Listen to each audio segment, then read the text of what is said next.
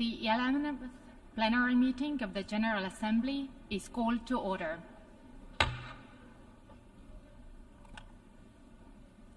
The Assembly will continue its consideration of Agenda Item 8, entitled General Debate. The Assembly will hear an address by His Excellency Manasseh Tamokana Sogavare, Prime Minister of Solomon Islands. I request protocol to escort His Excellency.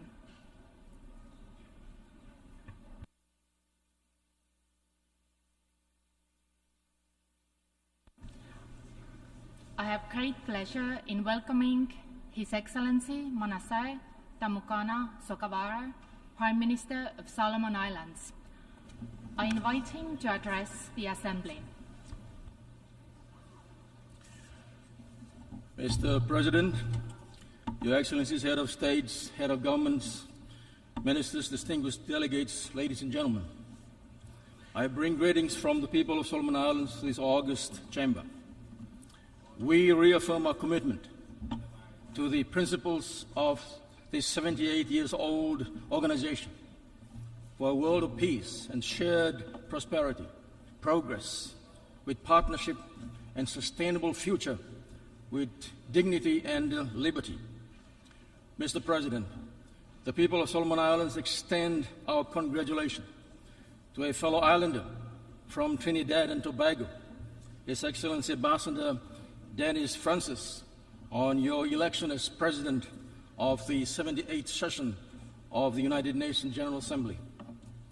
We also acknowledge your predecessor, His Excellency Ambassador Saba Korosi, for his stewardship throughout the 77th session of the General Assembly, and I wish him every success in his future endeavors. I too would like to join the international community in conveying on behalf of the people of Solomon Islands our deepest condolences to the government and people of the Kingdom of Morocco and Libya, respectively. We pray for their speedy recovery and that the Almighty give strength and comfort to those who have lost their loved ones, livelihoods, and homes. Mr. President, the choice of this year's theme is very interesting, given our current state of world affairs, and is one that resonates well with Solomon Islands. 8 years ago, in this very hall, we made a pledge to save our planet, eradicate poverty, and address the climate crisis. Collectively, we resolved to adopt the 17 Sustainable Development Goals in our bids to ensure that no one is left behind. The Paris Agreement is also a testament of that unified resolve. However, today, the health of our planet has declined and poverty has increased. We are also presented with a runaway climate crisis that threatens our very existence and questions our resolve. These multiple predicaments, coupled with the toxic mix of geopolitical power posturing, conflicts, and economic downturn, has interrogated our collective commitments to the very purpose of our organization and the effectiveness of multilateralism in our fast-changing world. Taking stock of our achievements, it is unacceptable that 85% of global sustainable development goals are either off track, regressed, or stagnant. The gravity of this situation cannot be ignored, especially for LDCs and seeds. The theme presented not only highlights the failure of multilateralism, but raises the immediate need for us to restore our trust and reignite our solidarity by upholding our global commitment within the principles and spirit of the United Nations Charter. Mr. President, the theme further presents an opportunity for us to take stock of our own shortcomings and to see where we can breathe new life into the 2030 agenda. If it means re-engineering our method of collaboration and raising our ambition to bolster and accelerate global action in the next 7 years, then we must start today. As a LDC, we are heartened by the international community's support to extend our preparatory period to graduate in 2027. We thank you for your solidarity and support. Solomon Islands remain committed to have our smooth transition strategy in place by the end of 2024. We are reviewing our 2016 to 2035 National Development Strategy and have prioritized infrastructure resilience, digital connectivity, technology transfer, investment, trade and energy reforms to ensure our graduation is resilient, sustainable and irreversible. This is our effort to save and rescue the 2030 agenda. To propel our economic recovery and build our resilience, we need bilateral and multilateral support to advance our development aspirations and address our vulnerabilities. And in that vein, we once again reiterate our call for an enhanced UN in-country presence. Mr. President, we therefore call for the immediate implementation of the 6 priorities of the Doha Program of Action 2022-2031 and translating these commitments into reality. We also welcome Solomon Islands' inclusion in the pilot phase of the early warning systems through the resilience building mechanism and look forward to the utilization of the iGrad facility and to support our transition initiatives toward graduation.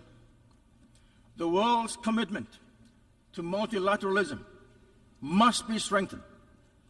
Solomon Islands calls for a stronger political will for the halves to grant LDCs with non-reciprocal trade arrangement and generalized system of preference arrangement. Good neighborly relations means caring and striving for all. The 47 LDCs account for only 1% of global trade. We acknowledge the value South-South cooperation because it is less restrictive, more responsive, and is aligned to our national needs.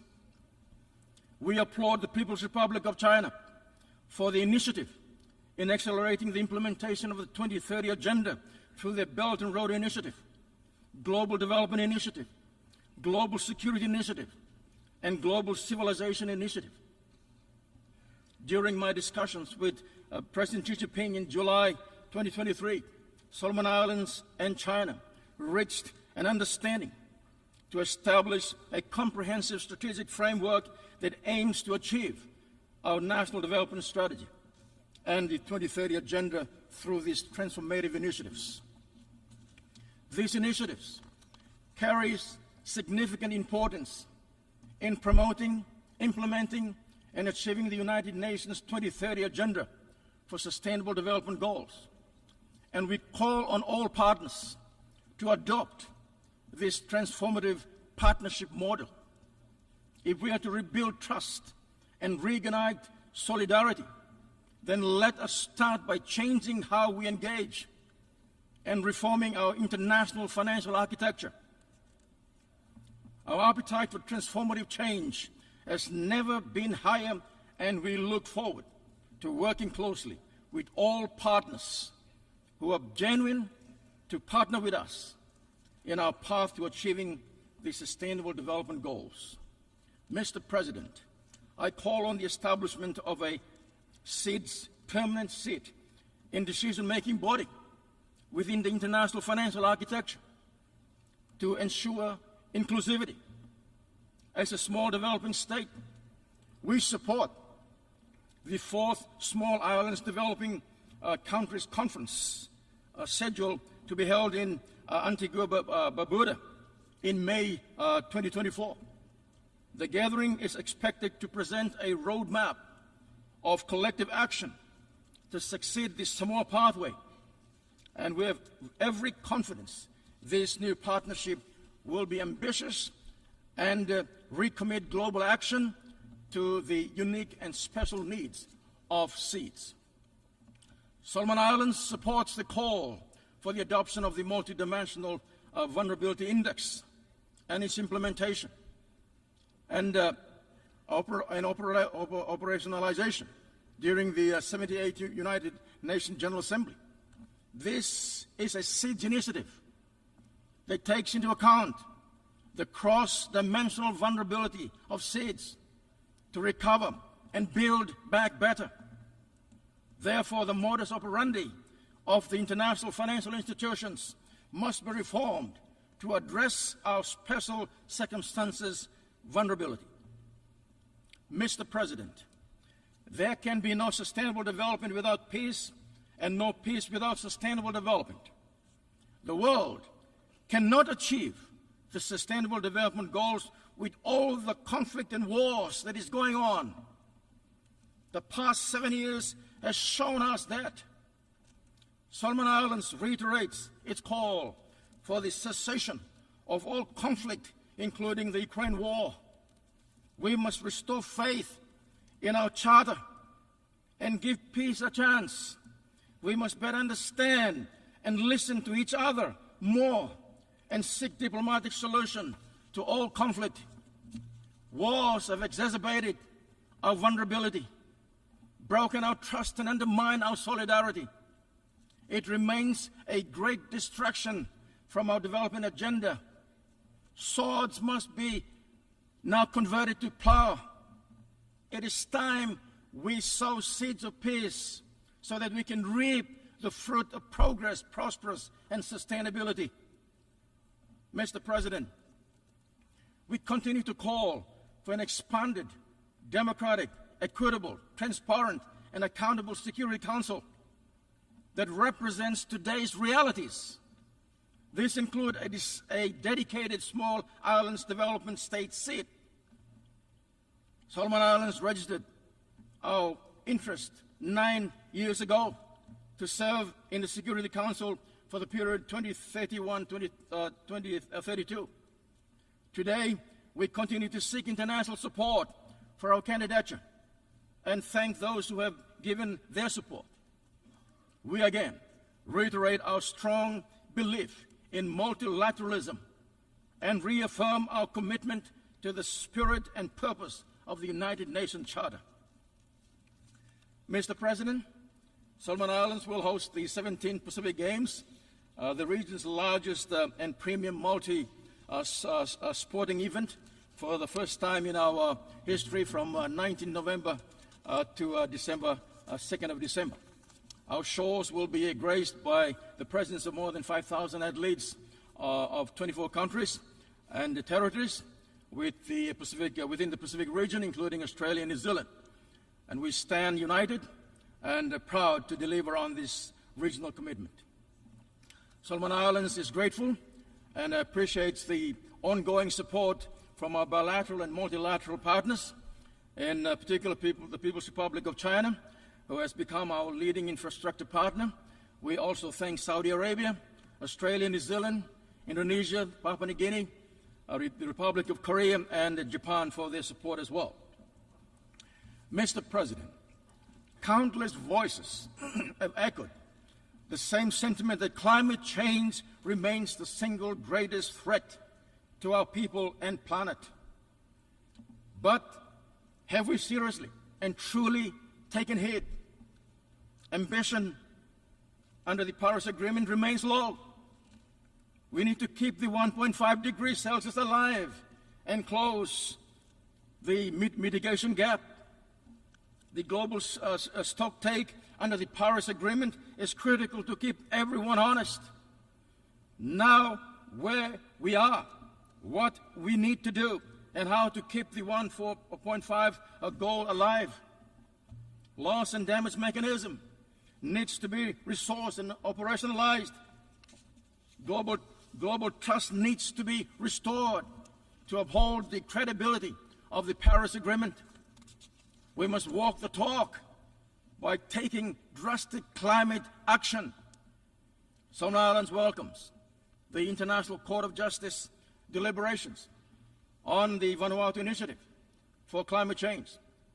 We must accelerate our transition to a low-carbon economy and further support the Portville Initiative for a just transition from fossil fuels. Developed countries must take the lead in financing the construction of climate-resilient safe islands in seas. This must be a global priority. Mr. President, Solomon Islands is pleased to inform the General Assembly that we have ratified the Convention on the Rights of Persons with Disability, the National Disability Inclusive Policy, and the Mental Health Policy provides the framework for implementation to ensure the rights of persons with disabilities are promoted and protected at all levels. We are cognizant of our duty to provide an enabling environment and mechanism that enables our people to exercise their fundamental rights as provided under our Constitution. Solomon Islands, Mr. President, reaffirmed the right to self-determination as enshrined under the United Nations Charter. And on the question of New Caledonia and French Polynesia, Solomon Islands notes with deep concern the credibility of the latest referendum in New Caledonia. We urgently call on the relevant body and stakeholders to look into this matter. Mr. President, Solomon Islands note with deep concern the 6-decade-old embargo imposed on Cuba. This unilateral action undermines the spirit of multilateralism and Cuba's progress towards achieving the 2030 agenda. We urge our friend and partner, the United States of America, to lift the unjust economic embargo placed on Cuba. This is an opportunity to rebuild trust and reignite solidarity. Embargoes do not augur well with the resolve of this august body to leave no one behind. I take this opportunity on behalf of the people of Solomon Islands to thank Cuba for the support to our health sector through the training of our medical doctors over recent years. Mr. President, 2 days ago, Solomon Islands signed and become amongst the first signatories to the agreement on the conservation and sustainable use of marine biological diversity of areas beyond national jurisdiction, a subsidiary to the United Nations Convention on Law of the Sea. Solomon Islands, in collaboration with the Pacific Island Forum Fisheries Agency, will host a summit on the implementation of SDG 14.4 next year in Honiara. This will be done in coordination with United Nations Special Envoy for the Ocean. The summit will showcase Pacific leadership in tuna fisheries management. The outcome will feed into the 3rd UN Ocean Conference in June 2025. We note the ongoing work of current intergovernmental negotiating committee to develop an international legally binding instrument on plastic pollution, including in the marine environment. This is critical to maintaining the health, productivity, and resilience of our ocean, and is in line with 2050 strategy of the Blue Pacific continent. Mr. President, the Pacific has been a victim of power politics long before we become a member of this organization. The Battle of Guadalcanal is recorded in history as one of the fiercest battles of World War II, a war that was not of our making. The lack of urgency 8 decades ago to remove these UXOs comes to a great loss to Solomon Islands and in finance and lives. And on this juncture, I would like to thank the government of the United States of America for their continued assistance to the efforts to date. However, more needs to be done to address this threat, and I call on responsible countries to remove the UXOs and compensate lives affected and lost. Since the inception of the United Nations in 1945, the Pacific Islands remained a stage for power projection by developed nations. As a consequence, from 1946 to 1996, approximately 300 nuclear devices were tested in the Pacific, including the Marshall Islands, French Polynesia, and Kiribati. Did we have a say in this? We never did. Mr. President, these countries and their people must be compensated commensurably. Mr. President, nuclear footprint of big powers in the Pacific is intrinsically carved into our history and genes. Certain populations to this day continue to suffer from health issues because of nuclear testing and dumping in the Pacific. As a signatory to the 1985 Treaty of Rarotonga, Treaty on Non-Proliferation of Nuclear Weapons, our commitment to keep our blue Pacific continent nuclear-free is non-negotiable. We ratified the Comprehensive Test Ban Treaty early this year, which is a testament to our conviction and principle to a nuclear-free Pacific. We remain concerned on the development of military nuclear investment within the Pacific region and its potential to trigger nuclear arms race and its implication for our nuclear-free status. Mr. President, Solomon Islands stands with like-minded Pacific Islanders and is appalled by Japan's decision to discharge over 1 million tons of treated nuclear wastewater into the ocean. We note IAEA's assessment report is inconclusive and that the scientific data shared remains inadequate, incomplete, and biased. These concerns were ignored. If this nuclear waste is safe, it should be stored in Japan. The fact that it's dumped into the ocean shows that it is not safe. The effect of this act is transboundary and intergenerational, and it's an attack on global trust and solidarity. So the message is clear. Our lives, our people do not matter. The increased warming and acidification of the ocean against the discharge of treated nuclear water over a period of 30 years plus poses worrying risk for our people's well-being and future. We call on Japan to explore other options in addressing the treated nuclear waste water and immediately stop discharging it into the Pacific Ocean. If we are to rebuild trust and reignite global solidarity, we must be honest and frank in protecting our oceans, which is the lifeblood of our people. Mr. President, I am morally and ethically obliged to speak for humanity, the voiceless, and our children's children. We are the ocean. It is our past, our present, and our future. It is the foundation of our very existence. It is our identity. Please stop the discharge of nuclear-treated water, or history will judge us. In conclusion, Mr. President, in framing the future, we need a reformed, rule-based international system that is future-ready and responsive to today's reality. A change of attitude and approach is needed. The need to understand and reach out to the vulnerable is critical. We must restore our faith in the United Nations Charter and end all wars. Renew and reaffirm our focus with vigor, matched with resources to deliver our 2030 agenda. Mr. President, we only have one life to live, so let us right the wrongs of the past by rebuilding trust and reigniting solidarity to accelerate action on the 2030 agenda and its sustainable development goals towards peace, prosperity, progress, and sustainability for all. I close by paraphrasing Winston Churchill.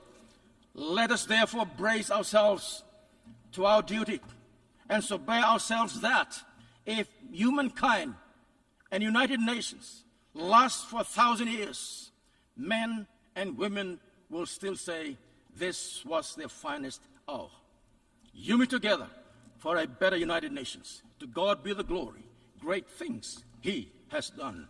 May God bless you all and may God bless the United Nations. Thank you.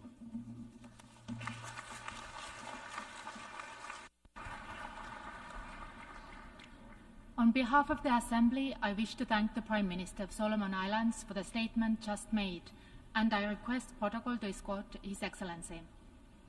The Assembly will hear an address by His Excellency Pham Minh Chinh, Prime Minister of the Socialist Republic of Vietnam. I request protocol to escort His Excellency. I have great pleasure in welcoming His Excellency Pham Minh Chinh, Prime Minister of the Socialist Republic of Vietnam. I invite him to address the Assembly. Thưa bà Chủ tịch, thưa quý vị, Mr. President, Madam Chair, distinguished delegates, at the outset I would like to congratulate His Excellency Dennis Francis on his election as President of the 78th session of the UN General Assembly. I'm confident that with his wealth of experience and excellent capability, he will help ensure success of the session. I also wish to voice my appreciation for significant contributions by His Excellency Kaba Korosi, President of the 77th UN General Assembly, and His Excellency Antonio Guterres, Secretary General of the United Nations. Mr. President, distinguished delegates, having endured great sufferings, sacrifices and losses from wars, separation, embargo of the past century, Vietnam fully understands better than anyone else and appreciates profoundly the value of peace, cooperation, and development. With perseverance and tireless efforts in the spirit of putting the past behind, overcoming differences, harnessing similarities, and striving towards the future, to turn enemies into friends, confrontation into dialogue, and through contending and cooperating, turn adversaries into partners.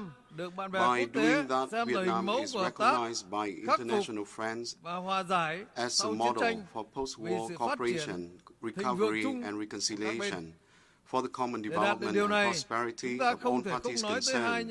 To this end, it would be remiss not to mention the three most important and decisive factors in international cooperation: trust, sincerity, and solidarity. Trust helps erase animosity and bridge differences, and is the prerequisite for solid, effective, and substantive ties. Sincerity brings sympathy, reinforces hope, trust, and solidarity domestically, which makes up the strength of state, nation, and all of its people. Solidarity internationally enhances multilateralism and creates global strength. This is also the spirit that we wish to underscore and promote at this year's session.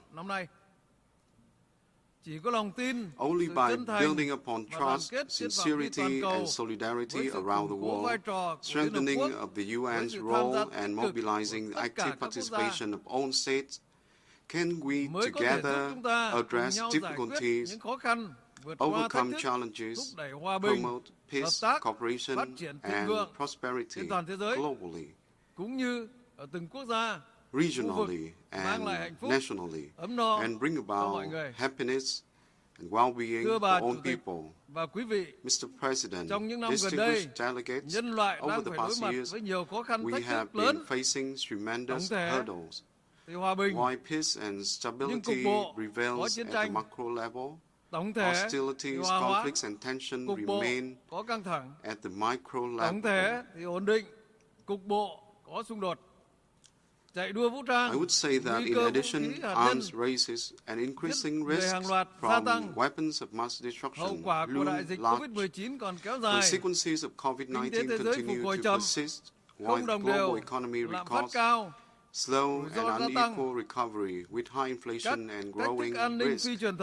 At the same time, non-traditional security challenges, natural disasters, climate change, environmental issues, food, energy, water, and cyber security are evolving in a complex and unpredictable manner. Moreover, world today is facing four critical crises: crises. First, there's a crisis of trust amid the most intense geopolitical tensions since the Cold War. Second, there's a crisis of multilateral cooperation due to fragmentation and division. Third, there's a crisis of legal principles reflected through the undermining of international law and the UN Charter in certain corners. And fourth, there's a crisis of resources to respond to global issues such as poverty eradication, education, health, humanitarian assistance, diseases, natural disasters, and climate change. Against this backdrop, critical question is that, as leaders of the world, what do we need to do to help our respective nations and the world as a whole overcome current obstacles? The answer, in my opinion, is we need to jointly build trust, showcase sincerity, foster solidarity, enhance bilateral and multilateral cooperation, effectively respond to global and whole-of-population challenges, promote sustainable development with the people as the center, the actor, the goal, the driver, and the resource for growth. I'm of the view that global challenges require global solutions. In addition, as the issues affect each and every nation, so we should adopt a whole-of-population comprehensive and holistic approach. In this spirit, I would like to outline 5 clusters of solutions as follows. First, it's necessary to build upon sincerity, reinforce strategic trust, and call upon countries to uphold responsibility as the basis for our efforts. Sincerity and trust need to be fostered and intensified through candid dialogue on the basis of mutual respect, shared interests and joint efforts to address differences, as well as the prevention and containment of conflicts. Responsibility is showcased through complying with international commitments, international law, and the UN Charter. It's also reflected in the refrainment from the use of force power politics, unilateralism, divisive and fragmenting actions. In this regard, major powers play a crucial and pioneering role in building trust, promoting sincerity, and holding responsibility through stronger commitments and more comprehensive support for global development. Second, a global solution is to enhance international solidarity and cooperation. Each country needs to place their interests in the broader picture of the international community's interests and join hands to protect and promote multilateralism and strengthen the central role of the United Nations. This can be achieved through new and more robust multilateral initiatives and action for the interests of all countries and peoples. We need to support the UN Secretary General's SDG stimulus via vigorous, concrete, practical, and effective commitments and actions. Let us pursue unity instead of division, dialogue instead of confrontation, and cooperation instead of isolation and divergence. Once again, Vietnam affirms its solidarity with other countries, including Cuba, and urges the United States to put an end to its embargo against Cuba. Third, a whole-of-population solution is to promote policies that identify the people as a center, the goal, the actor and driver, and the resource of sustainable development, while ensuring that no one is left behind. Development can only be truly meaningful when it brings about practical benefits to each and every person, particularly in such prioritized areas as investment in promoting education, creating jobs. Make sure that the people will be the center of the policy-making process, and we need to enhance and strengthen investment in education, creating jobs, ensuring social security, providing healthcare, improving resilience and adaptation, preventing natural disasters and diseases. Fourth, essential to implement holistic political, economic, and social measures to ensure security and stability. We need to develop and transition into a green, digital, circular sharing and smart economy, promote innovation and startups, reduce trade and investment barriers, facilitate market access, and conclude more free trade agreements. Vietnam supports the reform of international institutions. We need to expedite these reforms, particularly financial and monetary ones, towards greater equity and equality for developing countries and less developed countries, and improve their capacity to effectively manage risk. Fifth, we need to mobilize and effectively utilize resources in which self-reliance, resilience, and effective harnessing of our potentials and advantages are important factors underlying the success, prosperity, and strength of each nation, region, and the world at large. Developing countries, particularly least developed countries, are currently most vulnerable to the severe consequences of climate change, natural disasters, and diseases. They need to receive substantive and effective assistance in terms of finance, technology, human resources development, and governance and coordination. Vietnam supports the Summit of the Future process to bring about important changes via a new mindset, new modus operandi, and new actions with a view to helping multilateral institutions operate in a more synchronized and effective manner and better respond to the needs and interests of own countries and peoples. Mr. President, Madam Chair, distinguished delegates, President Ho Chi Minh, the beloved great leader of Vietnam's people, national liberation hero and great man of culture, once said, "A country is rooted in its people. Only when the root holds strong can the tree stand firm. We shall build the fort of victory on the foundation of our people's efforts and solidarity, great solidarity, success, and great success. By building upon this philosophy, Vietnam has recorded important and historic achievements after nearly 40 years of đổi mới across the board, particularly in terms of socio-economic development and improvement of the people's living standards. Multi-dimensional poverty rate in Vietnam has dropped to below 2%.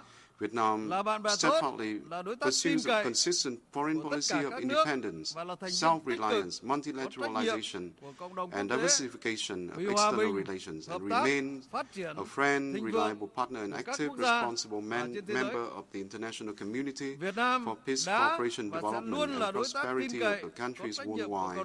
Vietnam will continue to be a reliable, responsible partner of the international community. Vietnamese men and women from the People's Army and Police Forces have been participating in the UN peacekeeping missions, conveying a strong message of peace, friendship, and cooperation and development. We also expediting energy transition to achieve net zero emissions by 2050. Vietnam maintains food security for a population of 100 million people while striving to export around 7 million tons of rice this year, contributing to ensuring global food security. On this occasion, Vietnam would like to announce the national commitment towards SDG transition. Mr. President, Madam Chair, distinguished delegates from a region plagued with war and division, Southeast Asia has emerged as a region of solidarity, friendship and cooperation, and an epicentrum of growth. Moreover, ASEAN matters, and ASEAN has affirmed its centrality in maintaining peace, security, and prosperity in the region. We wish to reaffirm our commitment to working with other countries within and outside the region to safeguard peace, stability, security, safety, and freedom of navigation in the South China Sea in accordance with international law and the 1982 United Nations Convention on the Law of the Sea. It's also necessary to exercise restraint and refrain from unilateral actions and arrest disputes and differences by peaceful means, including diplomatic and legal processes. Mr. President, Madam Chair, distinguished delegates, the late Secretary General Dag Hammarskjöld once referred to the United Nations as the new Santa Maria that can help us brave tempestuous storms and explore uncharted seas of peace, stability, cooperation, and development. Let us be responsible sailors, stand united, uphold trust, and act in unison to steady our helm and take the UN vessels to new horizons of greater and more inclusive prosperity. Thank you very much for your attention.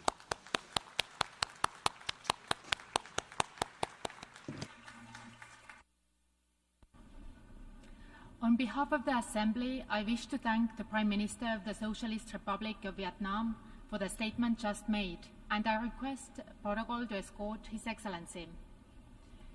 The Assembly will hear an address by His Excellency Ntsokonai Samuel Matakane, Prime Minister and Head of Government and Minister for Defense, National Security and Environment of the Kingdom of Lesoto. I request protocol to escort His Excellency.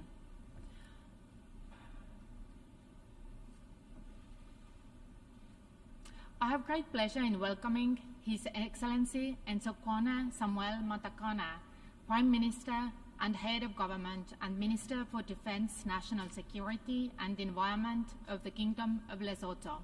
I invite him to address the Assembly.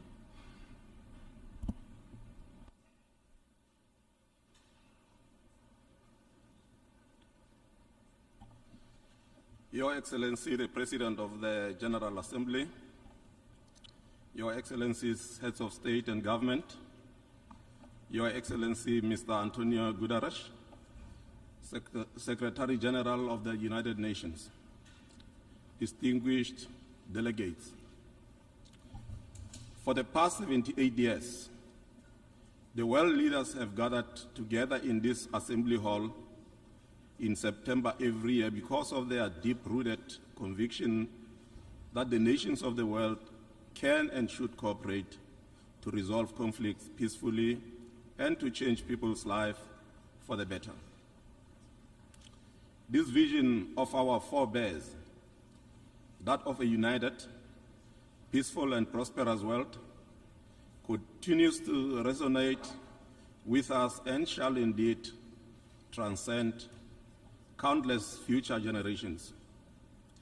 This is so because the strides of the United Nations are too glaring to deny. From preventing the Third World War to buttressing the foundations of the global security, as well as advancing global economic development, the UN has left an indelible mark in the annals of history. Despite this remarkable achievement, the UN path towards full realization of its aspiration has always been beset by numerous challenges. The world is currently in a state of turbulence, with intersecting crises growing in scale and severity. With the conflicts and insurgency in the Sahel, the Democratic Republic of Congo, Mozambique and Ukraine, and the rising global tensions between nuclear weapon states, the UN's capacity to maintain global peace and security is put to the test. Climate change, poverty and hunger, diseases, lack of employment, mainly for the youth, and abuse of human rights threaten to overwhelm the international system. As if this is not enough, unconstitutional changes of government have resurfaced again, while unilateralism and terrorism continue unabated. This state of affairs, Mr. President, has given rise to perceptions that the multilateral system is no longer fit for purpose. The question now is, how do you restore confidence to the world population that the UN is still as relevant today as it was in 1945 when it was formed? And the answer to this question squarely rests on us as the current leadership of the world. It is up to us to make this decade a turning point, or a decade in which multilateralism lost its way.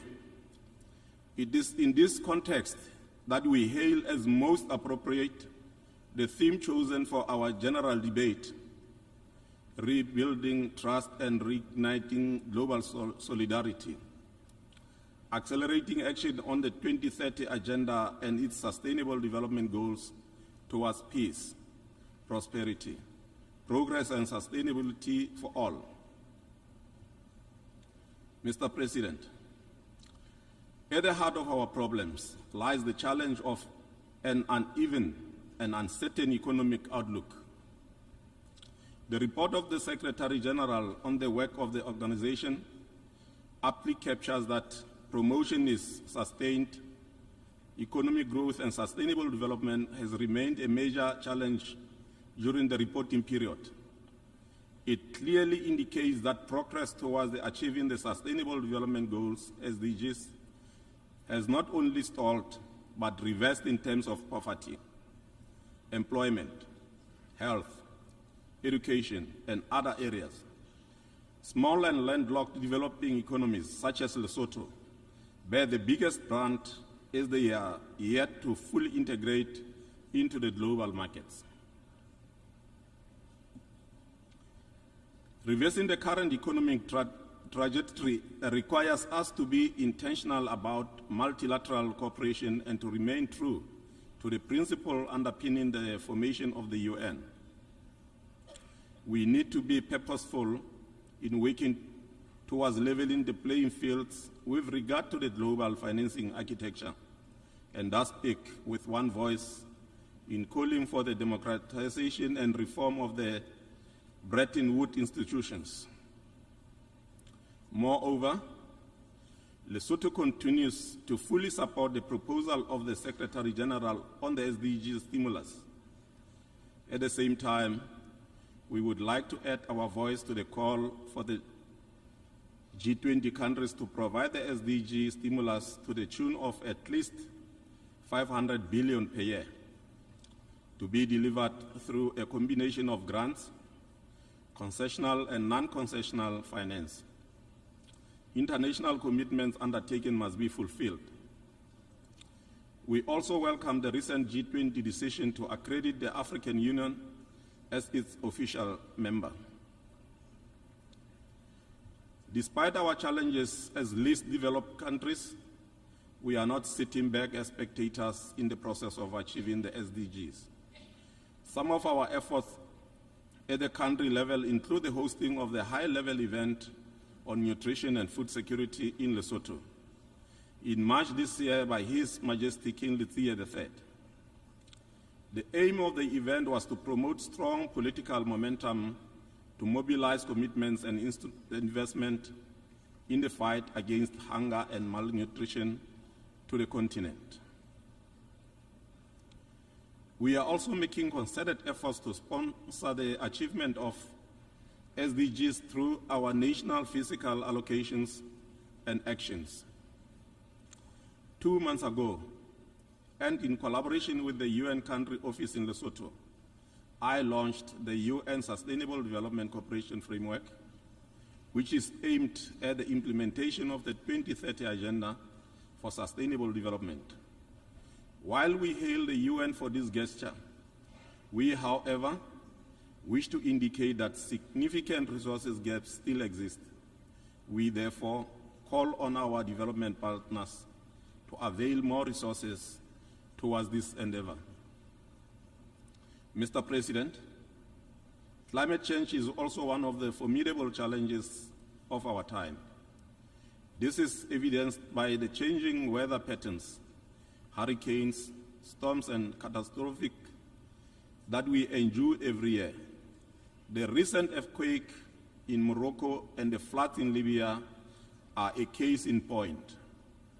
Allow me at this point to pass our sincere condolences to the families that have lost their loved ones in these disasters. We also express solidarity and support to these sisterly African countries and their people as they recover and rebuild. In the midst of the climate change crisis, we believe that there's a silver lining on the horizon that may enable us to turn the fortunes of our people. In Lesoto, we have water, sunlight, and wind in abundance, which provide opportunities for innovation and partnerships in renewable energy generation and creation of jobs. In this regard, I wish to announce that on the 12th and 13th of October this year, Lesoto will host an international water and hydrogen conference and expo that will showcase the steps we are undertaking towards becoming the world's first sustainable digital hydro nation. We are open to investment in this sector. I, therefore, take this opportunity to invite you, Excellencies, and the private sector in your respective countries to attend this groundbreaking event. Our aim is to generate clean energy for domestic use and for export to the neighboring countries. At the same time, we urge developed countries to meet their financial commitments of providing $100 billion a year to developing states for the implementation of the Paris Agreement. We need to work for the implementation that puts people with disability, the youth, women, and other vulnerable groups at the center. We believe that the inclusion of all stakeholders in a and result-oriented action will bring about fundamental changes in the livelihoods and well-being of our societies. Mr. President, we live in a digital age that compels our countries to ensure wide access to digital tools. COVID has taught us that technology is key to fighting diseases and pandemics. The challenges besieging our health system require improvement in the use of telemedicine and technology. Global cooperation is key in this area. Even as we cooperate in this area, we need to ensure that access to health and medicine must continue to be a priority and adequately funded. We are gratified to share that in Lesoto, digital access has raised awareness in the youth, especially in girls and in women, of their rights. This is evident in increased civic engagement and expression of ideas and opinions by most Basotho women and girls in various sectors. This notwithstanding, full access to digital tools remain a challenge for our rural communities due to lack of infrastructure and affordability, further perpetuating inequalities that we strive to eradicate. This is one area that needs close collaboration and cooperation with member states. Even as we hail and support technological innovation such as artificial intelligence and social media, I must add, however, that we need not lose sight of the need to address clear threats to people's rights and to safety and privacy. In our quest to achieve our development aspirations, we are also taking initiatives to stimulate the medium, small and micro enterprise. This will help accelerate trade and industrialization as well as address the prevailing gender imbalances. Lesoto has also embarked on a comprehensive constitutional and legislative reforms process. While not being a one-stop solution for all problems, reforms nevertheless provide hope that people's lives will improve due to a new order of public resources management, improved checks and balances, political stability, and a focus on the development agenda. As we transition into the implementation of the reforms, we shall continue to bank on the support of the UN and the international community. Mr. President, consolidation of peace shall continue to be a prerequisite to development.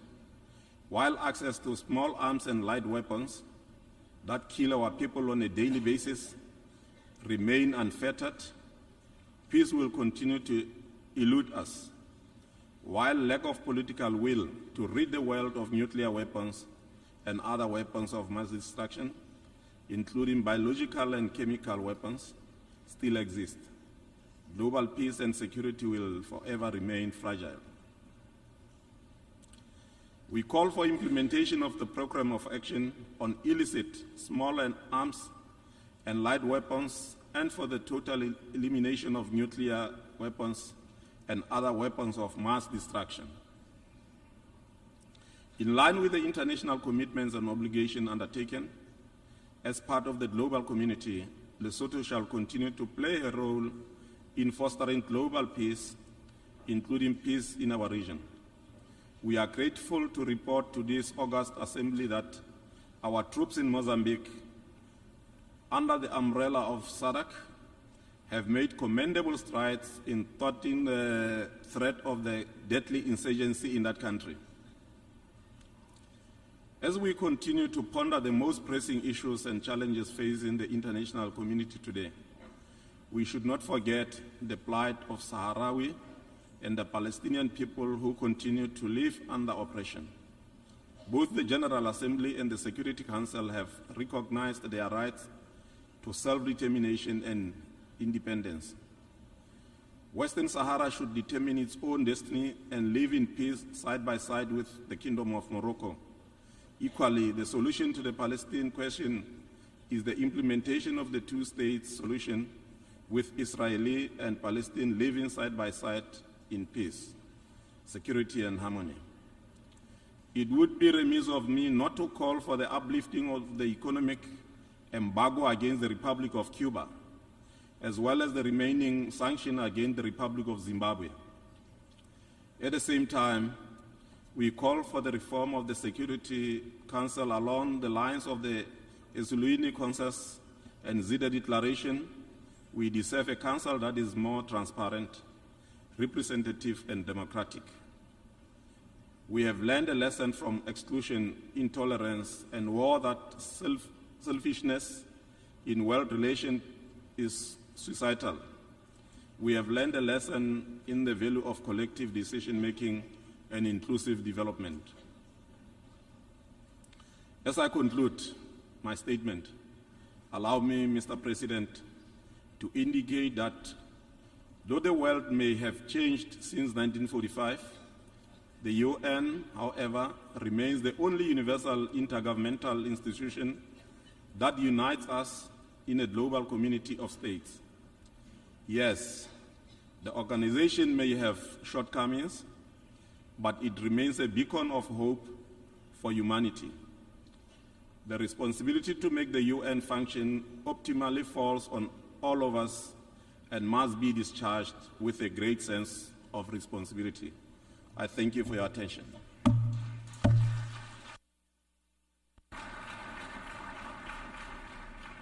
On behalf of the Assembly, I wish to thank the Prime Minister and Head of Government and Minister for Defence, National Security and Environment of the Kingdom of Lesoto for the statement just made, and I request the protocol to escort His Excellency. The Assembly will hear an address by His Excellency Samdech Moha Bowar Tipade Mane Hun, Prime Minister of the Kingdom of Camboya. I request protocol to escort His Excellency.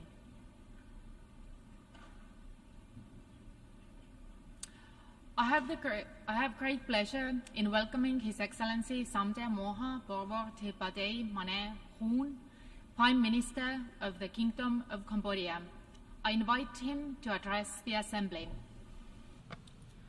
Madam Dennis Francis, Excellency Dennis Francis, President of the General Assembly, Excellency Antonio Guterres, UN Secretary General, Excellencies, distinguished delegates.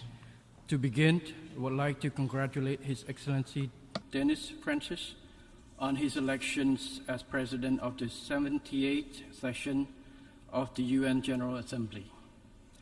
Our debate is timely and very relevant to the current global context. Rebuilding trust and reigniting global solidarity, accelerating actions on the 2030 Agenda and its sustainable development goals toward peace, prosperity, progress, and sustainability for all. It is my great pleasure to address this esteemed gathering today as the new Prime Minister of the Kingdom of Cambodia. I am committed to working closely with all member states under this august body of the United Nations to realize our shared aspirations. Excellencies, distinguished delegates, I share the prevailing concerns over the growing global instability and geopolitical tensions we all witness at present. The escalation of the war in Ukraine and its grave consequences reflects a significant erosion of trust among member states and lack of confidence in multilateralism.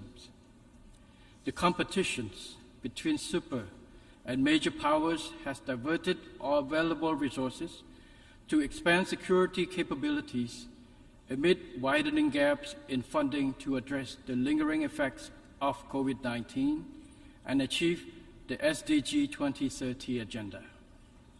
Climate change is meanwhile threatening the existence of humanity. Without our bold and urgent actions, the world will see further increases in poverty, hunger, and risk of pandemics, and more entrenched cycles of instability and conflicts. It is now high time to restore the strategic security trust among all nations and trust in rule-based global systems, in which all states fully respect international laws and norms and principles enshrined in the UN Charter. We should strengthen and leverage the convening power of the United Nations systems to help reignite global solidarity to build a safer and more prosperous world for all. First and foremost, we must more strongly emphasize addressing development issues and preventing existing conflict from widening. In this regard, Cambodia highly appreciates the UN Secretary General's new agenda for peace with its ambitious recommendations for global stability and his vision for future of global cooperation as outlined in his report, Our Common Agenda. We strongly support his SDG and climate initiative. I am confident that his call for an SDG stimulus to invest $500 billion a year on sustainable development and climate action between now and 2030 will put progress on SDG implementation back on track. The Climate Solidarity Pact he proposed will lead to a reduction of emissions in line with principles of common but differentiated responsibilities. Excellencies, distinguished delegates, with enduring peace and stability, Cambodia continues to make notable progress on every front. Over the past 2 decades, poverty fell steadily at an average annual rate of 1.6%, and our economy grew by more than 7% a year until COVID-19 broke out. We were hailed as one of the most successful countries in controlling the pandemic and recovering from its impact. Economic growth returned to 5.2% in 2022 and is expected to continue growing at 5.6% in 2023. As highlighted in our second voluntary national review in July, 72.5% of Cambodia's SDG indicators and sub-indicators are well on track. The country is steadily transitioning from least developed to developing country status in 2027. This is thanks to sound government policies and our ability to maintain peace, political stability, high economic growth, equitable distribution of benefits from growth, and forging good cooperation with all stakeholders. Our democratic building process has steadily advanced.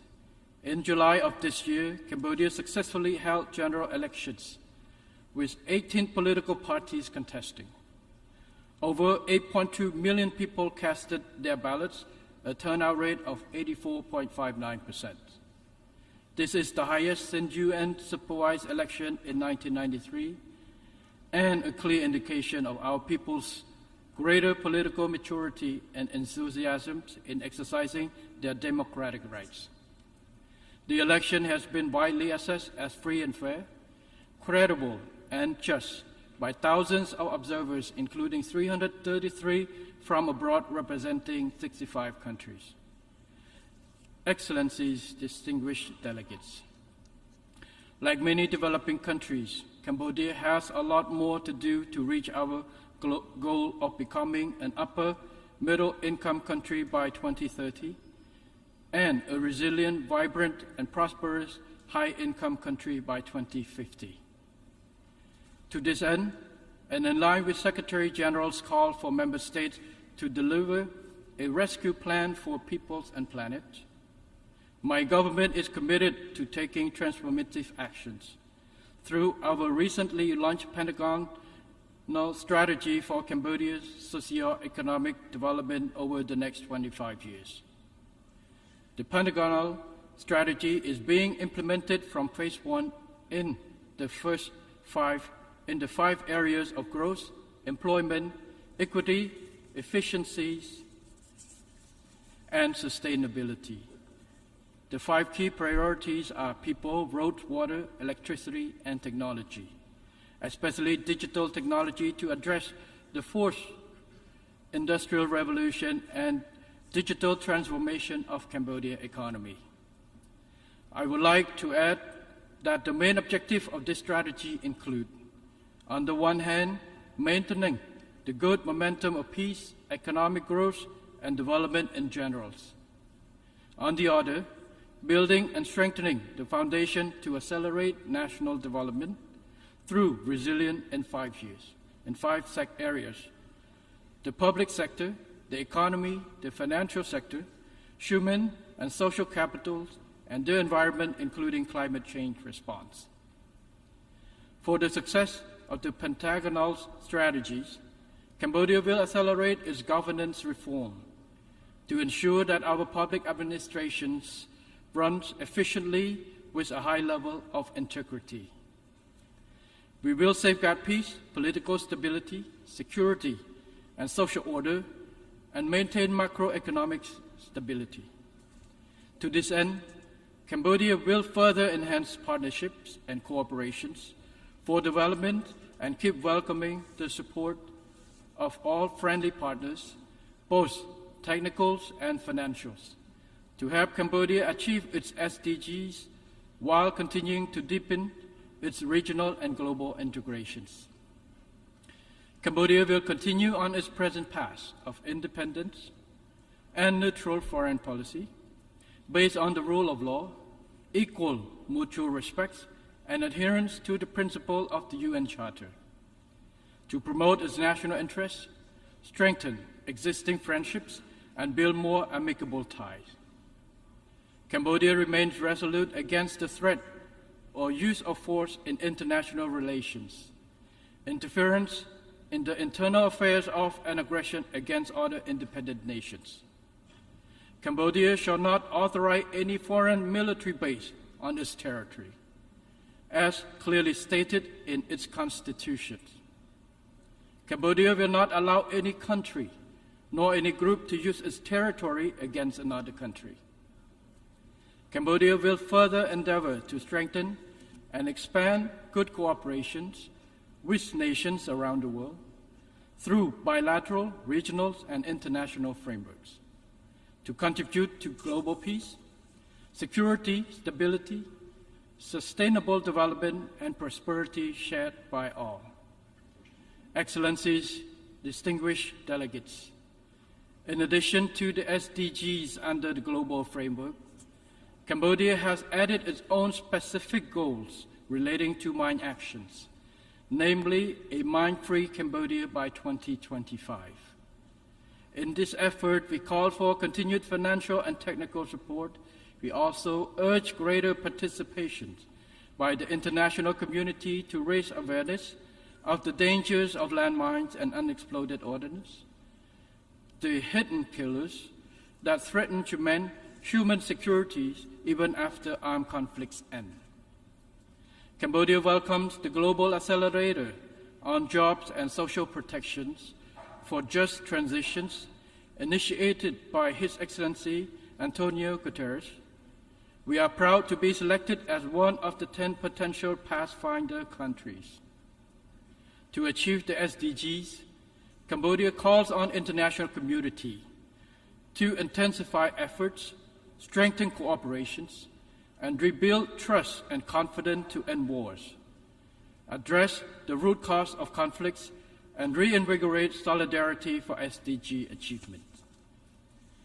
As a true contributing country, Cambodia fully supports increasing the portion of ODA for peace building.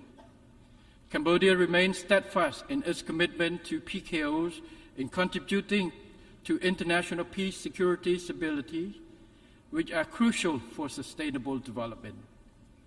To further contribute to this process, Cambodia has decided to stand for membership of the Organizational Committee of the Peace Building Commission for the term 2025 to 2026. We seek your invaluable support for our candidature to this body.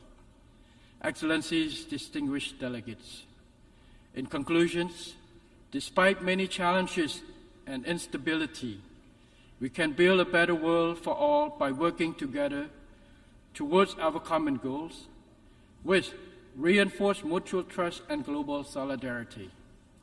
Cambodia fully supports the adoption of the SDG Summit political declarations and the draft decisions of the Summit of the Future. These documents will help keep the SDGs on track and ensure their achievement by 2030. Thank you very much.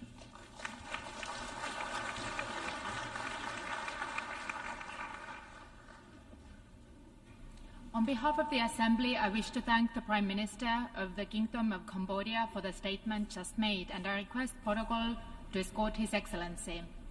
The Assembly will hear an address by His Excellency Irakli Garibashvili, Prime Minister of Georgia. I request protocol to escort His Excellency.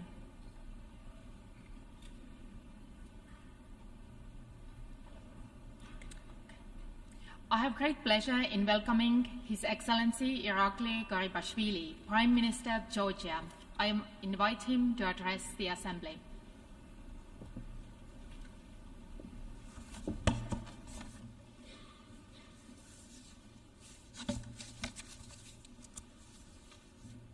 Mr. President, Secretary General, dear colleagues, dear friends, it is an honor to address the United Nations General Assembly once again. I represent Georgia, a strong nation that values freedom, cherishes its rich heritage, and embraces progress amid an ever-changing geopolitical landscape. As you are aware, my country experienced a full-scale military aggression in 2008 and continues to endure its destructive consequences. This is still evident in the occupation of 20% of Georgian territory by the Russian Federation and the displacement of hundreds of thousands of people from their homes. I confidently state that despite the devastation we've endured, we have not hesitated to pursue our ambitions.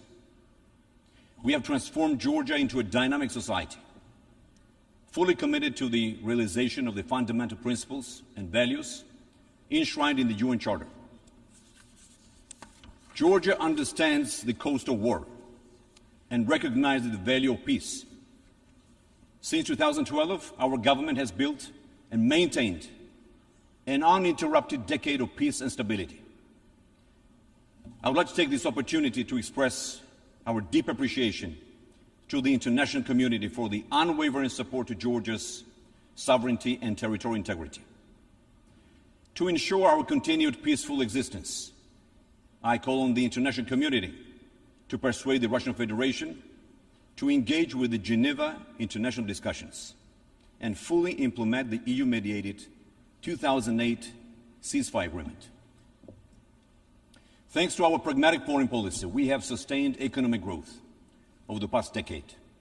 We continue to make critical investments to improve the quality of life for all Georgians. We have experienced double-digit economic growth for 2 consecutive years, with a GDP growth rate of over 10% in 2021 and 2022. This positive growth trend has continued in 2023 with an average economic growth of 7%. A substantial increase in GDP per capita is among my government's most significant achievements. Since 2012, GDP per capita has nearly doubled. We expect that this positive trend will continue. In addition, in July of this year, our official reserve assets reached a historic high, representing nearly a 90% growth in July 2023 compared to 2012. The unemployment and poverty rates are also at historical lows. The World Justice Project's 2022 Rule of Law Index places Georgia as the top-ranking country in the Eastern Europe and Central Asia regions regarding the rule of law. According to the Fraser Institute's report, Economic Freedom of the World 2022, Georgia is among the top 15 countries within the freest economies, while the Heritage Foundation Index of Economic Freedom 2023 places Georgia 21st in Europe, ahead of 11 EU member states. The Crime Index 2023 positions Georgia as one of the safest countries in the world, ranking 18th in the world and 8th in Europe. My government developed and approved Vision 2030, Development Strategy of Georgia, our country's first long-term policy framework. The document outlines a comprehensive set of reforms, covering areas like economic functions, social progress, good governance, justice, and human rights protection to implement by 2030.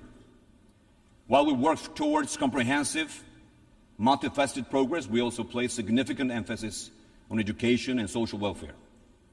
The importance of robust education systems cannot be overstated, since they serve as the cornerstone for empowered, prosperous, and productive societies.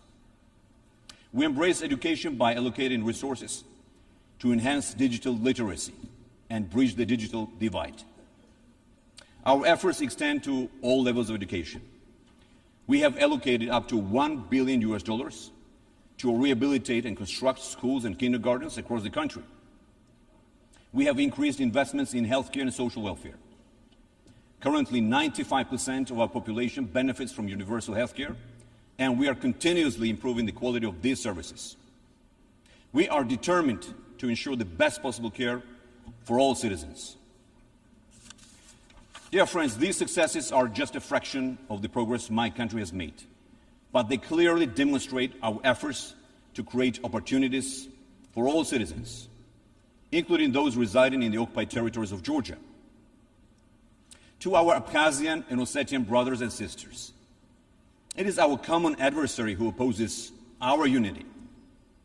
We are an ingenious people, capable of incredible accomplishments, but only together we can ensure lasting stability, attract increased investments, and reach our full potential as a united nation. We must not let this opportunity for a peaceful, stable, and prosperous future together slip through our grasp. Each step we take seeks to bring Georgia back into the European family where it belongs. The remarkable achievements of our government since 2012, including the European Union Association Agreement, the Deep and Comprehensive Free Trade Agreement, and the visa-free regime with the European Union, demonstrate our geopolitical priority to become an EU member state. The recognition last June of Georgia's European perspective has opened a new chapter in our relationship with the European Union. Recent surveys show nearly 90% of Georgians support EU membership, and we have demonstrated unwavering commitment to address the 12 priorities set forth for EU candidate status. Through a rigorous, inclusive, and transparent domestic implementation process involving all stakeholders, we are on track to complete them this year. Our achievements deserve a favorable decision from the European Union. As a front-runner among the so-called associated trio countries, Georgia has earned EU candidate status. We anticipate that Georgia's performance and the current geopolitical context in the region will be fairly evaluated. Granting Georgia the candidate status is the only course of action. Considering recent developments, I would like to emphasize the importance of the rules-based international order and the fundamental principles outlined in the UN Charter. Georgia is a responsible member of the international community, actively contributing to global peace. For more than 2 decades, we have made substantial contributions to NATO missions worldwide, making Georgia one of the largest per capita contributors to the NATO missions in Iraq and Afghanistan. 32 brave Georgian soldiers made the ultimate sacrifice in Afghanistan, while hundreds of others suffered injuries in the pursuit of freedom and peace. Georgia sacrificed greatly to protect our shared values and common interests. And Georgia reiterates its unwavering commitment. We significantly contributed to the EU-led missions and honor that commitment. Dear friends, as we strive for peace, prosperity, progress, and sustainability for all, it is disheartening to witness aggression against a UN member state. The war in Ukraine reawakens the trauma of the 2008 war in Georgia. We feel the pain and hardships that Ukraine currently faces and stand in full solidarity with the Ukrainian people. We have sponsored, joined, and supported more than 500 resolutions, statements, joint statements, and other initiatives by major international organizations and institutions to support Ukraine and Ukrainian people. Our Western partners, including the United States, European Union, and United Kingdom, have repeatedly praised our compliance with all international financial sanctions. My government has been providing substantial humanitarian assistance to Ukraine and to Ukrainian people since the beginning of this war, both in the country and to those currently residing in Georgia. Georgian schools have welcomed more than 2,200 Ukrainian students, ensuring that most of them receive education in the Ukrainian language while following the official Ukrainian curriculum. Let me be clear.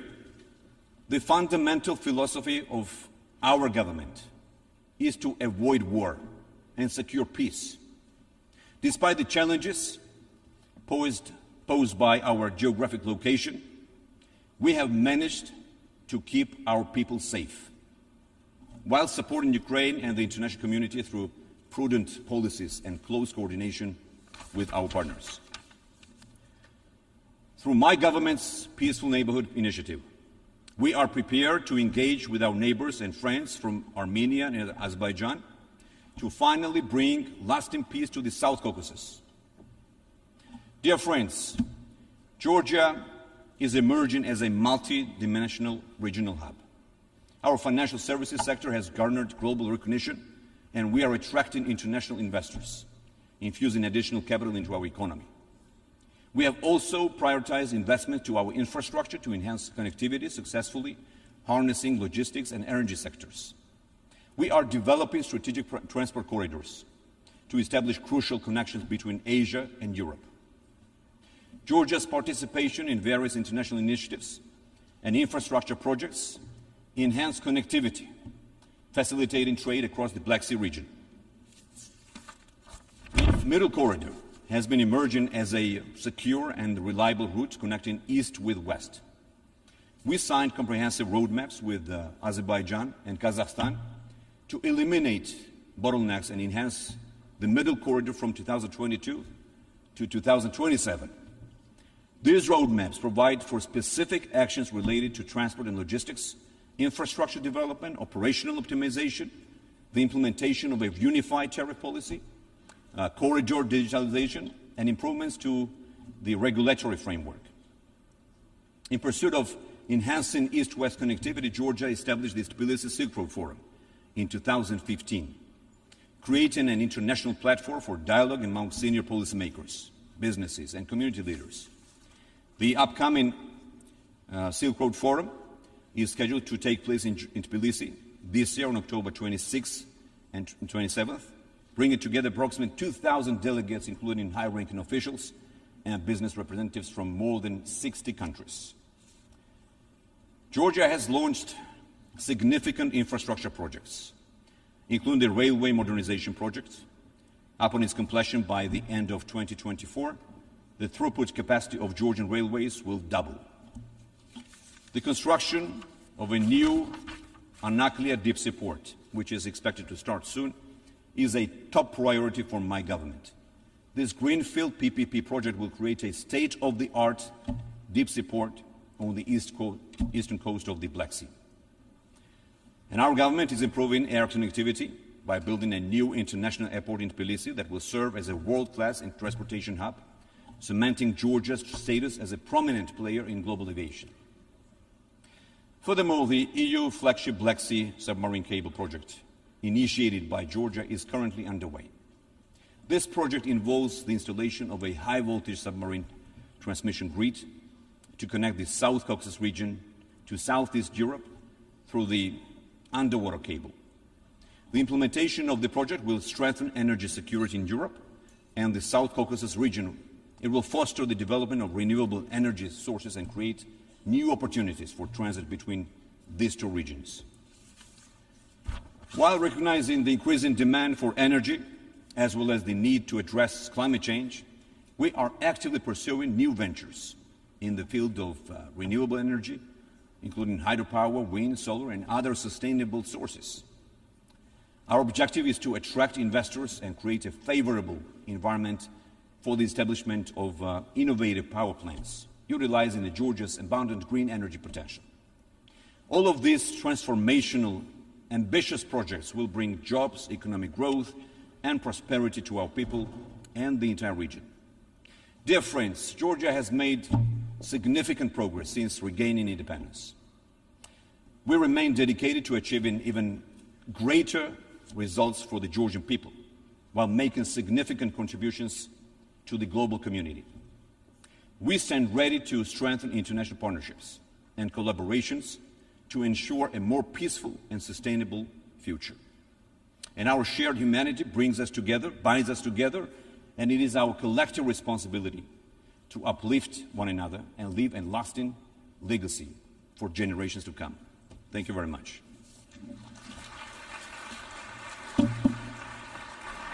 On behalf of the Assembly, I wish to thank the Prime Minister of Georgia for the statement just made, and I request protocol to escort His Excellency. The Assembly will hear an address by His Excellency Leo Varadkar, Taoiseach of Ireland. I request protocol to escort His Excellency.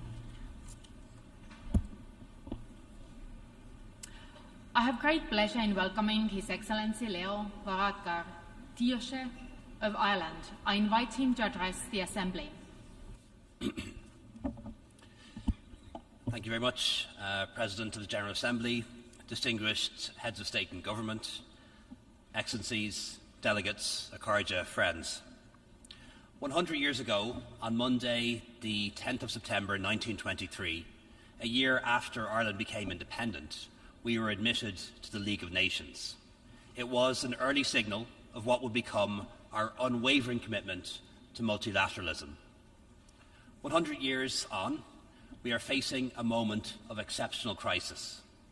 The threat of famine and food insecurity persists around the world. Increased conflict, insecurity and violence affects the most vulnerable people on our planet. The devastating effect of climate change is contributing to increasing numbers of humanitarian crises, with record numbers of people in need of humanitarian assistance. We're experiencing deep gender inequality, with more than 130 million girls out of school, and less than 20% of the world's landowners are women. We've seen the stalling, and in some cases the reversal of progress towards the 17 Sustainable Development Goals that we collectively agreed to implement. The goals represent a high point for international cooperation and the promise of a world that we can securely pass on to the next generation. Ireland is deeply proud of the role that we've played. In 2015, with Kenya, we led the negotiations that created the SDGs. And this year, at the halfway point, we worked with Qatar to bring about the SDGs Summit's political declaration, the declaration that we unanimously approved in this hall on Monday.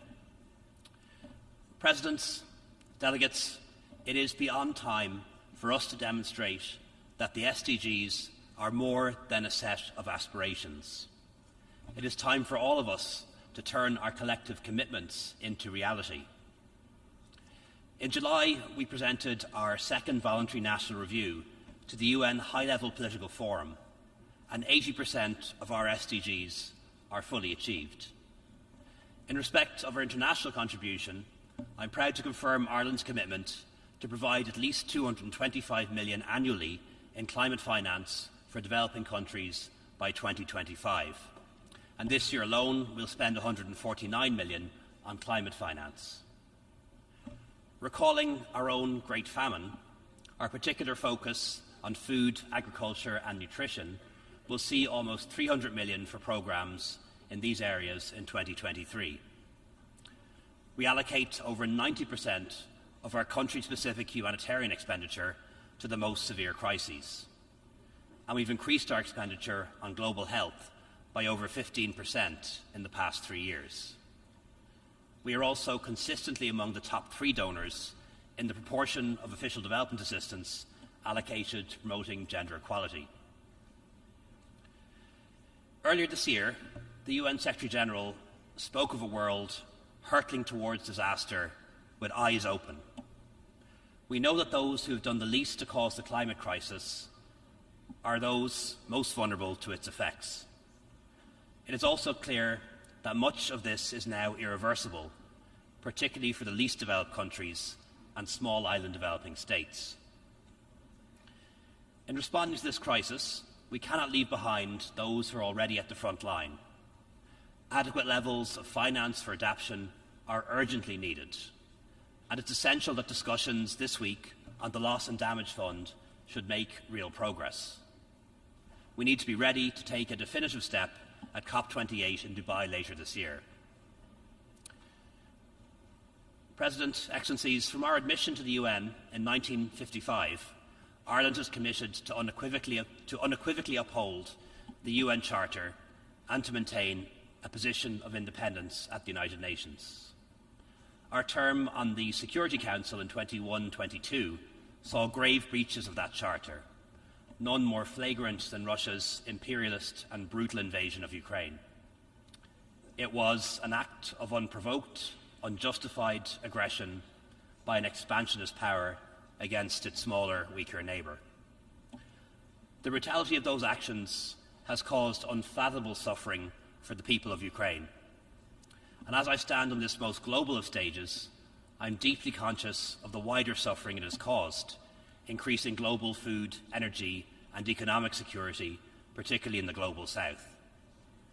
Russia's inexplicable decision last month to collapse the Black Sea Grain Initiative has only made this bad situation worse. For many, including some here today, the war on Ukraine might seem like a European problem, a regional conflict in which there is little stake for the rest of the world.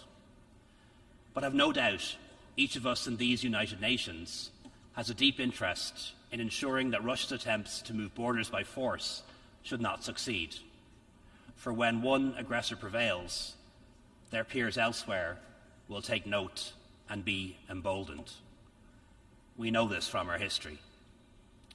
When Europeans draw attention to the profound injustice of what's happening in Ukraine, there can be criticism, some of it justified, of the developed world's failure to respond with the same intensity, feeling and action to conflict and suffering elsewhere. We must acknowledge that while we have fallen short, the people of Ukraine should not be the ones asked to pay the price for this. They have done nothing to bring this war on their heads. They deserve the right that we all claim to determine their own future in peace and security. And they deserve the unqualified support and the action to back it up of every single member state of these United Nations. Equally, the Russian Federation and its leaders deserve our utter condemnation for what they've done and are continuing to do, and they must be held accountable. This week, the Irish government announced additional humanitarian assistance for Ukraine and Moldova, bringing our total so far this year to almost 40 million. President, Excellencies, it is a matter of real pride to the Irish people that Ireland stood firm, consistently, independently and impartially in defence of human rights, humanitarian principles and gender equality during our time on the Security Council. We are concerned at the ongoing threats to peacekeeping operations. We see even national authorities seeking the withdrawal of UN peacekeepers, compromising the security of their own people and creating further conflict.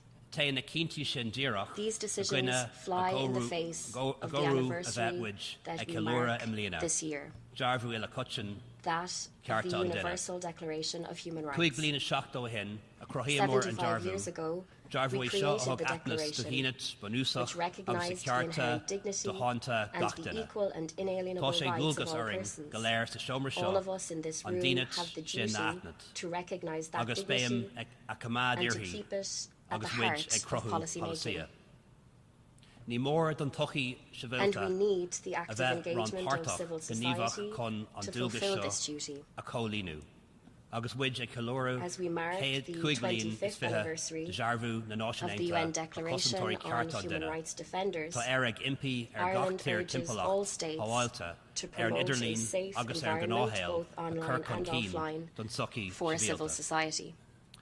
I'll finish my speech in English. President, Excellencies, among the many horrors of the situation in Ukraine has been the threat, and indeed multiple threats, to use nuclear weapons. Such threats are in themselves outrageous.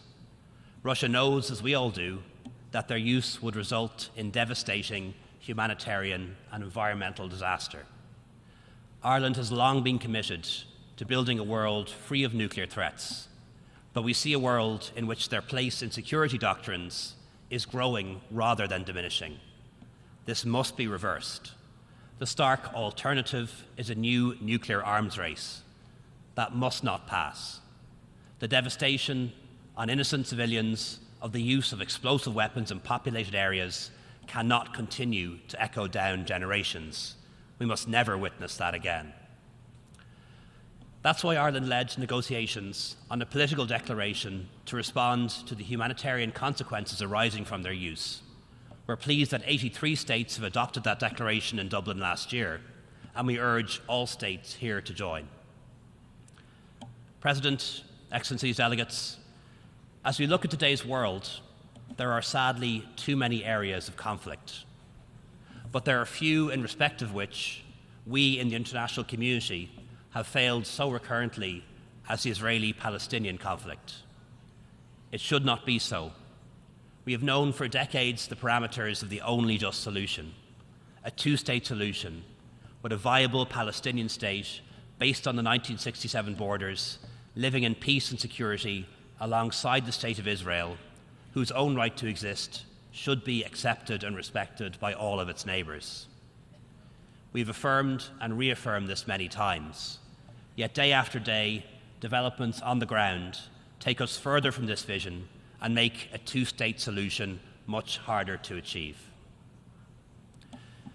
We see acts of terrorism perpetrated against Israeli and Palestinian civilians alike, increasingly dangerous and provocative rhetoric, and clear violations of international law.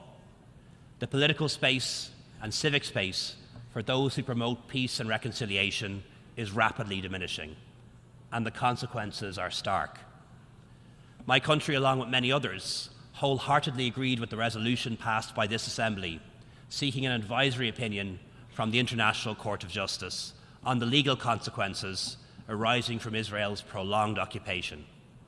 Alongside many of you here today, we've submitted a statement to the Court. To those who argue that having recourse to the Court undermines the search for a political solution, I can only ask, how does the clarification of international law do anything other than strengthen international peace and security. A just and sustainable peace can only be based on international law, on accountability, on human rights, on the principles and purposes of the UN Charter. President, Excellencies, during Ireland's recent term on the Security Council, we saw firsthand the positive effect that its work can have. But we also saw its efforts stymied, its mandate undermined, crucial decisions and actions blocked by the use of the veto. Our future requires a UN with a reformed Security Council without the acronym of the veto. It has no place in the 21st century. And we also need a UN Security Council that properly reflects the world's demography and politics as it is now, not as it was in the 1940s. We know what can be achieved through cooperation at the UN. We have seen it, we have lived it, and we've participated in it. This is our institution, and it's a system that has real value. And my country is proud to hold the longest unbroken record of service in peacekeeping missions by the UN. We're proud that women and men of the Irish Defence Forces, who work to protect civilians and sustain peace around the world in UN, EU and NATO-led missions, operate with the mandate of this organisation. Some have paid the ultimate price.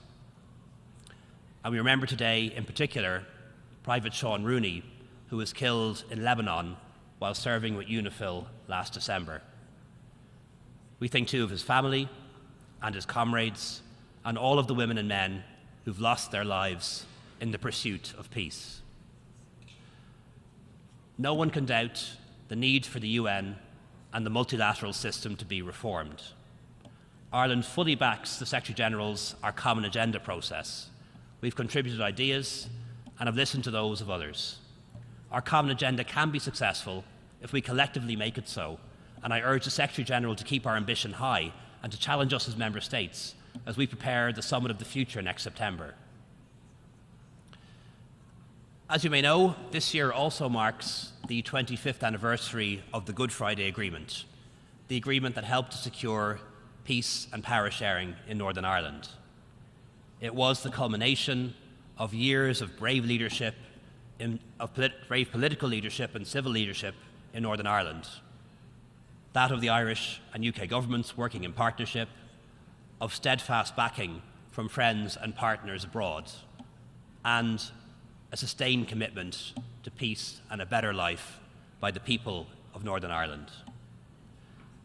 An entire generation on the island of Ireland has now grown to adulthood, free from the shadow of violence. We know that peace is hard won and can never be taken for granted. We do not presume to know the solutions to conflicts faced by many nations around the world, but we strongly believe that this body that we all belong to, this body that encapsulates hope and ambition, compromise and dedication, has given us the ability to build peace, just, lasting and inclusive peace. Thank you very much. On behalf of the Assembly, I wish to thank the Taoiseach of Ireland for the statement just made, and I request protocol to escort His Excellency. The Assembly will hear an address by His Excellency Deacon Mitchell, Prime Minister and Minister for Infrastructure and Physical Development, Public Utilities, Civil Aviation and Transportation, and Minister for National Security, Home Affairs, Public Administration, Information and Disaster Management of Granada. I request protocol to escort His Excellency. I have great pleasure in welcoming His Excellency Deacon Mitchell, Prime Minister and Minister for Infrastructure and Physical Development, Public Utilities, Civil Aviation and Transportation, and Minister for National Security, Home Affairs, Public Administration, Information and Disaster Management of Granada. I invite him to address the Assembly. His Excellency Dennis Francis, President of this 78th session of the United Nations General Assembly, His Excellency Antonio Guterres, Secretary General, heads of state and government, heads of delegations, excellencies, ladies and gentlemen. Mr. President, please accept my warmest greetings and congratulations on your election to the presidency of this 70th session of the United Nations General Assembly. I take this opportunity to commit my delegation's fullest support and cooperation with you and your office as you work towards fulfillment of the 4 priority areas that you have identified. The same being peace, prosperity, progress, and sustainability, all of which I also view as important areas in this challenging and dynamic global agenda. I also commend and thank your predecessor, Mr. President, His Excellency Kabasa Karosi of Hungary, for his leadership and guidance of the last session of the General Assembly. Mr. President, it is my privilege once again to speak from this center podium where 1 year ago I addressed the Assembly Hall for the very first time as Prime Minister.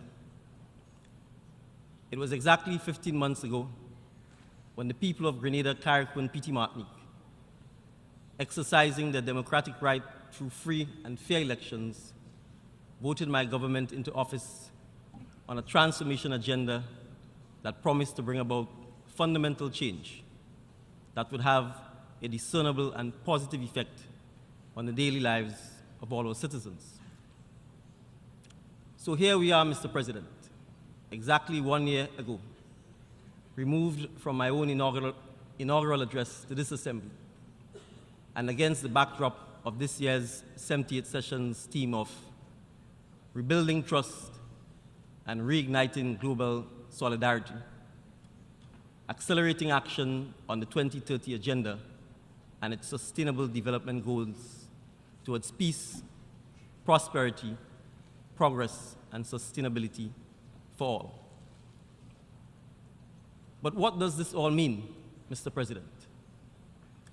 Excellencies, friends, when we continue to live in a global environment and context where citizens are still plagued with issues such as hunger, poverty, gender-based violence, climate-related disasters, and other such issues that affect our planet, but especially those that touch and concern such aspirations as achieving all 17 of the Sustainable Development Goals. Against this backdrop, Mr. President, I'm pleased to take this opportunity to announce that Grenada will soon be celebrating its 50th anniversary of national independence on the 7th of February, 2024. In this regard, it could not be a more fitting occasion for my government and citizens to not only celebrate the upcoming Jubilee's milestone, but also to take the occasion to reflect and look ahead with respect to Grenada's continued role in the United Nations, where we must have a reimagined and renewed commitment to upholding the fundamental principles of the United Nations Charter and international law. The post-COVID pandemic world. Further to Mr. Speaker, and looking ahead, Mr. President, and looking ahead, particularly in a post-pandemic world, we can report that Grenada, like many others, was not spared the devastating and blunt post-trauma effects of the COVID-19 pandemic, coming to our shores and which took a deadly toll through the loss of many lives of our citizens in our Spice Island. Still, and notwithstanding the many traumatic experiences of that period, Mr. President, a period which saw the tragic loss of lives, lockdowns, mandates, and ultimately some relief through vaccine development, relief and its administration, the resilience of the Grenadian people rang true, and we ultimately prevailed as a people against an invisible enemy who, during its reign, took the lives of those whom we knew and called family, and friends and loved ones. But we, as a people, survived. In that regard, Mr. President, and as the world and international community continue on its way to recovery and rebuilding, and as Grenada reflects on this particular experience, it would be remiss of me if I did not emphasize and remind us all of how important it is to have international cooperation with each other, along with the sharing of resources, information, and having continued dialogue through such multilateral forum as we find ourselves gathered here today. To that end, Mr. President, it cannot be overstated how much these last 3 years have allowed us to hopefully learn from the tragedy and adversity as seen during the crisis of the pandemic. We all must never forget that whenever and wherever there are severe challenges and especially human suffering, the United Nations and its members must come together and respond to such crisis with the greatest urgency through its multilateral efforts and cooperation, so that we can all come together in the aid of our neighbors and citizens in the time of their need.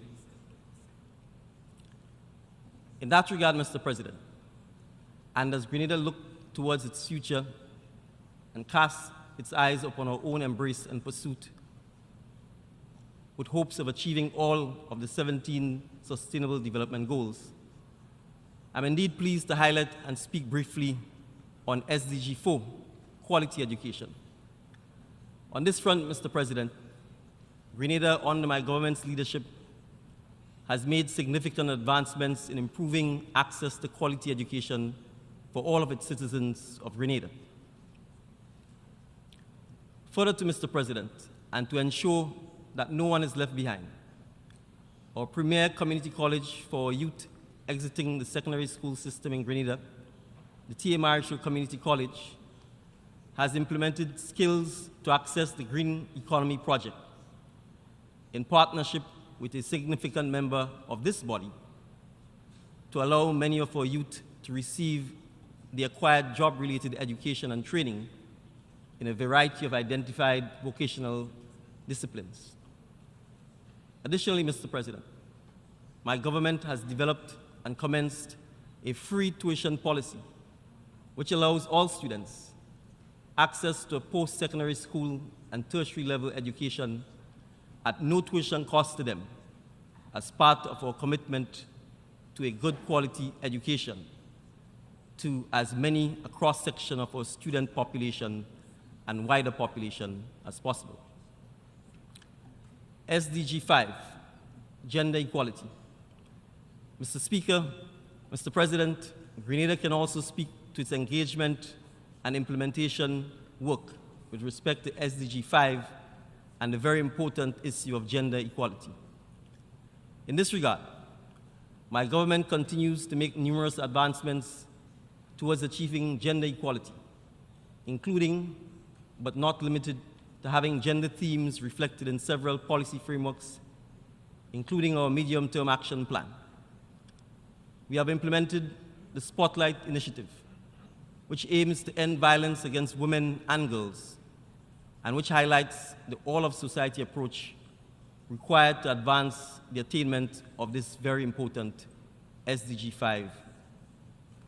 This initiative has come with the assistance from the United Nations Development Programme, whom we thank, and which is designed to focus attention, coordinate human effort, and strategically apply resources to the implementation of a well-conceived, comprehensive national program to contribute to ending family violence and all forms of violence against women and girls in Grenada, Carriacou, and Petit Martinique.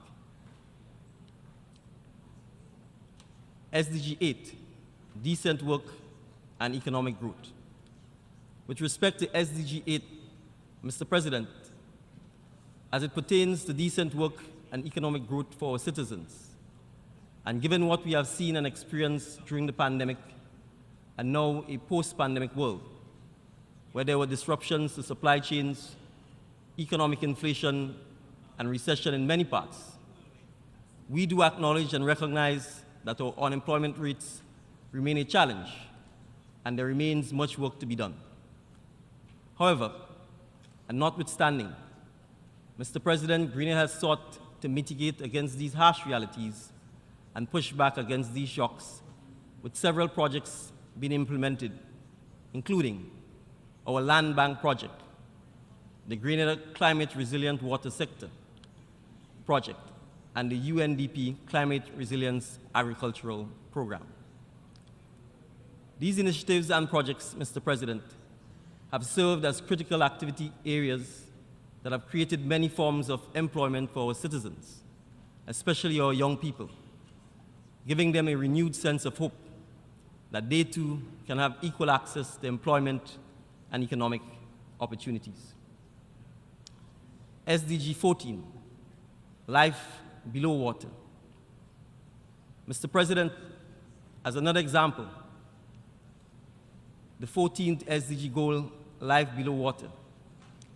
Grenada understands all too well how important our oceans are to countries like Grenada, who are big ocean states, where many of our citizens rely on the ocean, especially the fishing community.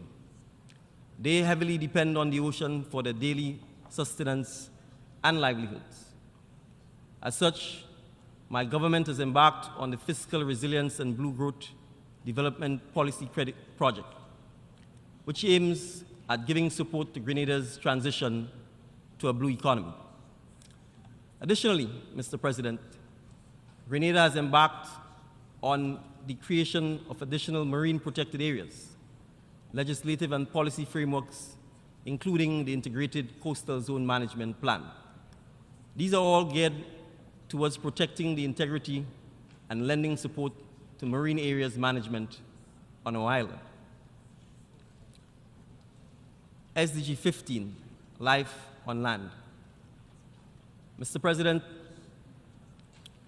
with only 35% forest to total land ratio, Grenada has made advancements in the measures that we have taken to protect our forests. Our forest policy provides the overarching framework to ensure the resilience and sustainability of this finite and precious green resource through a number of strategic directions. Which leads me, Mr. President, to perhaps the equally important SDG number 17, partnership for the goals. In this regard, Mr. President, I'm pleased to state that multi-stakeholder partnership has proved invaluable and have paved the way for SDG advancement in Grenada, as stakeholders recognize the need for an all-of-government and all-of-society approach to advancing and attaining Grenada's progress towards sustainable development. Finally, Mr. President, allow me to further address the one subject that is perhaps arguable the single most encompassing and prevailing issue of our time. And it relates to SDG 13, climate action.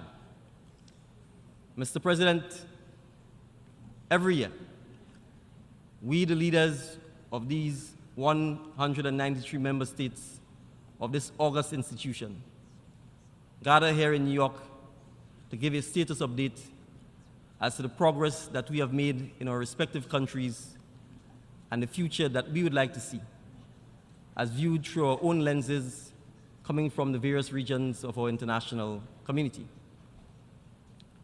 In that context, Mr. President, if there is one thing that we can all be certain of, it is the likely occurrence of a climate disaster of some kind among one or several of our member states, and which will have devastating impacts on our citizens, our economies, and inevitably affect the state and progress of that country's development.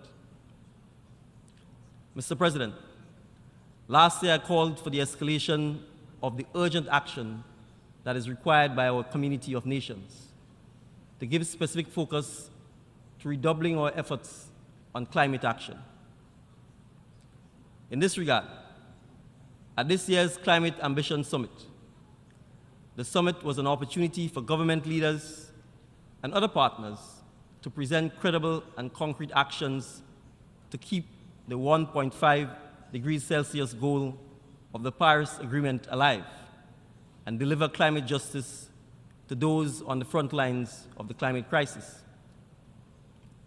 The Intergovernmental Panel on Climate Change confirmed that global emissions are at their highest levels in human history and only continues to rise. Such increases, Mr. President, will only continue to wreak havoc on communities, economies, businesses, and create a severe strain on public finances. Mr. President, the states that contribute least to the climate crisis are the ones bearing the heaviest burden. And without immediate and deep emissions cuts across the board, I'm afraid that we are on a trajectory for far worse outcomes if we don't take significant action today.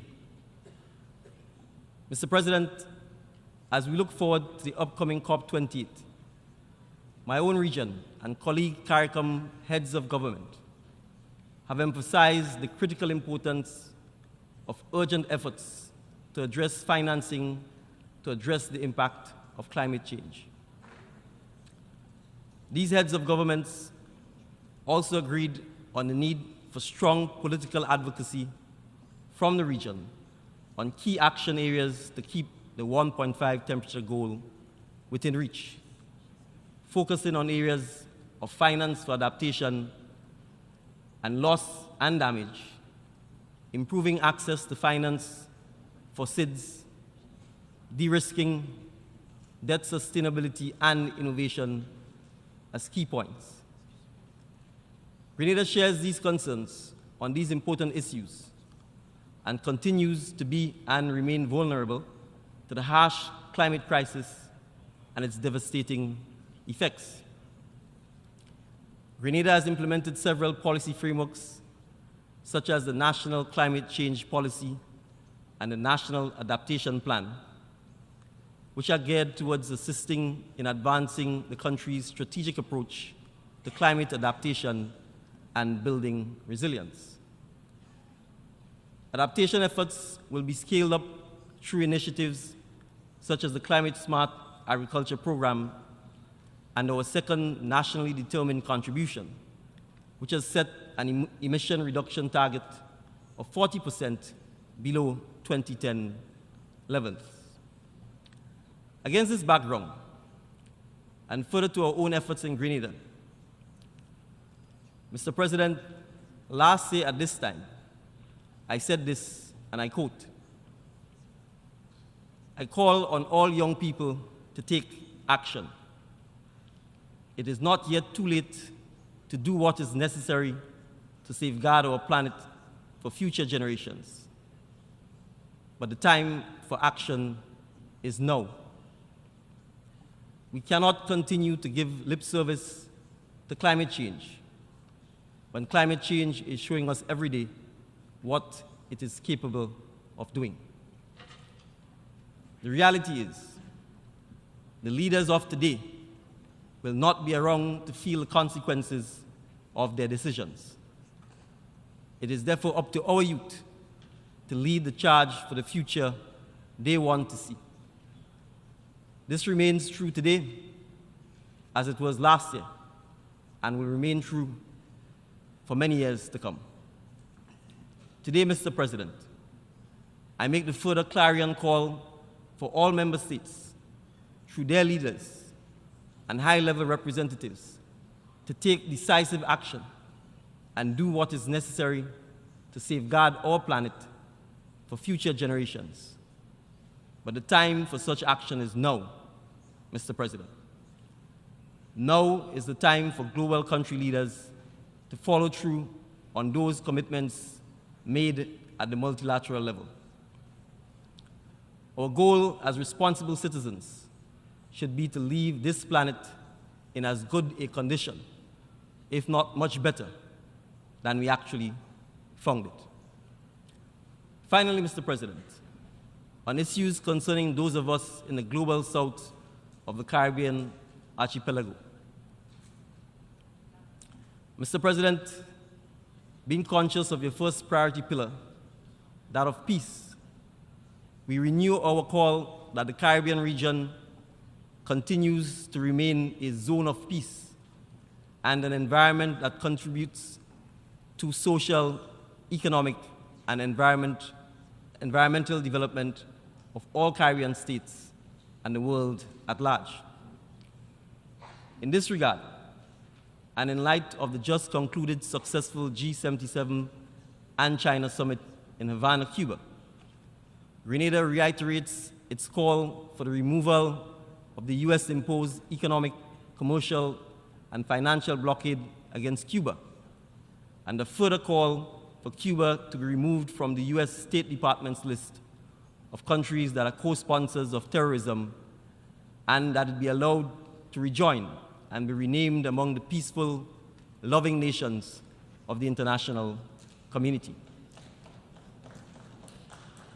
Still in our Caribbean community, Mr. President, Grenada remains deeply concerned and must also raise awareness over the deteriorating situation in the rule of law in Haiti and the very troubling escalation of violence in our fellow CARICOM member state. The urgent support of the international community needs to be ramped up, in particular in the humanitarian and security areas where the needs are greatest. The need for robust security assistance to counter the rampaging armed gangs is clear. Yet the decision to enable this is meandering slowly through the Security Council. CARICOM welcomes the government of Kenya's willingness to lead such a multinational force and the offers of support from Rwanda, the Bahamas, and Jamaica to contribute personnel. The Caribbean community hopes that the establishment of a multinational force will receive endorsement by the United Nations Security Council as a demonstration of the commitment of the international community to support the restoration of law and order and to improve the humanitarian conditions of the people of Haiti. Inter-Haitian dialogue is also key to any progress in addressing the multifaceted crisis. CARICOM, for its part, is providing its good offices through an eminent persons group consisting of 3 former prime ministers of the region to facilitate these efforts. A resolution of the political crisis in Haiti is also key to free and fair elections to place the country back on a constitutional path and to open the door to an improved future for its citizens. The people of Haiti deserves no less. In that regard, Mr. President, Grenada calls on all friends of Haiti and the good offices of the Secretary General to continue to support the people of Haiti. With respect to the Republic of Venezuela, Mr. President, we further reiterate and also remain resolute in our call for an end to the imposition of unilateral coercive measures against Venezuela, contrary to the rules and principles of international law and the Charter of the United Nations. In conclusion, Mr. President, with a challenging, complex, yet dynamic global agenda, it is still incumbent upon us as global leaders to still look to a world with a renewed sense of hope and sincere optimism. It is with that renewed sense of hope that we must continue to press forward and aim to achieve not just the 17 SDGs of this multilateral forum, but we must seek to dramatically affect the greater good, the human lives that we have been entrusted to lead. It is a position that I do not take for granted, Mr. President, but envision, along with my government, that the pursuit of those goals pursuant to the 2030 Agenda can be met and will be met.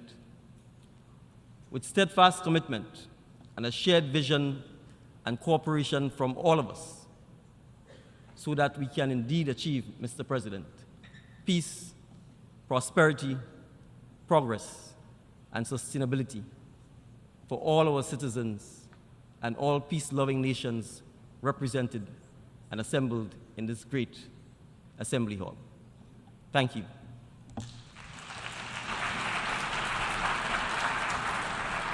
On behalf of the Assembly, I wish to thank the Prime Minister and Minister for Infrastructure and Physical Development, Public Utilities, Civil Aviation and Transportation, and Minister for National Security, Home Affairs, Public Administration, Information and Disaster Management of Granada for the statement just made, and I request protocol to escort His Excellency. The Assembly will hear an address by His Excellency Kauseu Natano, Prime Minister of Tuvalu. I request protocol to escort His Excellency. I have the great pleasure in welcoming His Excellency Kauseu Natano, Prime Minister of Tuvalu. I invite him to address the Assembly.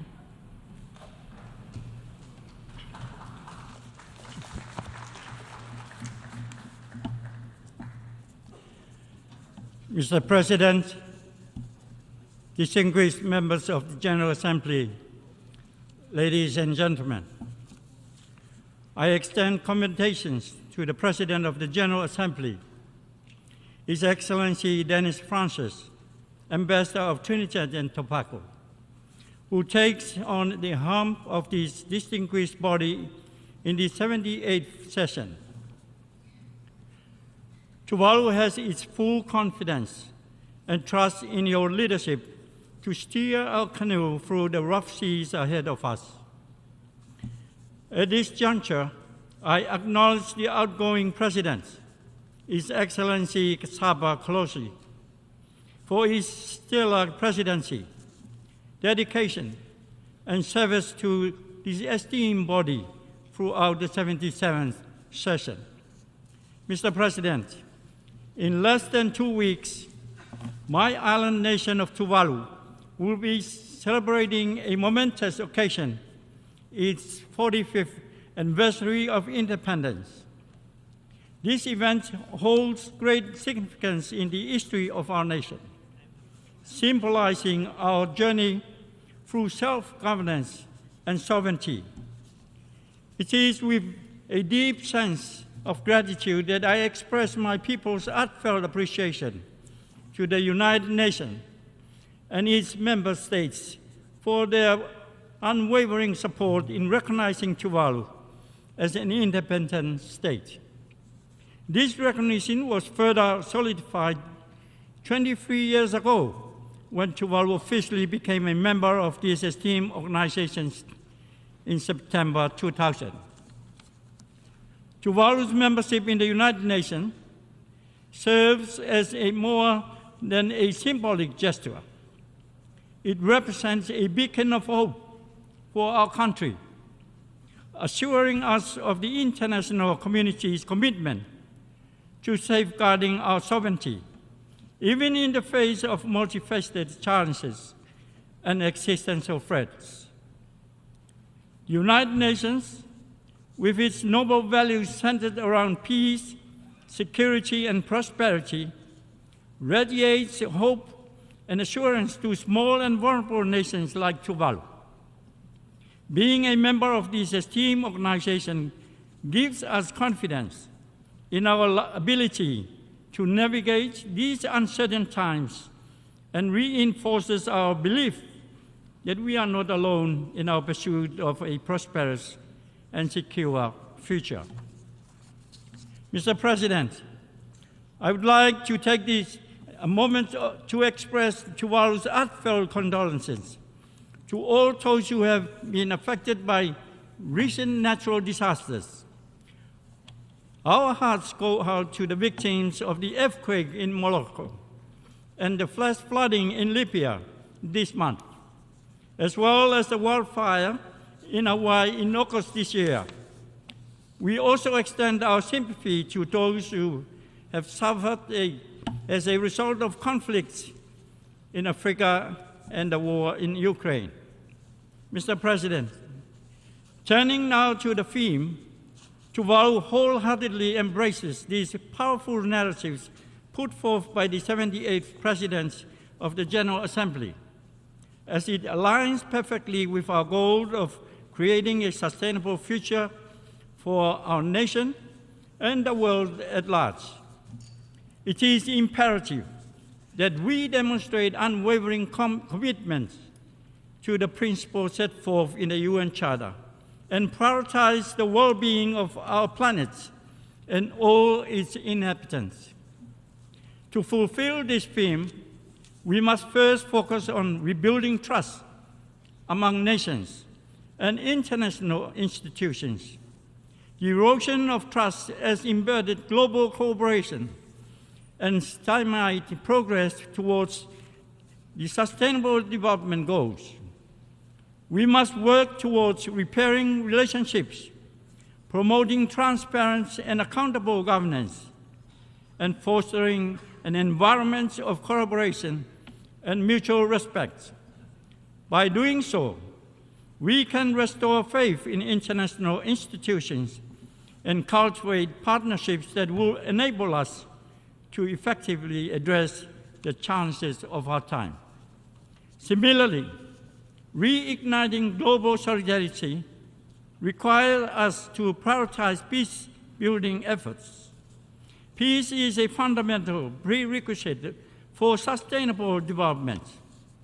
As conflicts and instability hinder progress towards the SDGs, we must invest in conflict prevention, peacekeeping, and post-conflict reconstruction to ensure that communities can thrive and effectively work towards achieving the goals outlined in the 2030 Agenda. And to accelerate action on the 2030 Agenda and its Sustainable Development Goals, it requires collective efforts and collaboration on a global scale. We must recognize that we are all interconnected, and the prosperity and well-being of one nation ultimately impacts the entire planet. Tuvalu, therefore, welcomes the theme because it entails rebuilding trust, promoting global solidarity, prioritizing peace-building, fostering prosperity, and advancing sustainability, which can make significant strides towards a more equitable, peaceful, and sustainable future for all. Mr. President, let me now make some reflection on the important events of the high-level week that took place concurrently to the general debate this week. Tuvalu applauds the two-day SDG summits, which served as an important platform for member states to collectively assess the progress made towards achieving the Sustainable Development Goals. It provides an opportunity to recognize and address the specific challenges faced by each country in their pursuit of these goals. Tuvalu, as a small island developing state, faces unique and pressing issues in meeting the targets set forth in the SDGs. Fundamentally, the threat of climate change and the rising sea levels poses the greatest challenge to the sustainable development we strive to achieve for our people. As a low-lying island state, Tuvalu is particularly vulnerable to the adverse impacts of climate change, such as extreme weather events, which affects our ability to achieve our SDG targets. In light of these challenges, Tuvalu remains fully committed to the SDGs and acknowledges the importance of forging strong partnership, particularly through SDG 17. Collaborative efforts with other member states, international organizations, and stakeholders are vital in mobilizing support and resources to address Tuvalu's unique contextual challenges and achieve the shared objectives of sustainable development.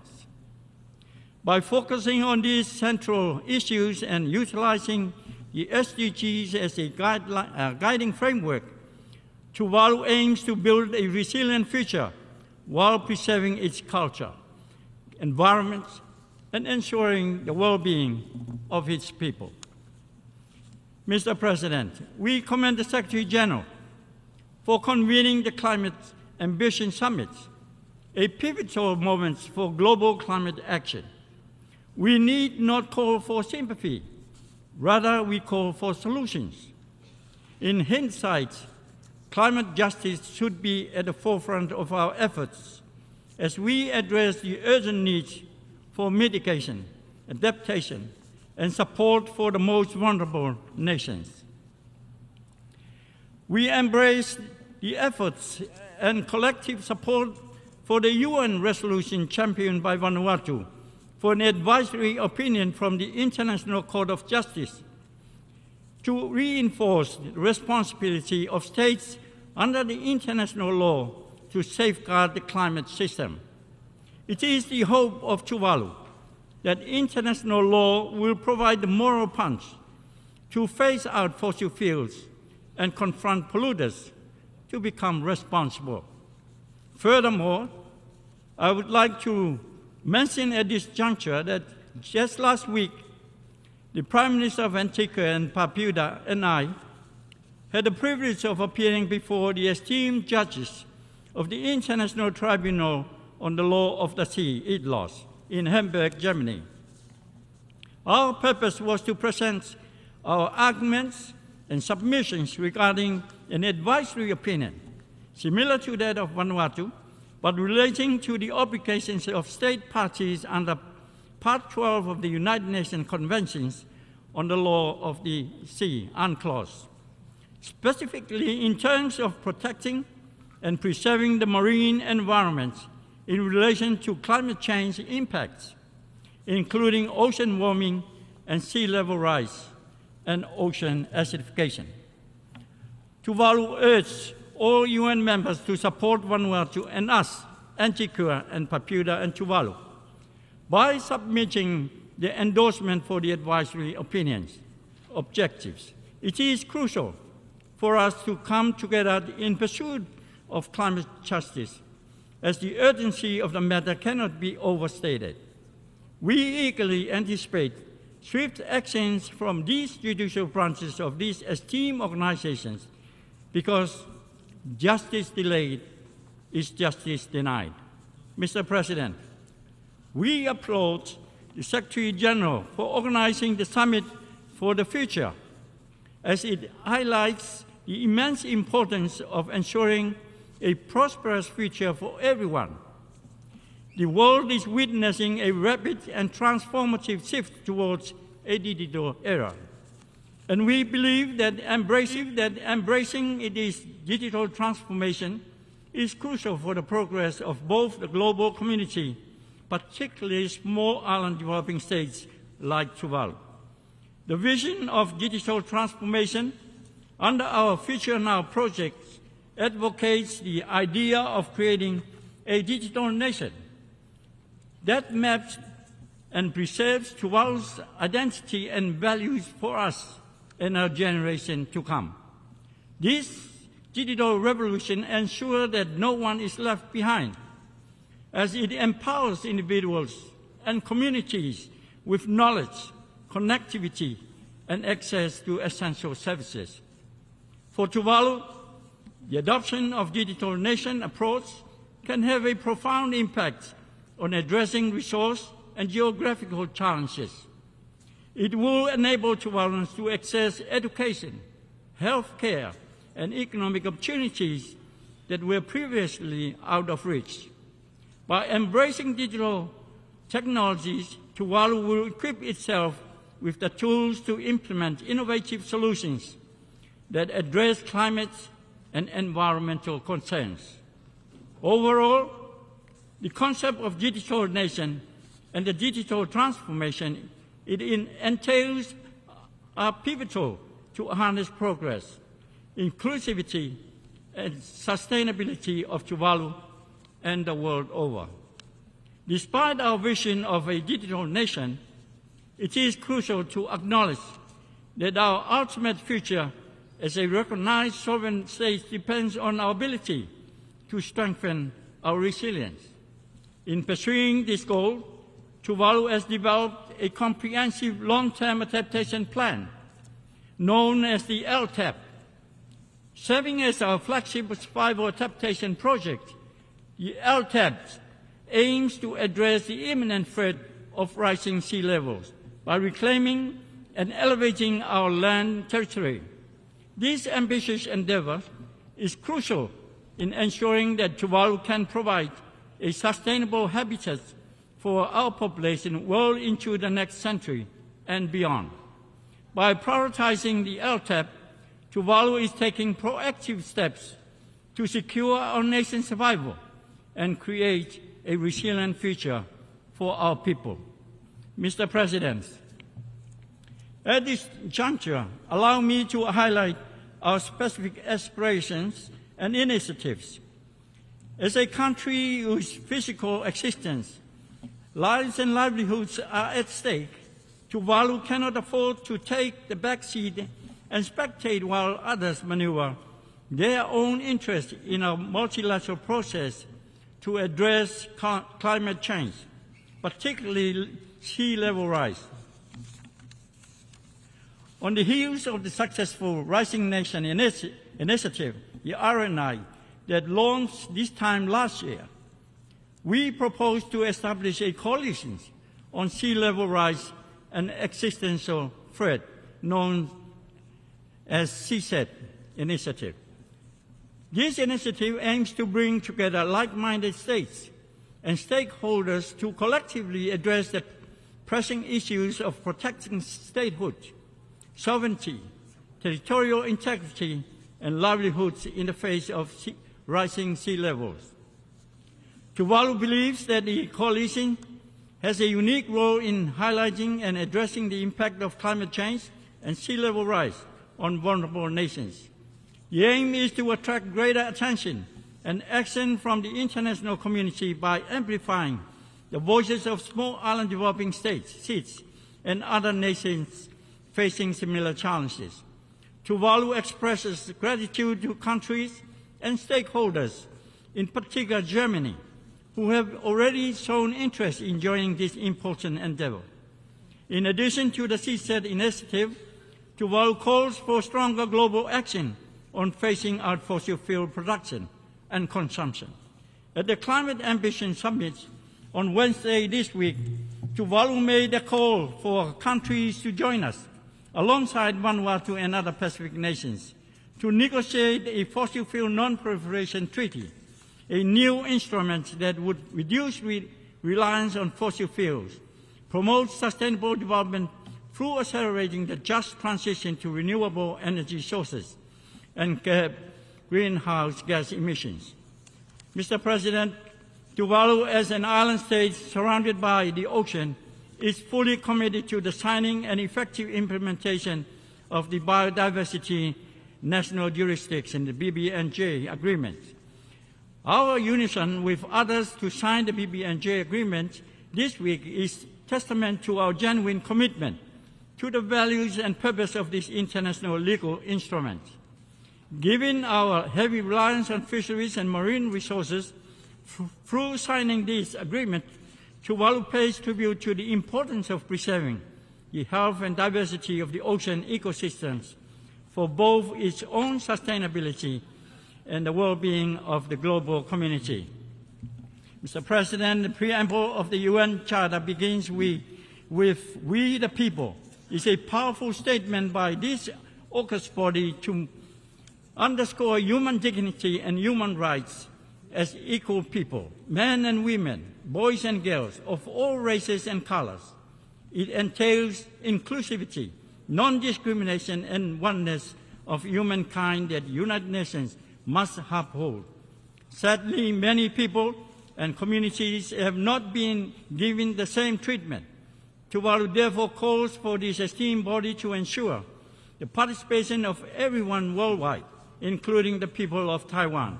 We must make the necessary arrangement for Taiwan to meaningfully participate in relevant UN specialized agencies and mechanisms.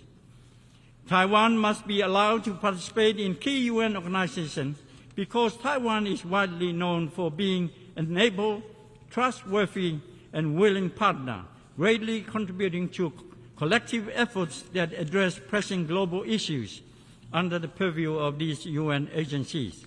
It is unfortunate that the people of Cuba still endure the economic hardship imposed by long-standing unilateral economic blockades. These blockades not only disregard human rights, but also go against the principle of cooperation emphasized in the 2030 Agenda for Sustainable Development. The decision to maintain these measures has deprived Cuba of much-needed international development assistance and partnerships crucial for its recovery and future development. Mr. President, for Tuvalu, peace is not merely the absence of conflict. It is the presence of justice, equality, and opportunity. It is giving hope to our people through securing a prosperous future and prosperity for us, Tuvalu. It's not just economic growth. It is the ability to protect the well-being of our people and our planet through social and environmental sustainability. To achieve these noble goals, Tuvalu is unyielding its commitment to dialogue that entails representations and coalitions. We look at partnerships through this august body for international cooperation that can establish tangible outcomes for the most vulnerable. By pooling our resources, sharing knowledge, and standing in solidarity, we can overcome obstacles and accelerate meaningful progress. I would like, Mr. President, to conclude by presenting a compelling challenge to this esteemed organization. It is not enough for us to simply acknowledge our unique role. We must also actively demonstrate our commitment to defending and promoting the core values and principles enshrined in the UN Charter. It is of utmost importance that we remain unwavering in our dedication to collective action and inclusivity, embodying the Tuvalu cultural principles of Kaitasi and Falipiri, the concepts of caring, sharing, being good neighbors, and leaving no one behind, all for the sake of sustainable and secure future we envision to have for our young generation and their children. By embodying these noble concepts in our actions, we have the potential to create a brighter and more promising future for humanity and our planet. Let us always bear in mind that the choices we make and the actions we take today will echo through countless generations to come. Time is of the essence. The clock is ticking. The sun is setting. It is now or never. I thank you, Madam Chair.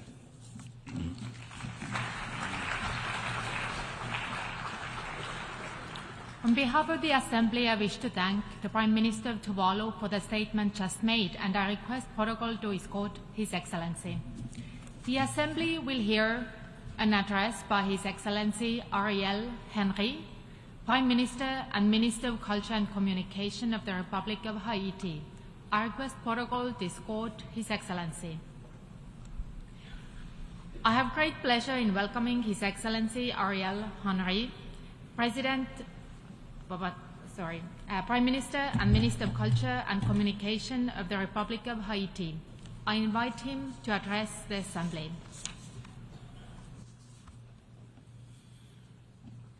Monsieur le Président de l'Assemblée Générale,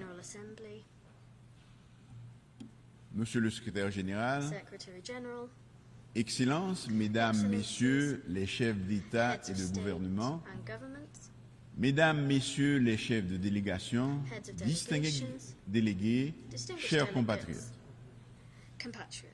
Qu'il me soit tout d'abord permis d'adresser mes félicitations aux frères de la Caraïbe, son Excellence M. Denis Francis, pour son élection à la présidence de la 78e session ordinaire de l'Assemblée Générale des Nations Unies.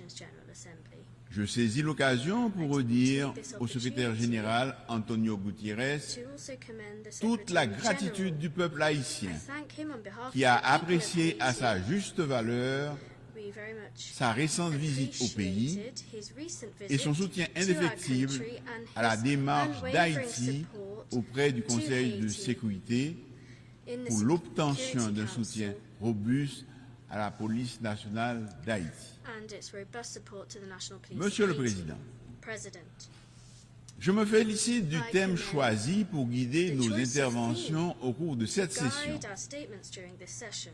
Rétablir la confiance et raviver la solidarité mondiale, accélérer l'action menée pour réaliser le programme 2030 et ses objectifs de développement durable en faveur de la paix, de la prospérité, du progrès et de la durabilité pour tout le monde. Il nous incombe d'examiner et de proposer des solutions aux principaux défis mondiaux susceptibles de faire progresser la paix, la sécurité et le développement durable. En effet, il est difficile de concevoir le développement sans la paix et la sécurité. Il faut faire preuve de solidarité et de détermination pour relever ces défis. Le monde, à la veille de l'échéance de 2030, va mal. L'éclatement de nombreux conflits aux conséquences désastreuses pour les populations civiles, la multiplication des crises sécuritaires, sanitaires, alimentaires, sont là pour nous rappeler que nous nous éloignons des grands idéaux de la Charte des Nations Unies. J'en veux pour preuve l'insécurité alimentaire engendrée par les conflits et les violences. Le rapport mondial 2023 sur les crises alimentaires indique que 258 millions de personnes étaient en situation d'insécurité alimentaire aiguë et avaient besoin d'une aide alimentaire d'urgence en 2022. C'est pourquoi mon pays avait pris part au débat public de haut niveau sur la famine et l'insécurité alimentaire mondiale provoquée par les conflits, qui a été organisé au mois d'août dernier par le Conseil de sécurité pour tirer la sonnette d'alarme. L'économie mondiale, depuis la crise du Covid-19, se trouve dans une situation de stagnation. L'inflation frappe de nombreuses économies et les perspectives de croissance ne sont pas encourageantes. Monsieur le Président, cette situation n'est pas sans conséquence sur les pays les moins avancés, notamment Haïti, qui doit constamment faire face à la volatilité des prix et à une terrible crise aggravée par la détérioration de la situation sécuritaire du pays. Il convient également de mentionner dans ce décor inquiétant les changements climatiques qui représentent pour les petits États insulaires comme Haïti un danger permanent, les mettant à rude épreuve. Au passage de chaque ouragan, les économies de la région Caraïbe subissent des pertes énormes qui remettent en question des avancées significatives enregistrées sur le plan socio-économique et politique par la destruction des infrastructures économiques, éducatives, sanitaires et énergétiques. Cette session m'offre l'occasion, en ma qualité de chef de gouvernement d'Haïti, d'exposer la situation du pays, plongé dans une crise profonde depuis des années, à laquelle je m'évertue à trouver des réponses concrètes et durables. C'est une crise structurelle et multidimensionnelle qui a impacté nos institutions et qui empêche le développement économique et le progrès social. Elle a atteint aujourd'hui sa phase critique avec la dégradation de la situation sécuritaire, où la population subit quotidiennement les attaques violentes des gangs armés qui contrôlent plusieurs quartiers de la capitale et de certaines villes de province. Ils assassinent, incendient, pillent, violent, violentent, avec une rare cruauté. Ils chassent les habitants de leurs maisons, bloquent les routes et contraignent les écoles, les hôpitaux et les commerces à fermer leurs portes. La détérioration de la situation sécuritaire ces dernières semaines a engendré une nouvelle crise humanitaire avec des déplacés qui occupent de façon spontanée plusieurs sites pour échapper à la violence des gangs. Plus de 25 écoles de la capitale sont investies par des déplacés internes, estimé à plus de 16 500. Ils font face à de graves difficultés et vivent dans des conditions infrahumaines. La menace sanitaire est aussi présente avec des cas de choléra signalés dans certains sites, ce qui augmente le risque de transmission et pose un vrai problème de santé publique pour la population. Les abus, les violations systématiques des droits de l'homme causées par la violence des gangs compromettent la paix, la stabilité et la sécurité du pays et de la région. Les enlèvements contre rançon, les pillages, les incendies, les récents massacres, la violence sexuelle et sexiste, le trafic d'organes, la traite des personnes, les homicides, les exécutions extrajudiciaires, le recrutement d'enfants soldats, les blocages des routes principales constituent une liste non exhaustive des crimes perpétrés par les gangs armés. Il en résulte de graves conséquences telles que la mauvaise performance de l'économie qui a enregistré 5 années de contraction avec un taux de croissance négatif et une inflation élevée de près de 40%.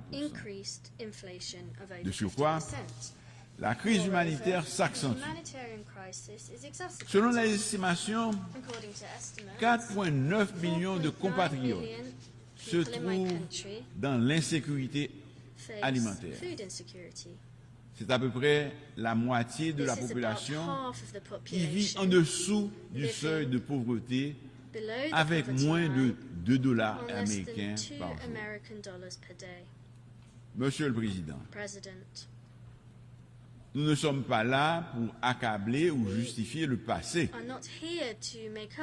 Nous sommes ici pour demander aux pays amis, à tous ceux qui, de loin ou de près, regardent notre pays et comprennent qu'il y a quelque chose d'urgent à faire au profit du peuple haïtien, de nous aider à créer un meilleur avenir pour les enfants d'Haïti en rétablissant la sécurité et la stabilité.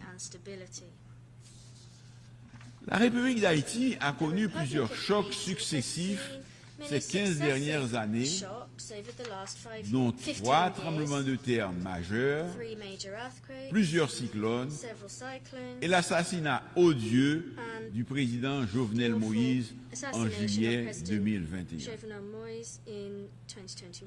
Il est impossible aujourd'hui d'inventer une histoire, une rhétorique biaisée sur Haïti.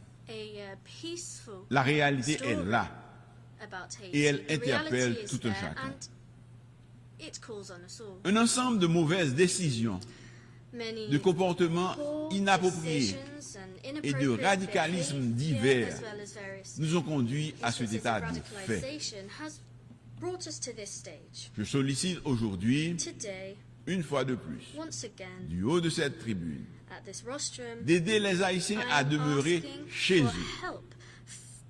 Ils sont des milliers à chercher ailleurs un mieux-être et la tranquillité que leur terre natale ne leur offre plus, dans un monde où il existe de moins en moins d'Eldorado à cause des aléas climatiques et des crises économiques récurrentes.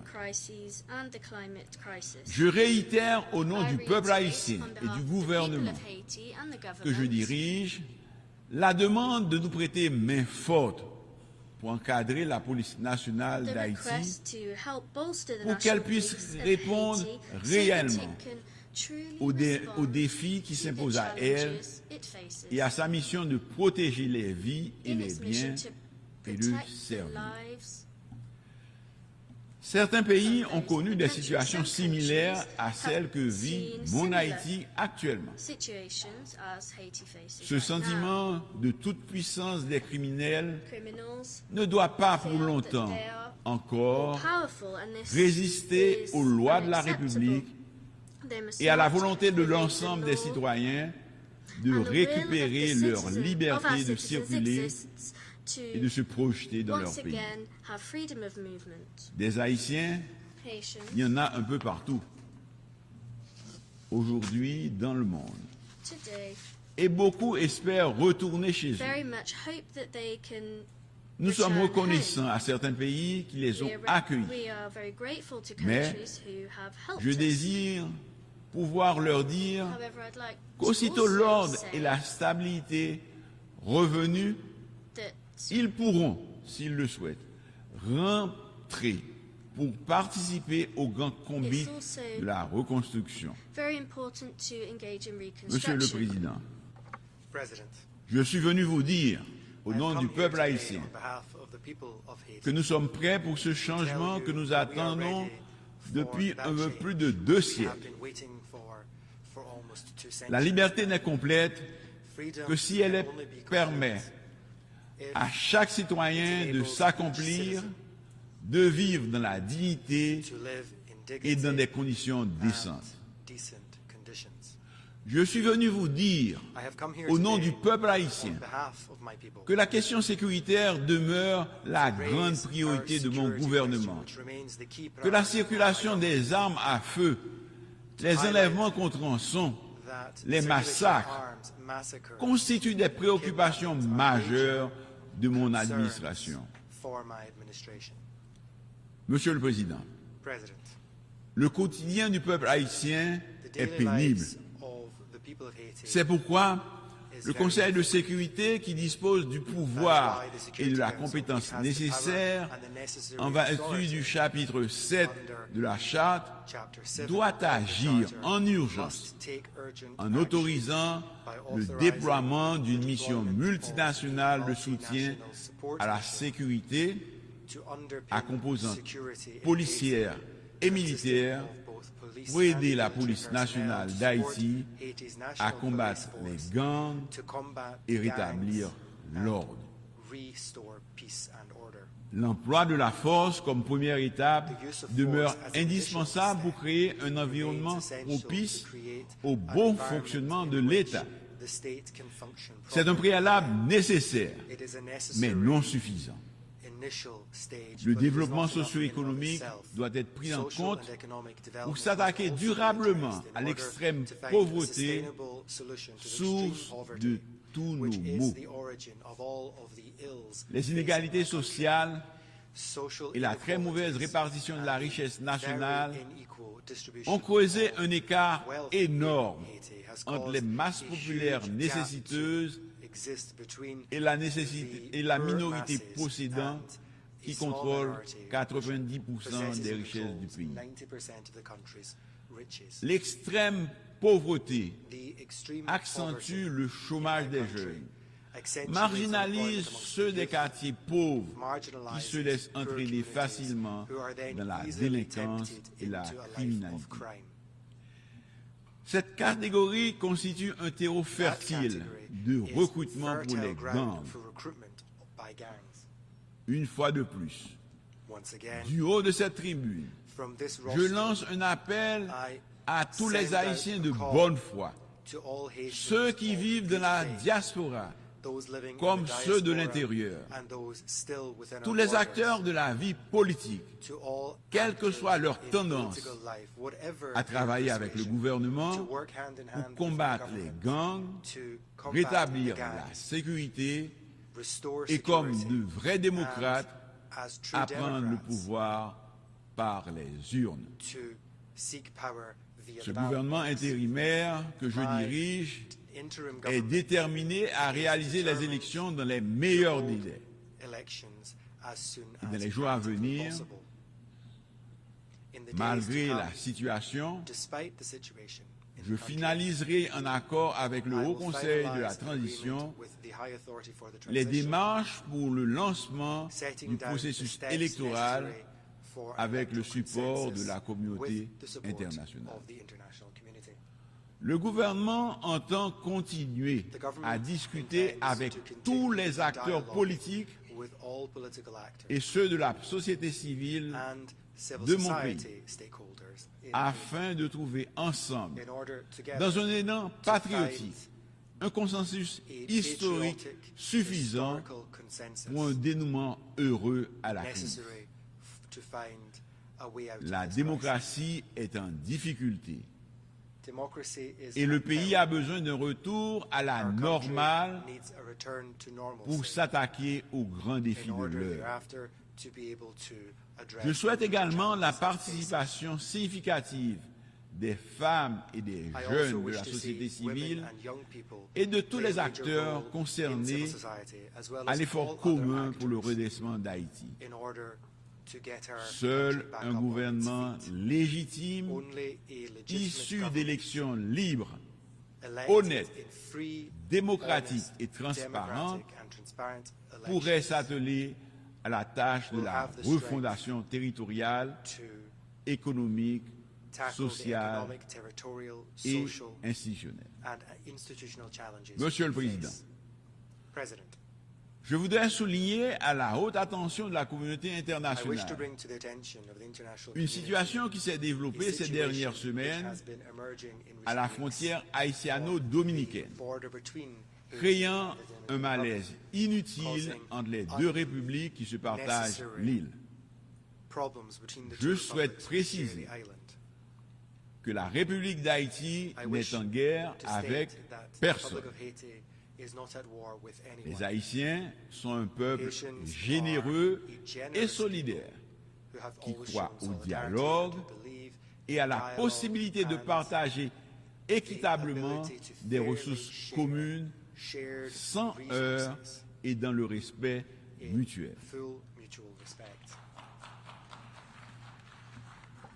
Je suis venu vous dire que nous n'avons pas de jugement ni d'intention qui peuvent préjudicier ceux qui sont nos voisins, avec nous partageons l'île d'Haïti, avec qui nous sommes appelés à vivre et à progresser.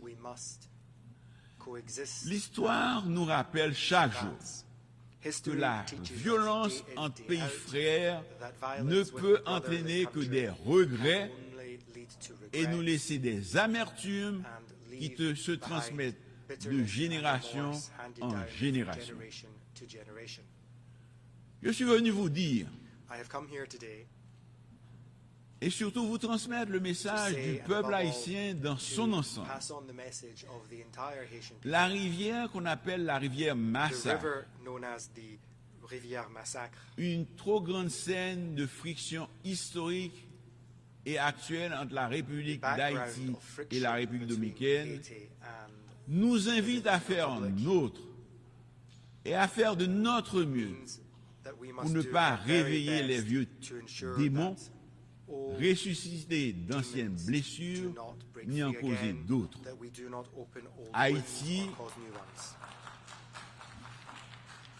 Haïti réaffirme son droit souverain du peuple haïtien d'utiliser les ressources hydriques binationales comme le fait la République dominicaine et revendique une répartition équitable des eaux de cette rivière. Le peuple haïtien choisit la voie du dialogue et de la négociation pour régler pacifiquement le différend dans le respect des instruments juridiques internationaux déjà signés de bonne foi entre les deux États en 1929 et en 2021. Monsieur le Président, avant de conclure, je saisis l'occasion pour saluer les pays frères et amis, ainsi que les organisations internationales, pour leur engagement et leur expression de solidarité envers Haïti, notamment le Kenya, qui accueille positivement l'idée d'assumer le leadership de la mission multinationale de soutien à la sécurité et qui a déjà effectué en août dernier une mission d'évaluation dans le pays. Nous remercions aussi le CARICOM et les éminentes personnes. Monsieur le Président, Excellences, Mesdames, Messieurs, dans l'histoire, Haïti représente une figure emblématique de liberté et de solidarité. Haïti a toujours répondu présent pour venir en aide à des peuples frères dans leur lutte légitime pour la liberté et l'autodétermination, et ceci au sein même de l'ONU. La République d'Haïti s'est identifiée aux valeurs universelles pour lesquelles elle s'est battue au XVIIIe et au XIXe siècle. En dépit d'indicibles souffrances et de sa détresse, l'espoir continue d'habiter le peuple haïtien qui poursuit sa quête d'un avenir meilleur dans la dignité. Le peuple haïtien, de la même manière qu'il a étonné le monde en 1804, changeant radicalement son statut d'esclave en homme libre, peut encore et veut redessiner son destin.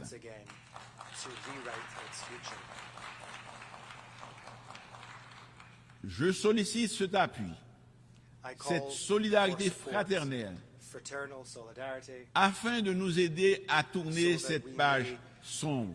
Je demande à la communauté internationale d'agir, mais d'agir vite. Vive le réchauffement des relations avec notre alma mater, l'Afrique. Vive la coopération internationale. Vive Haïti. Je vous remercie.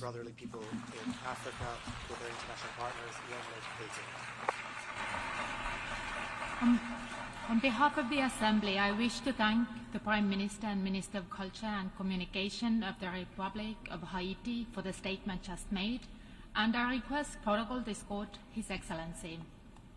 The Assembly will hear an address by His Excellency Sia Osi Ofakifaha Folau Sowalene, Prime Minister and Minister for Education and Training, Minister for Police, Fire Services and Emergency Services, and Minister for His Majesty's Armed Forces of the Kingdom of Tonga. I request protocol to escort His Excellency. I have great pleasure in welcoming His Excellency Siaosi Ovakivaha Folau Sovaleni, Prime Minister and Minister for Education and Training, Minister for Police, Fire Services and Emergency Services, and Minister for His Majesty's Armed Forces of the Kingdom of Tonga. I invite him to address the Assembly. Tapu mo do mafi. Ufanga ngai fa tapu fa faki. All protocols observed. Mr. President, Maloelele, I bring warm greetings from the Kingdom of Tonga and congratulate you on your assumption of the presidency of the 70th session of the United Nations General Assembly. I thank your predecessor, His Excellency Kasapa Korosi, for his able stewardship in driving solutions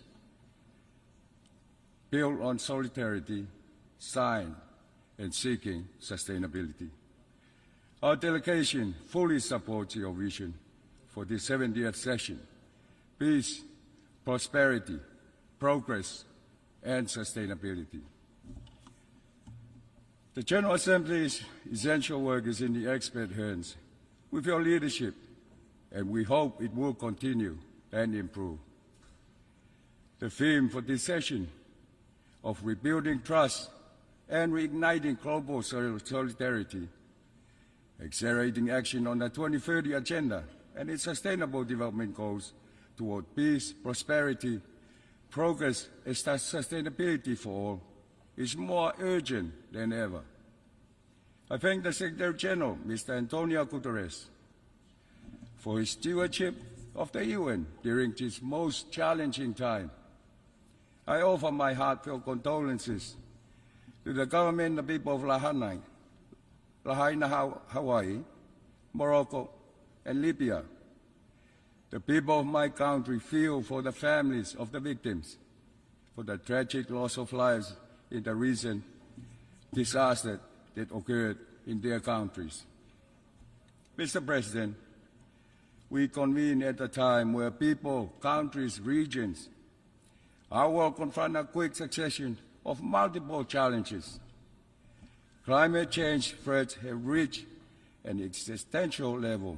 The heightened frequency and severity of cyclones, rising sea levels caused by melting polar ice, plastic, and pollution in our ocean, as well as heat waves and fires, are causing suffering in my country, our people, and our Pacific region. There are many related consequences. We are confronted with ever-increasing rates of non-communicable diseases, persistent inequalities, declining basic living conditions, and mounting violence against women and girls. Furthermore, there has been a substantial surge in trafficking and utilization of unlawful narcotics and cross-border criminal activities, disinformation, and cybercrime. Many of these are borderless challenges concerning us all and calling for cooperation. The increasing geopolitical mistrust and conflicts are worrisome, particularly given the pressing need for multilateral action.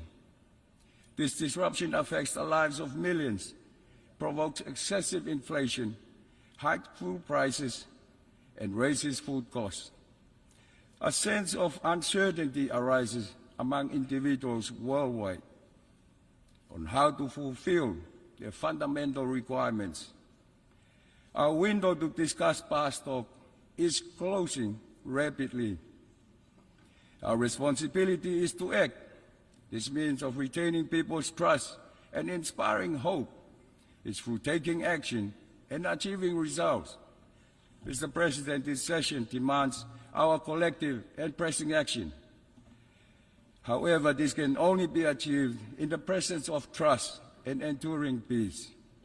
Trust is the foundation for any productive and sustainable human interaction, including international cooperation. Trust and respect are the drivers for thriving and sustainable change. Without trust, or worse, its erosion, our joint endeavor to foster peace, security, and sustainable development is rendered futile. It becomes unattainable. It is therefore our duty to rebuild that trust upon which the United Nations was founded. It will take more than dialogue. It calls for concrete action that demonstrate our commitment to shared values. Mr. President, multilateralism has proven to be and must continue to be our most cost-effective instrument for fostering global solidarity and tackling global challenges. Mr. President, we must reflect on whether we are truly serving the intended goals of the Charter. Why have we fallen so far behind? What have we not done right? My forthcoming remarks will delve into the SDGs. The challenge at hand is to prevent the SDGs from being relegated to another unattainable goal. Despite the difficulty, it is imperative that we investigate the root causes of our significant lack in attaining our development targets. Mr. President, the SDG Progress Report tells us that more than half of the world is left behind. We deny people, we deny kids, we deny hope. Over 50% of the SDG targets are considered weak and insufficient. Gender, poverty, hunger, and climate targets make up a portion of 30% that are either stalled or reversed. This is not acceptable. One key aspect, of course, relates to financing for development. Tonga supports the review of the international financial architecture to ensure it is fit for purpose. It is imperative that we promptly provide predictable, stable, and substantial support for nations struggling with financial difficulties. Tonga and other small island developing states require greater access to concessional finance to support our development endeavors and strengthen our resilience against external shocks. Tonga fully supports the call for debt relief for countries that find themselves in dire circumstances, particularly those that have been severely affected by natural disasters or other external shocks. We are firmly convinced that addressing the underlying reasons for debt vulnerability in small island states is critically important. This is particularly relevant because states are acutely vulnerable to the multifaceted and urgent challenges posed by climate change. We have raised this issue over decades. The dangers are more pressing than ever, putting at risk not only lives and livelihoods, but also our economies and our fundamental identity. We are running out of time. We call upon the international community, comprising both public and private sector, to collaborate with us in identifying sustainable solutions to these problems. Our collaboration is crucial, as it is only through it we can achieve the commitment of a more sustainable and robust future for all. Day by day, climate change becomes more of an existential menace to Tonga and the Pacific. Tonga has been making genuine efforts to combat the effects of climate change on our means of subsistence for a very long time. Our goal is to decrease reliance of the electricity sector on fossil fuel by 70% by the year 2025, planting 1 million plants by this year, and joining the 30 by 30 initiative.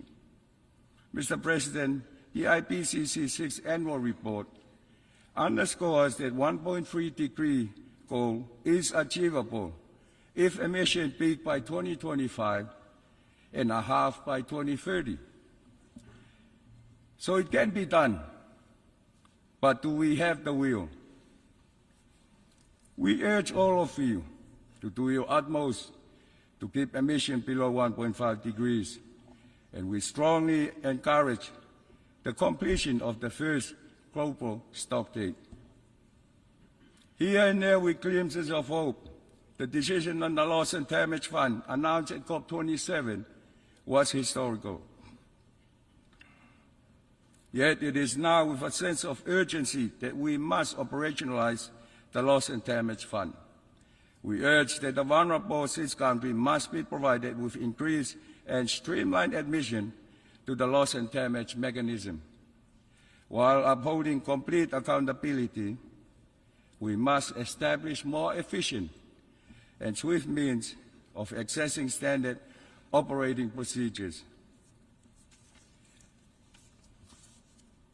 Due to the magnitude and urgency of this matter in our region, we wholeheartedly back the formation of a Pacific Fund to offer direct assistance to Pacific small island states in the endeavor to tackle climate change impact. Indeed, my country is determined to take a lead on the issue, having been appointed the champion on climate financing for the Pacific. I can only say it again, the Pacific leaders for decades now call upon the international community for urgent climate action. Have our voices been acknowledged and our pleas earnestly addressed? The climate finance commitment made by developed countries falls significantly short of the promised $100 billion per year starting in 2020. This brings me to climate justice. Tonga felt encouraged by the historic adoption by consensus of the General Assembly resolution led by Vanuatu and a core group of countries to call on the International Court of Justice for an advisory opinion on the obligation of states regarding climate change. This marked an important milestone in our decades-long struggle for climate justice. Earlier this year, I attended a midterm review of the Sendai framework. Again, as has already been reiterated by colleagues from the Pacific, our countries need more progress and remain at the forefront of battling climate-related hazards. Again, timely access to finance prevents small island states from making progress. So today, as we have done frequently, I call for action to review the largely uncoordinated funding mechanism to prioritize short-term post-disaster financing need and to address long-term risk reduction. I also call for the investing much more into increasing resilience, especially in the education and health sectors. Possessing the tools to demonstrate resilience is a significant part of the preparation. Long-term risk mitigation and reduction are also intrinsically linked to early warning systems. We acknowledge the UN Secretary General's Early Warning for All initiative, announced at COP27 last year. We affirm Tonga's commitment to its implementation. We affirm the resolution that strengthening multi-hazard early warning system is more relevant for implementing the Sendai Framework 2015-2030. Tonga has taken on a lead in this area for our region by implementing a nationwide early warning system throughout Tonga with communication and siren systems. Mr. President, has been said often, we are a small land state and vast ocean nations. In fact, our very being, our identity, cannot be separated from our precious ocean. The Secretary General's report reiterates that ocean remains under significant threat from human activities. Marine biodiversity is disturbed due to overexploitation and ocean acidification. Over 1/5 of fish stocks are being harvested at unsustainable levels, and coastal waters are polluted with chemicals, plastic, and human waste. Urgent remedial action are imperative to minimize the imminent threat and mitigate the damage we are currently facing. We are encouraged by the adoption of the agreement under the United Nations Convention on the Law of the Sea on the conservation and sustainable use of marine biological diversity of areas beyond national jurisdiction, the BBNJ agreement. We now have a foundation to ensure our work on the conservation and protection of marine biodiversity beyond national jurisdiction continues into the future. Tonga looks forward to joining state parties in its implementation. We are pleased that the new agreement recognizes the special circumstances of SIDS like those in the Pacific. It is now imperative that this recognition is translated into tangible capacity building, transfer of marine technology, and sufficient support to enable the Pacific to emerge as an even more proactive leader for initiatives that safeguard, preserve, and sustainably utilize the ocean and its resources. Mr. President, Tonga, in support of the Pacific Island Forum Declaration on Preserving Maritime Zone in the face of climate change-related sea level rise, commits to securing the limits of the blue Pacific continent. We do so to promote stability, security, certainty, and predictability of maritime entitlement, irrespective of the impacts of climate change-related sea level rise. Mr. President, Tonga has the honor of co-chairing, along with Finland, the 23rd meeting of the informal consultative process on ocean and the law of the sea. Its theme of new maritime technologies, challenges, and opportunities highlighted the potential benefit of new maritime technologies. New technologies ought to help address threats facing the ocean, building resilient ocean and coastal communities, mitigating the impacts of climate change. This is a condition to achieve the goals of the United Nations Decade of Ocean Science for Sustainable Development. It is essential for accomplishing the aims set forth in the 2030 Agenda for Sustainable Development, notably Sustainable Development Goal 14.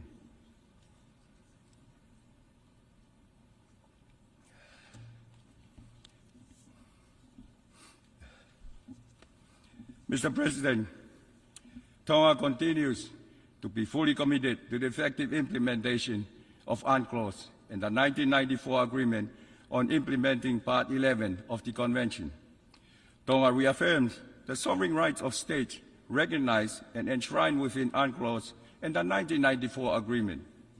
Tonga attaches the greatest importance to the sustainable use of ocean resources by the living and non-living. Tonga recognized the important role played by the International Seabed Authority in administering and managing the area in line with its legal mandate under Part 11 of UNCLOS.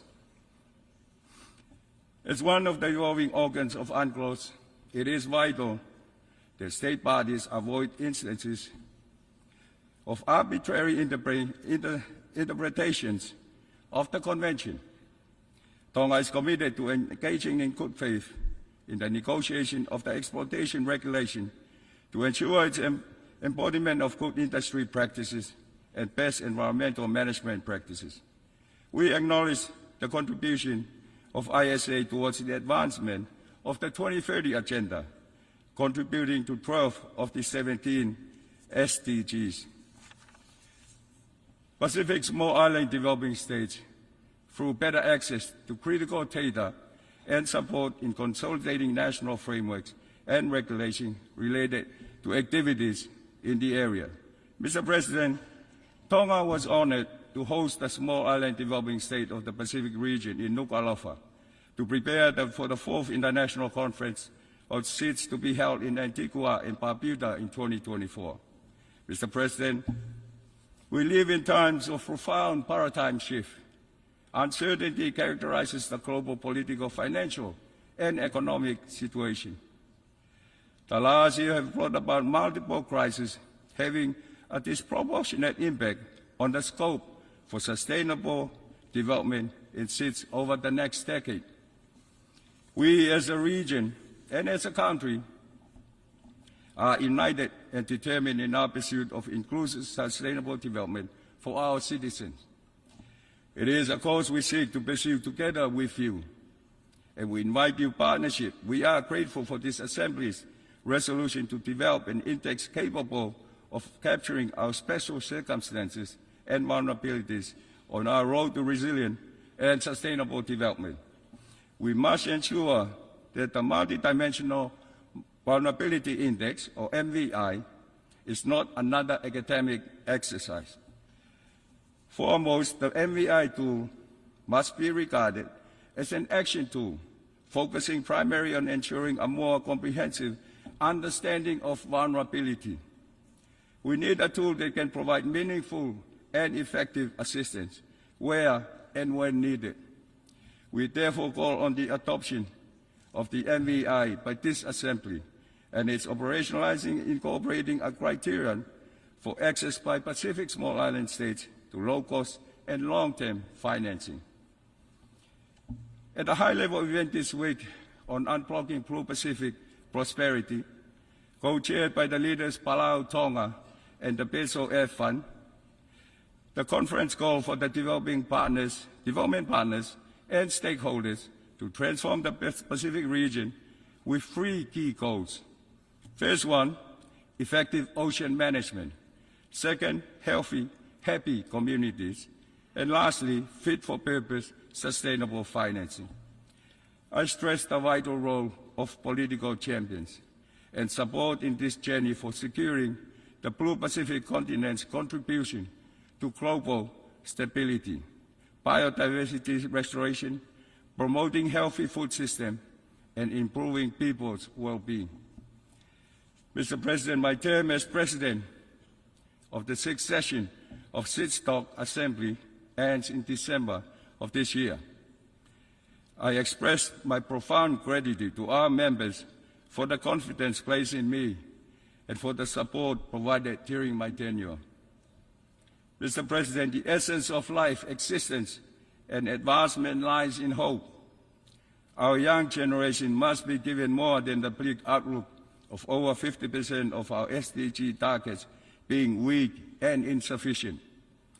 Today's young people are the future custodians of the planet. We must actively promote and engage youth in a substantial manner to propel the attainment of the SDGs. Mr. President, in commemoration of the United Nations Day on October the 24th, the Kingdom of Tonga and the Family Office for Sustainable Development will host the Environmental Symphony here in the General Assembly Hall. The purpose of this event goes beyond celebrating and reaffirming the principle of the UN Charter, which have guided humanity for the past 78 years. We wish to mobilize partners for the goal in the lead-up to the 2023 UN Climate Change Conference in Dubai. And may I add, we hope to welcome you to our region for the COP31, where we fully support Australia's bid for a 2026 Pacific COP. Mr. President, this century is still young, but never has it more urgent in this century to rekindle our commitment to the values and principles upon which the UN was founded.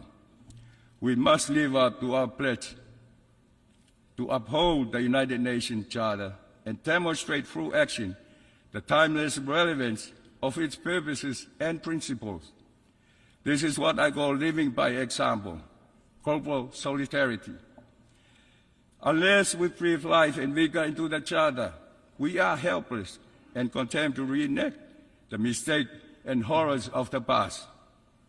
Let us draw inspiration and fortitude from the courageous action of the founding members who established this esteemed institution that we are now entrusted with for prosperity. Mr. President, the theme peace, prosperity, progress, and sustainability for all is our roadmap for what we must deliver.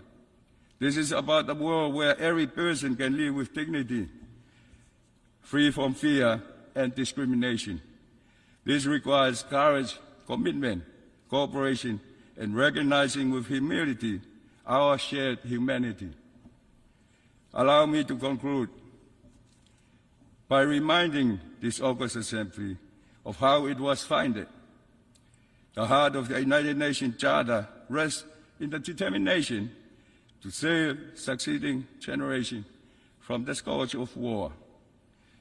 We therefore have to do our utmost to build trust in multilateralism through action. We must maintain and disseminate our commitment to the principle of the Charter. History will judge us by this. Our greatest achievements are from unity. For united we stand, divided we fall. God bless you. God bless the United Nations. I thank you.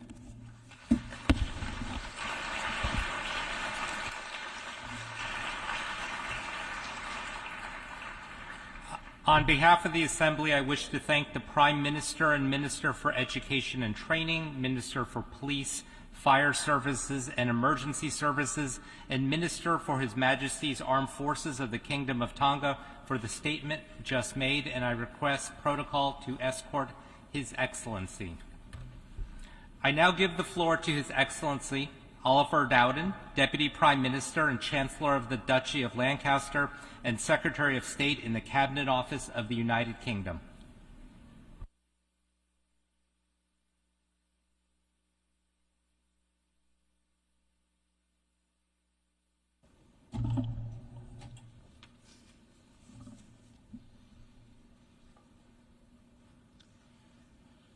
Mr. President, as we meet here this evening, millions of people in Morocco and Libya continue to struggle with the aftermath of a devastating earthquake and catastrophic flood. Let me extend the sympathy of the British people to all those who have lost loved ones. Our search and rescue teams have been deployed in Morocco, and we have increased our humanitarian support for Libya. We will continue our support alongside many other nations represented here in the weeks and months to come. This week, nations have gathered here to recommit to addressing the biggest challenges we face. Climate change, with catastrophic weather events telling us to act now. The Sustainable Development Goals and how to get them back on track after COVID. Migration, with millions crossing borders and dangerous seas at the mercy of human traffickers. And Russia's brutal invasion of Ukraine, an attack on a sovereign member of the United Nations by a permanent member of its Security Council. The most heinous assault imaginable on everything this organisation stands for and was founded to prevent, with consequences felt not just by the brave people of Ukraine, but by millions across the globe. Those hit by food shortages, particularly in developing countries, are Putin's victims too. Russia could end this war tomorrow. Putin could end this war tomorrow. That is what the world demands, but until that happens, the United Kingdom will stand alongside Ukraine, whatever it takes, for weeks, for months, if necessary, for years. Because if these United Nations, in which the United Kingdom believes and helped to found, are to count for anything, it is surely for the cardinal principle that aggression cannot and must not pay. These are the issues of the moment. But I want to focus on another challenge, a challenge that is already with us today and which is changing right now all of our tomorrows. It's going to change everything we do: education, business, healthcare, defence, the way we live. And it's going to change government and relations between nations fundamentally. It is going to change this United Nations fundamentally.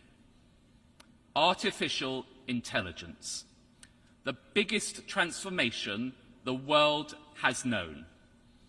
Our task as governments is to understand it, grasp it, and seek to govern it.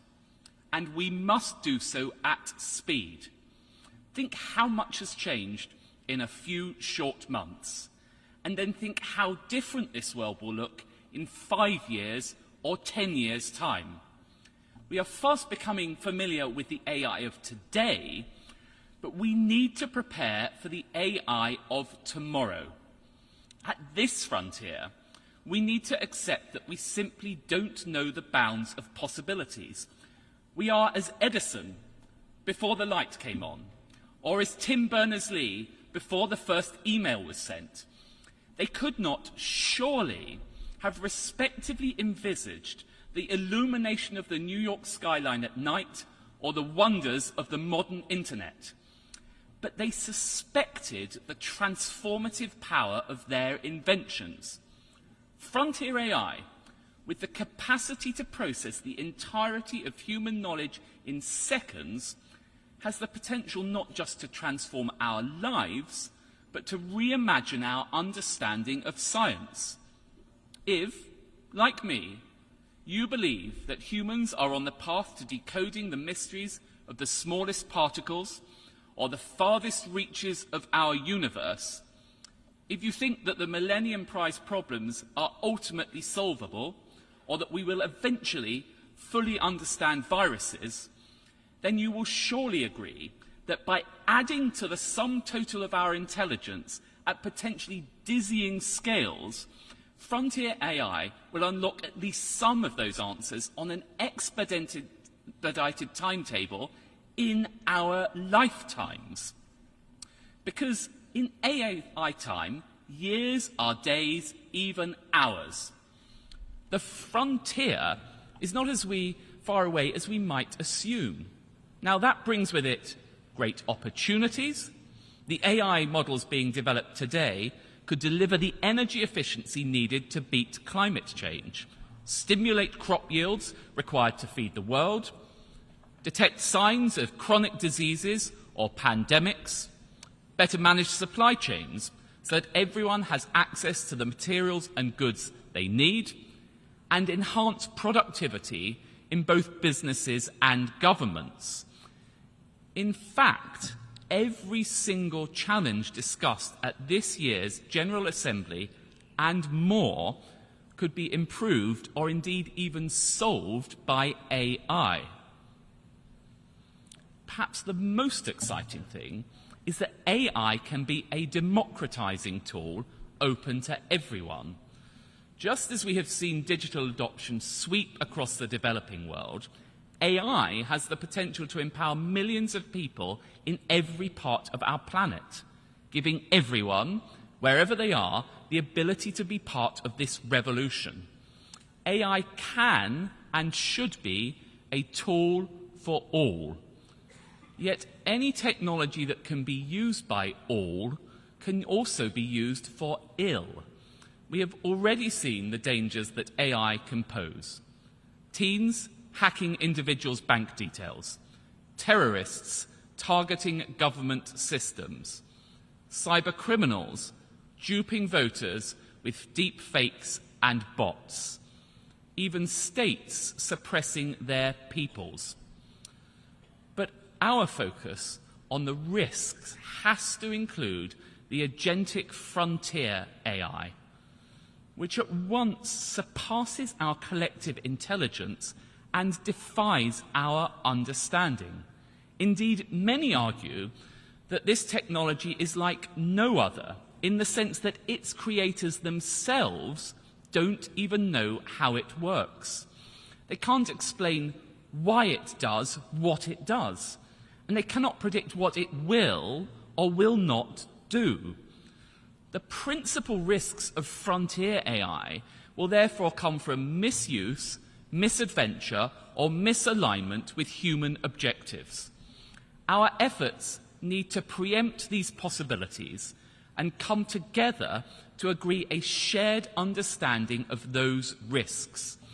This is what the AI Summit that the United Kingdom is hosting in November will seek to achieve. Despite the entreaties we saw from some experts earlier in the year, I do not believe we can hold back the tide. There is no future in which this technology does not develop at an extraordinary pace.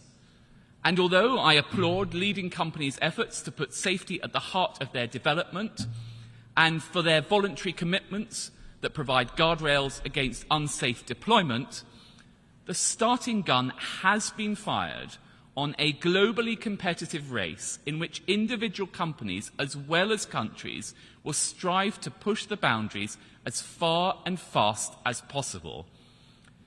Indeed, the stated aim of these companies is to build super intelligence. AI that strives to surpass intelligence in every possible way. Now, some people working on this think it is just a few years away.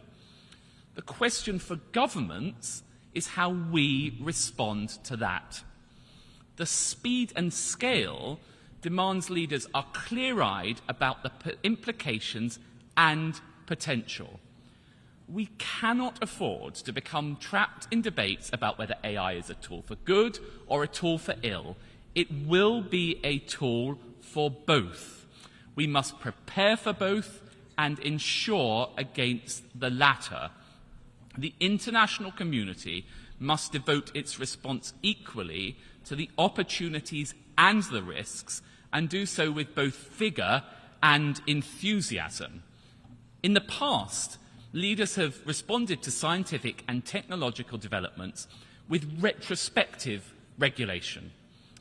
But in this instance, the necessary guardrails, regulation and governance must be developed in a parallel process with the technological progress. Yet at the moment, global regulation is falling behind current advances. Lawmakers must draw in everyone, developers, experts, academics, to understand in advance the sort of opportunities and risks that might be presented. We must be frontier governments alongside frontier innovators. And the United Kingdom is determined to be in the vanguard, working with like-minded allies in the United Nations and through Hiroshima G7 process, the Global Partnership on AI, and the OECD. Ours is a country which is uniquely placed. We have the frontier technology companies, we have the world-leading universities, and we have some of the highest investment in generative AI. And of course, we have the heritage of the Industrial Revolution and the computing revolution.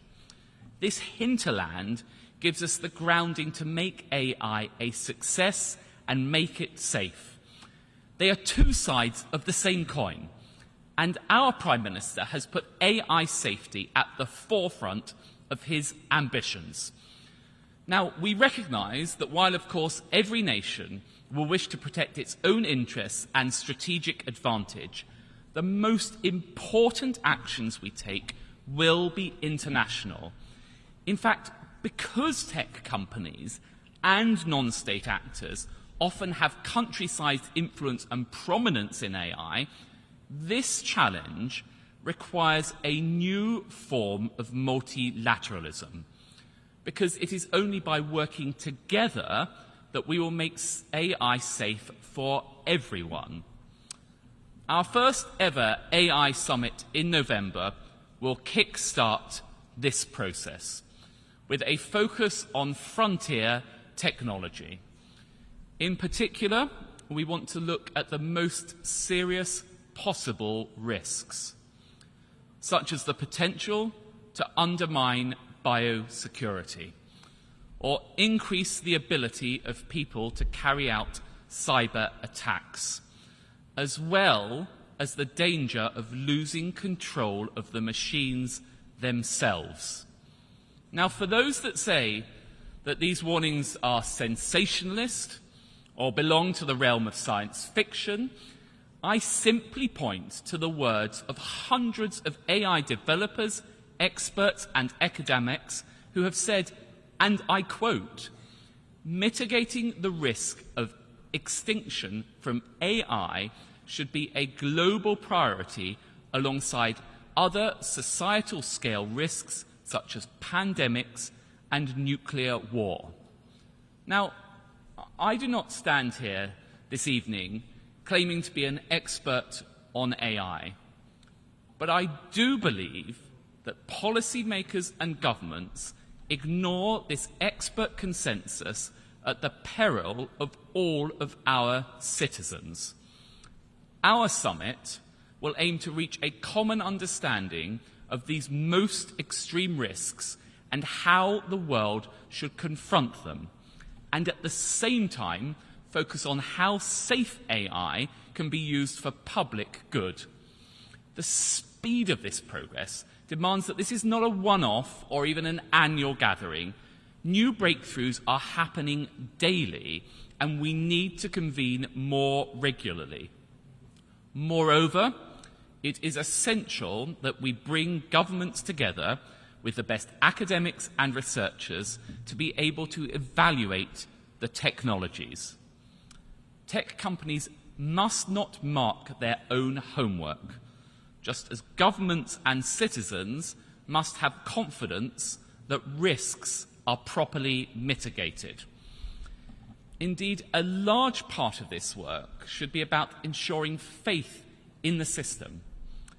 And it is only nation-states that can provide the most significant national security concern reassurance that that has been allayed. Now, that is why I am so proud that the United Kingdom's world-leading Frontier AI Task Force has brought together pioneering experts like Yoshua Bengio and Paul Cristiano with the head of GCHQ and our national security advisors. It is the first body of its kind in the developing world that is developing, and the developed world, that is developing the capacity to conduct the safe external red teaming that will be critical to building confidence in frontier models. And our ambition is for the task force to evolve to become a permanent institutional structure with an international offer. Building this capacity in liberal democratic countries is important. Many world-beating technologies were developed in nations where expression flows openly and ideas are exchanged freely. A culture of rules and transparency is essential to creativity and innovation, and it is just as essential to making AI safe. So that, ladies and gentlemen, is the task that confronts us. It is, in its speed and its scale and its potential, unlike anything we or our predecessors have known before. Exciting, daunting, inexorable. So we must work alongside its peers to understand it, to govern it, to harness its potential and to contain its risks.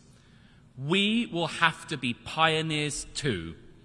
We may not know where the risks lie, how we might contain them, or even the fora in which we must determine them. What we do know, however, is that the most powerful action will come when nations work together. The AI revolution will be a bracing test for the multilateral system to show that it can work together on a question that will define the fate of humanity. Our future, humanity's future, our entire planet's future depends on our ability to do so. That is our challenge, and this is our opportunity to be truly the United Nations. Thank you.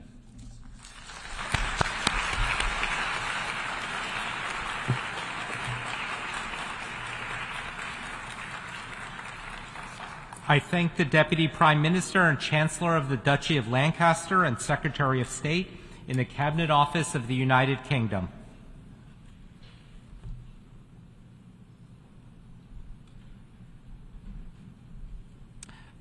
I now give the floor to His Excellency Vivian Balakrishnan, Minister of Foreign Affairs of Singapore.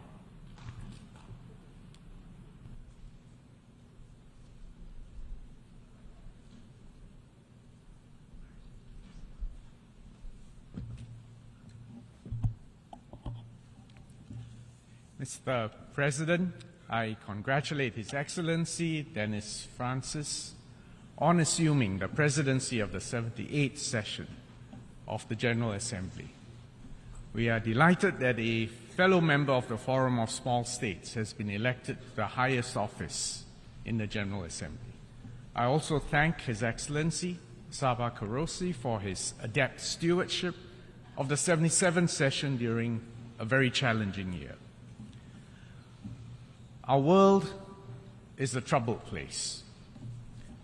COVID-19 pandemic was a global test of equity, of governance, and of preparedness.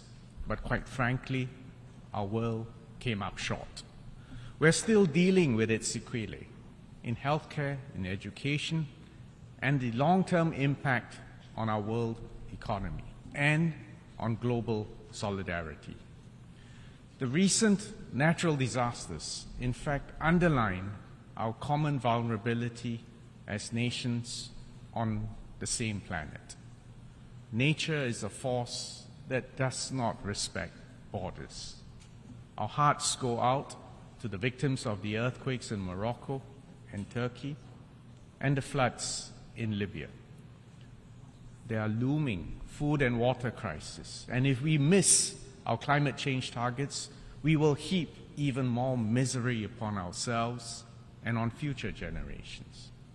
Beyond the devastation caused by pandemics and natural disasters, we have created purely man-made tragedies as well. The Russia-Ukraine conflict continues to rage on. It is a full frontal assault on the UN Charter and a flagrant violation of international law. Global food security has been aggravated by the war in Ukraine as well as by climate change, which will add to inflationary pressures everywhere. In ASEAN, in my part of the world, the violent coup in Myanmar has deprived the people of Myanmar of the peace and development that they so richly need and deserve. Our hearts go out for our brothers and sisters in Myanmar. This perfect storm is aggravated by political dysfunction almost everywhere. Fractious, hyper-polarized domestic politics, the disillusionment with globalization and multilateralism, and the lack of strategic trust between countries, and, if I may add, especially between the superpowers. This dysfunction hobbles our ability to deal with the planetary crisis that go beyond the ability of any single superpower or even blocks of countries to overcome. In fact, all countries need to work together to build coherent and realistic multilateral solutions. Singapore is a tiny, vulnerable, open island city-state, and therefore we have to strongly support the United Nations and the indispensable rules-based multilateral system. It provides a stable framework for us to thrive, to exercise our autonomy, and to chart our own future for our own people. I was glad to see the urgent focus on these issues during this year's high-level week. The SDG Summit shows that we have fallen behind our targets. The Climate Ambition Summit, the 3 high-level meetings on health, and the preparatory meeting for the Summit of the Future help us to recalibrate the multilateral system. I wish to put forward 3 principles that should guide our collective efforts to make our multilateral system more resilient and ready for the future. First, We should reaffirm our commitment to building a multilateral system that reflects our enlightened long-term interests as a global community. Unfortunately, the world today is marked by even sharper geopolitical rivalry. Free trade is in retreat, and supply chains are being fragmented. This unravels the gains that we have painstakingly made over many decades by competing and contributing to a common global technology stack.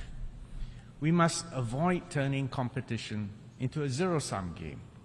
Whether we are addressing climate change, outer space, or technology standards, it is important for all countries to balance our national interests with the collective long-term interests of our global community.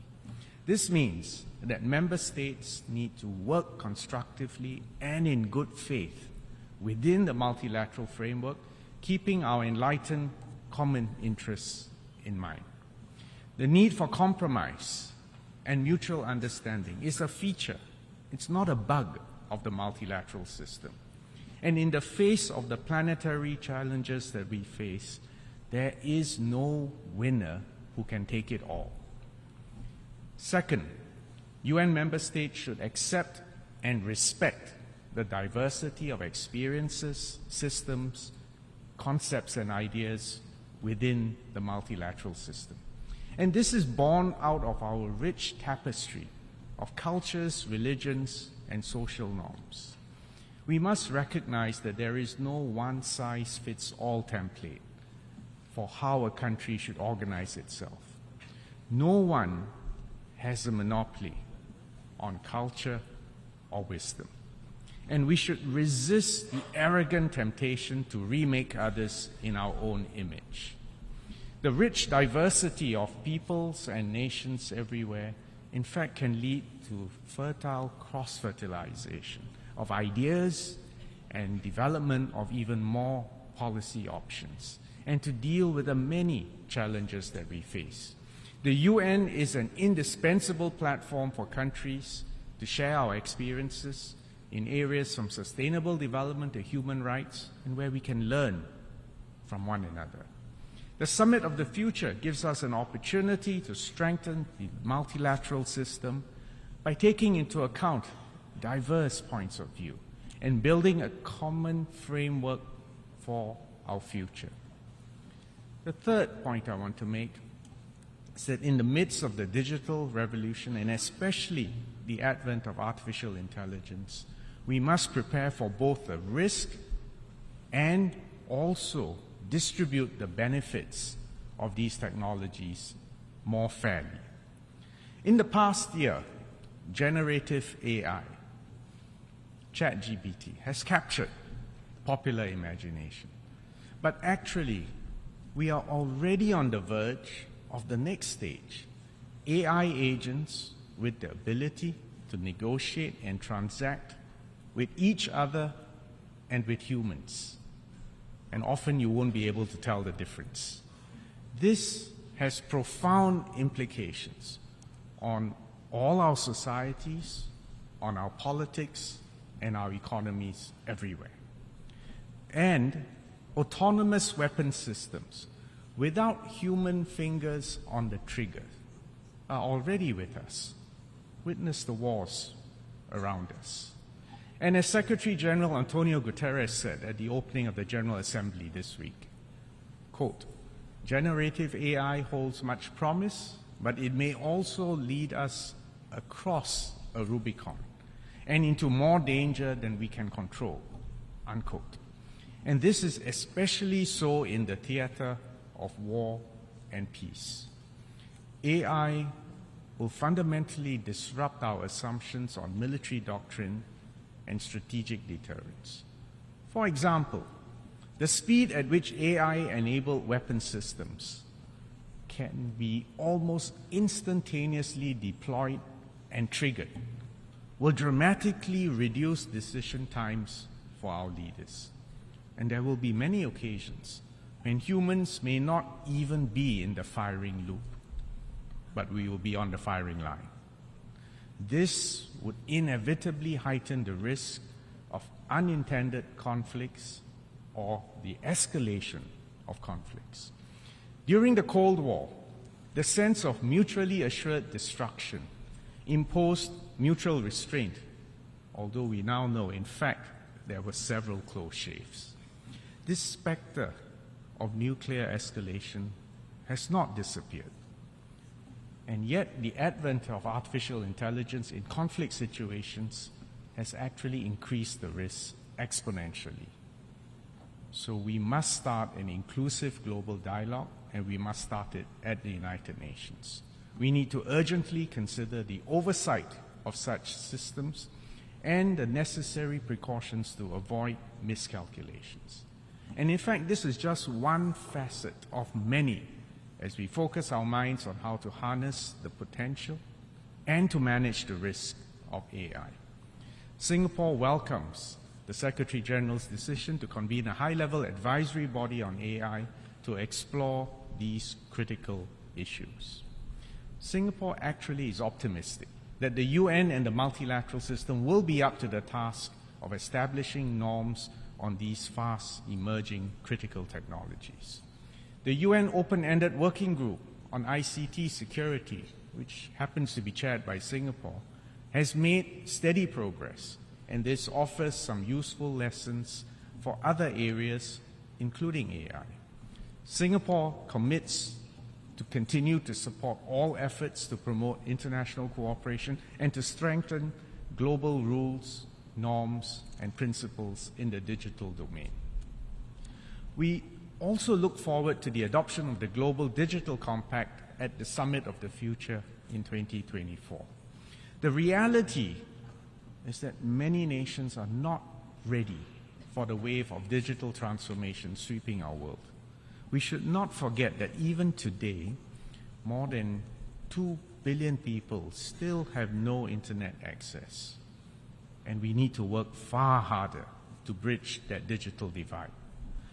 As a tiny city-state, Singapore is committed to supporting other small states by raising awareness, sharing experiences, and building human capacity everywhere. In 2022, Singapore launched the Digital Force, a platform for members of the Forum of Small States to learn from and to mutually support each other in the area of digital technologies. There is no doubt that these technologies are a powerful accelerator for sustainable development in developing countries, and all the more so in small states like us. But many developing countries and small states will need help to deploy and to harness the benefits of these technologies. Mr. President, as the most inclusive and universal body in the world, the United Nations has to be at the center of our collective efforts to address these global challenges. We can do so, as shown, in fact, by the recent adoption of the legally binding instrument on the conservation and sustainable use of marine biological diversity of areas beyond national jurisdiction. I'm referring to the BBNJ agreement. Singapore is honored that Ambassador Rina Lee served as the president of the BBNJ Intergovernmental Conference.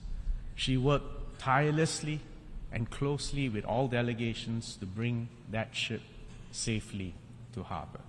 And this week, I was proud to sign the BBNJ agreement on behalf of Singapore, and Singapore intends to ratify this as soon as possible.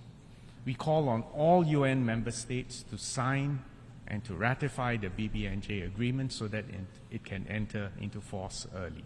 And I'm glad that as of today, I believe 81 member states have signed the BBNJ agreement.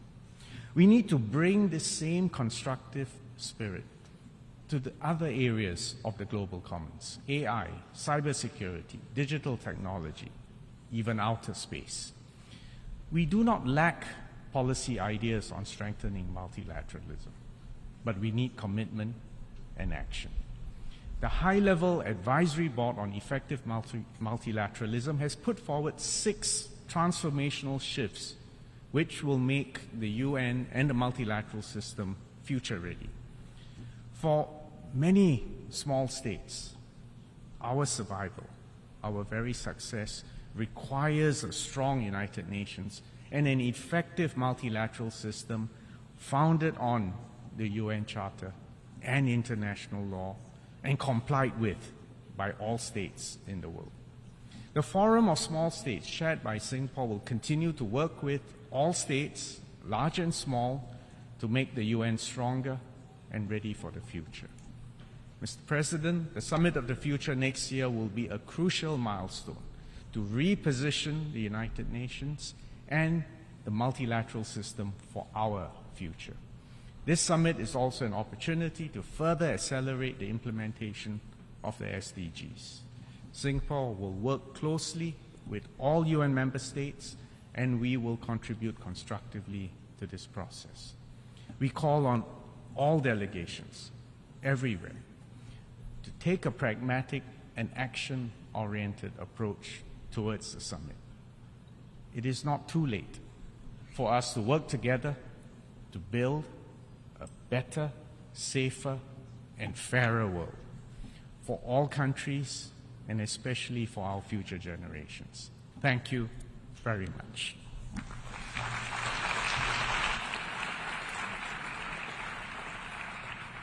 I thank the Minister for Foreign Affairs of Singapore.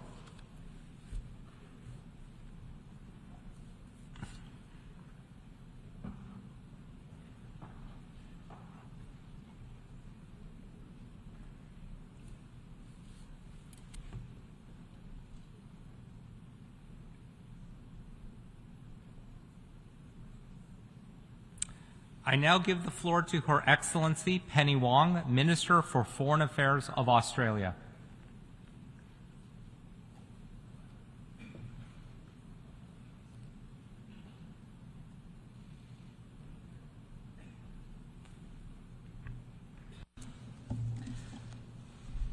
President, we created this institution recognising that while our interests as countries may differ, we have shared purpose as people, because we can only solve our biggest problems together, because we determined after the last World War to prevent it ever being repeated, because all of us can see the world as it is, and by listening to each other and by acting together, all of us can choose to shape it for the better. Australia is home to people from all nations of the world, and we draw on the knowledge of First Peoples carrying forward the oldest continuing culture on earth. We know that at this time, when its success has never been needed by more of the world's peoples, this institution and our shared multilateral system is falling short of the commitments we have made together. And we are collectively falling further behind. There are more people displaced, more people hungry, there is more conflict, and greater risk that a nuclear weapon could be used.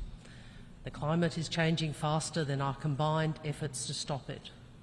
Already, African agricultural productivity has dropped by a third. Within just 22 General Assemblies from now, more than 900 million additional people in sub-Saharan Africa will have less water than they need. In many countries, including my own, floods or fires have overwhelmed communities. The most tourism-dependent region in the world, the Caribbean, faces the loss of half its tourism revenue because of extreme weather. And nowhere is the climate threat more profound than in the Pacific. Kiribati, Tuvalu and Marshall Islands are only a few metres above sea level. Friends, the first article of the UN Charter speaks to maintaining peace and security, but there can be no security if the sea itself closes in. This is why the voices and experiences of the Pacific matter. Australia, as a member of the Pacific Islands Forum, believes in Pacific sovereignty and solidarity. And the connections between the First Peoples of our lands and waters and the peoples of the Blue Pacific stretch back through time. We share the Pacific Ocean, custodians of 1/5 of the Earth's surface. So we understand our duty to amplify the collective Pacific voice and to act. We are determined to make Australia a renewable energy superpower. Within this decade, 82% of Australia's electricity generation will be renewable, a huge transformation from the 32% when our government came to office just last year. Australia is supporting the region's transition to renewable energy, helping countries build climate resilience and access our increased climate finance contributions. Like in Palau, where up to 1/5 of the country's energy needs will be provided by new solar and battery storage through our infrastructure financing facility for the Pacific. And Australia is sharing our innovations in climate adaptation in the Pacific and beyond. We are supporting improved food security in some of the most vulnerable communities in the world, including with irrigation technology that has improved crop yields and reduced water usage by 30% for farmers in countries including Malawi, Mozambique, South Africa, Tanzania and Zimbabwe. Climate is far from the only crisis the world faces. The COVID-19 pandemic propelled 124 million people back into poverty, and humanitarian needs are burgeoning, and Australia is part of the global response. In the last 12 months, we provided humanitarian assistance for more than 20 crises where the UN requested international support. These crises are making it harder to achieve our 17 shared sustainable development goals, but they are not the only reason we are falling short. And many developing countries are rightly frustrated. Through the 2030 Agenda, the world committed to a shared blueprint for peace and prosperity for people and the planet now and into the future. At the halfway point, we have seen stagnation or regression in nearly 1/3 of the targets, and we are not on track to meet any of them. But we ought not be tempted to abandon some goals so that we might concentrate on others. You see, the great wisdom of the 2030 Agenda is recognising the connection between different aspects of social and economic development and environmental protection, and how together they enable prosperity and peace. We all invested years in negotiating this agenda. It provides an irreplaceable framework for collective global action, and all member states must protect it and deliver on what we have agreed. All UN officials, from the Secretary-General down, must guard against dilution.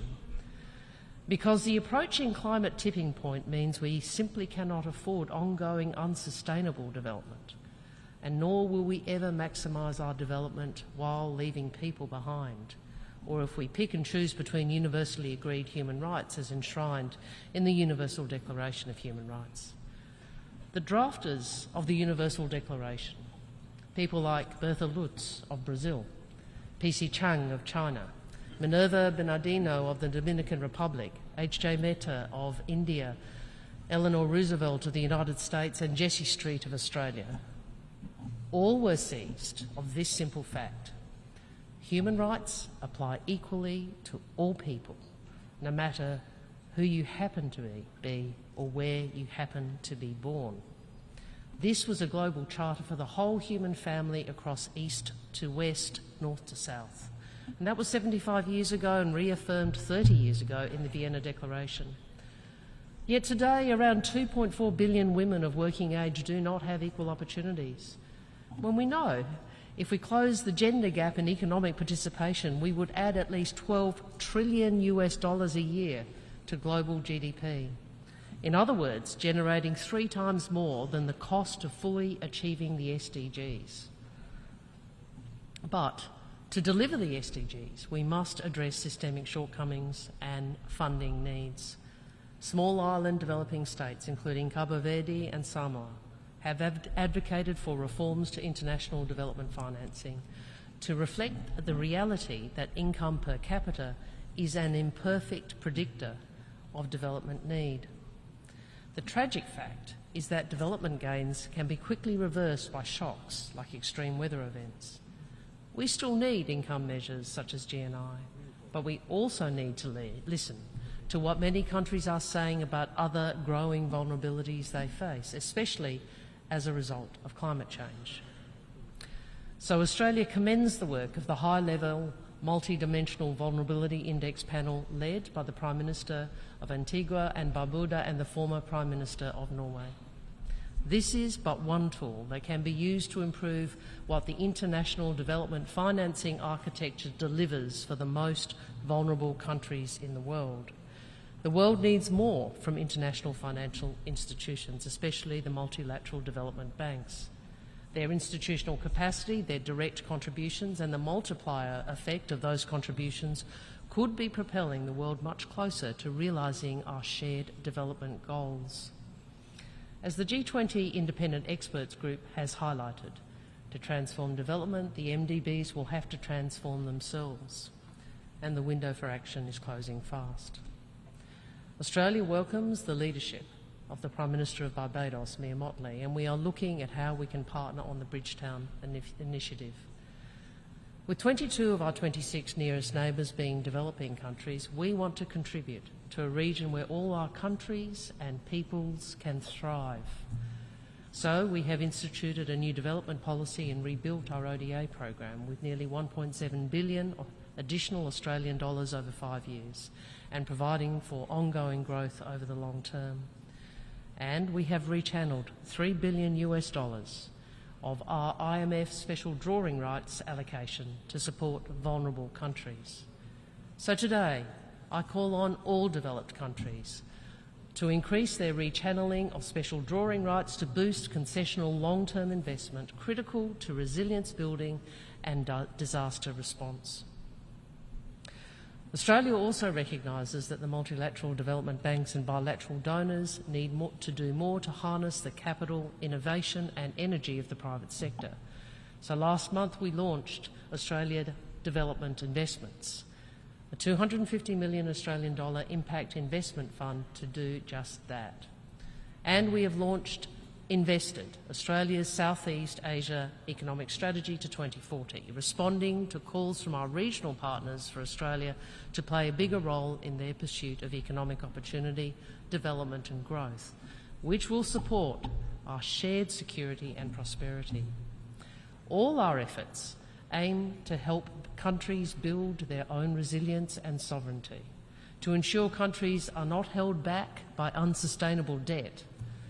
Australia's investments are a statement of our belief that social and economic progress are preconditions for peace, just as peace is a precondition for progress.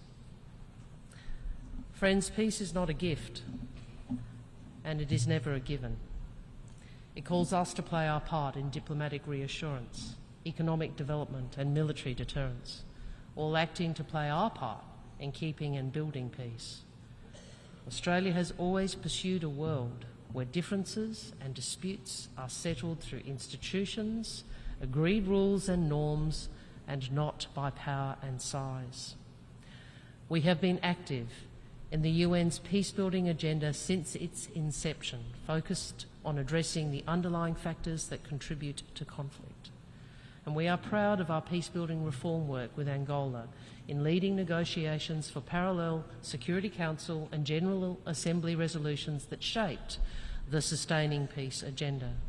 We look forward to 2025, when Australia will have a seat on the UN Peacebuilding Commission, coinciding with the review point for those resolutions. Since the creation of the UN Peacebuilding Fund, we have been a consistent partner and we are a top 10 donor.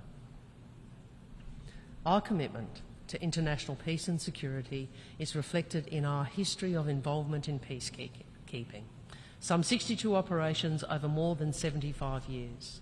We remain the 11th largest financial contributor to the overall UN peacekeeping budget, in addition to operational support and regional troop training. We support a strong role for regional leadership on peacekeeping. We welcome Fiji's proposal to establish a new Pacific peacekeeping network to strengthen our region's capacity and cooperation, just as we welcome the call from African states for UN-assessed contributions for African Union-led peace support operations. Our commitment to international peace and security is why Australia seeks a seat on the Security Council for 2029-30. And it is why we pursue Security Council reform. We must ensure greater permanent and non-permanent representation for Africa, for Latin America and Asia, including permanent seats for India and Japan. And we must demand more of permanent members, including constraints on the use of the veto. With its special responsibility as a permanent member of the Security Council, Russia mocks the United Nations every day it continues its illegal and immoral invasion of Ukraine. Just as Russia mocks the international community with its cynical games on food security that leave millions hungry, promising grain to vulnerable nations, yet at the same time destroying Ukrainian grain silos along the Black Sea coast. The rest of the permanent members and all member states must be unyielding in our response to Russia's grave violation of Article 2 of our shared UN Charter. If we waver in our response to Russia's invasion of Ukraine, we would be validating the most fundamental of breaches of international law, who might be the next victim of state-based aggression. But, President, even with all the conflicts on the UN agenda, even as we face the existential threat of climate change, the world faces another existential threat, one risk that is consequential for every member state of these United Nations, and that is the risk of conflict between great powers. This great assembly of nations knows that strategic competition is not new. Through the course of history, it has played out across the globe. Often small countries, vast distances from major powers, have borne the brunt of a race for dominance, with legacies of those contests casting shadows across generations. But the modern arms race forever transformed the scale of great power competition and pushed all of humanity to the brink of Armageddon. In 1962, one of those close calls spurred the construction of conflict prevention infrastructure between the US and the Soviet Union, guardrails that responsibly managed Cold War competition and kept it from careering into conflict. Today's circumstances mean we need to commit anew to building such preventive infrastructure to reduce the conflict, to reduce the risk of crisis, conflict and war by accident. The Indo-Pacific is home to unprecedented military build-up, yet transparency and strategic reassurance are lacking. Tension is rising between states with overlapping claims in the South China Sea, and disputed features have been militarised. And North Korea continues to destabilise with its ongoing nuclear weapons program and ballistic missile launches, threatening Japan, the Republic of Korea and the broader region. And when you add dangerous encounters in the air and at sea, including between nuclear powers, we are faced with a combination of factors that give rise to the most confronting circumstances in decades. In short, military power is expanding, but measures to constrain military conflict are not. And there are few concrete mechanisms for averting it. So it is up to all of us to act to deploy our collective statecraft, our influence, our networks, our capabilities to minimise the risk of misunderstanding and miscalculation, to prevent catastrophic conflict. Peace building today must rise to this challenge.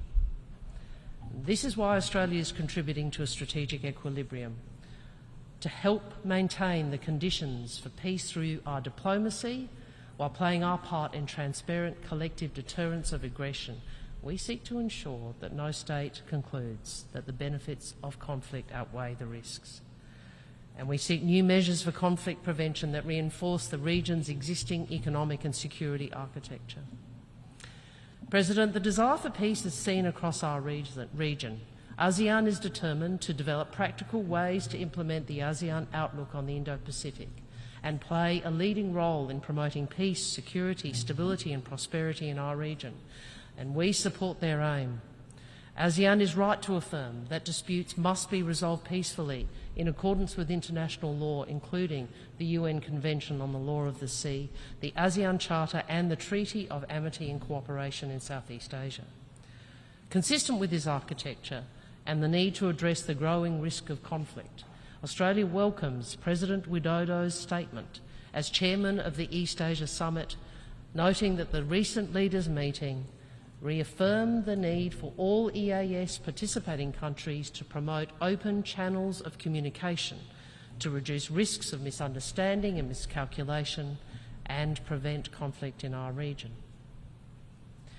New measures to prevent great power conflict are an Australian priority, and we hope they are a priority shared by member states throughout this General Assembly.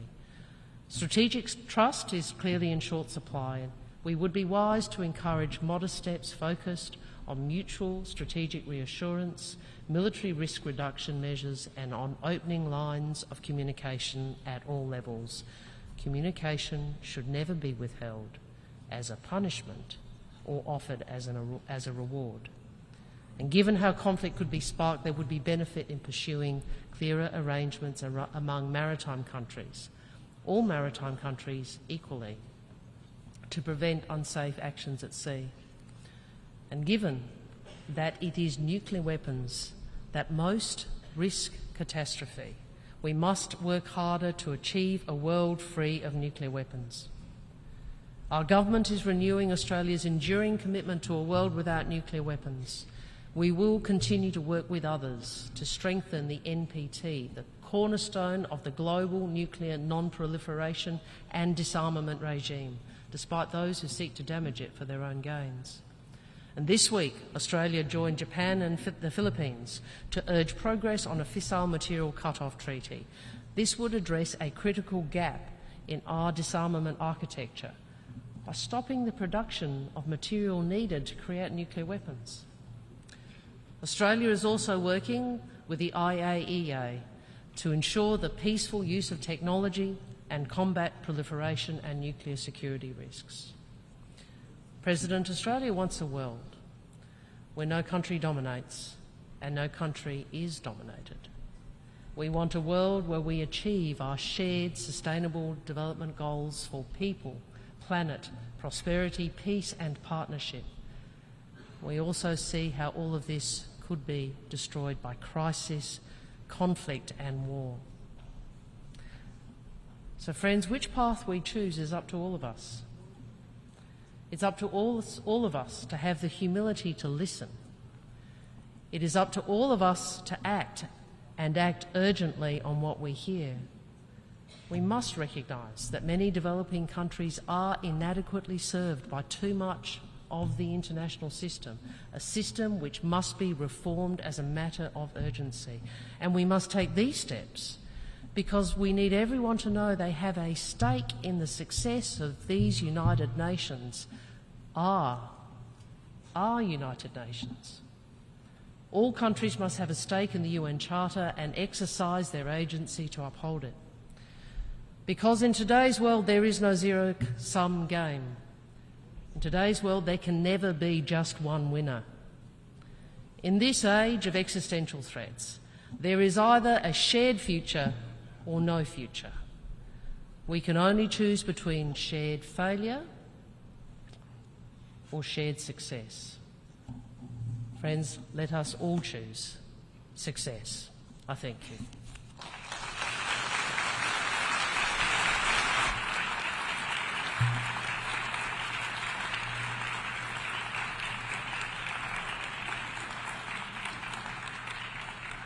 I thank the Minister for Foreign Affairs of Australia.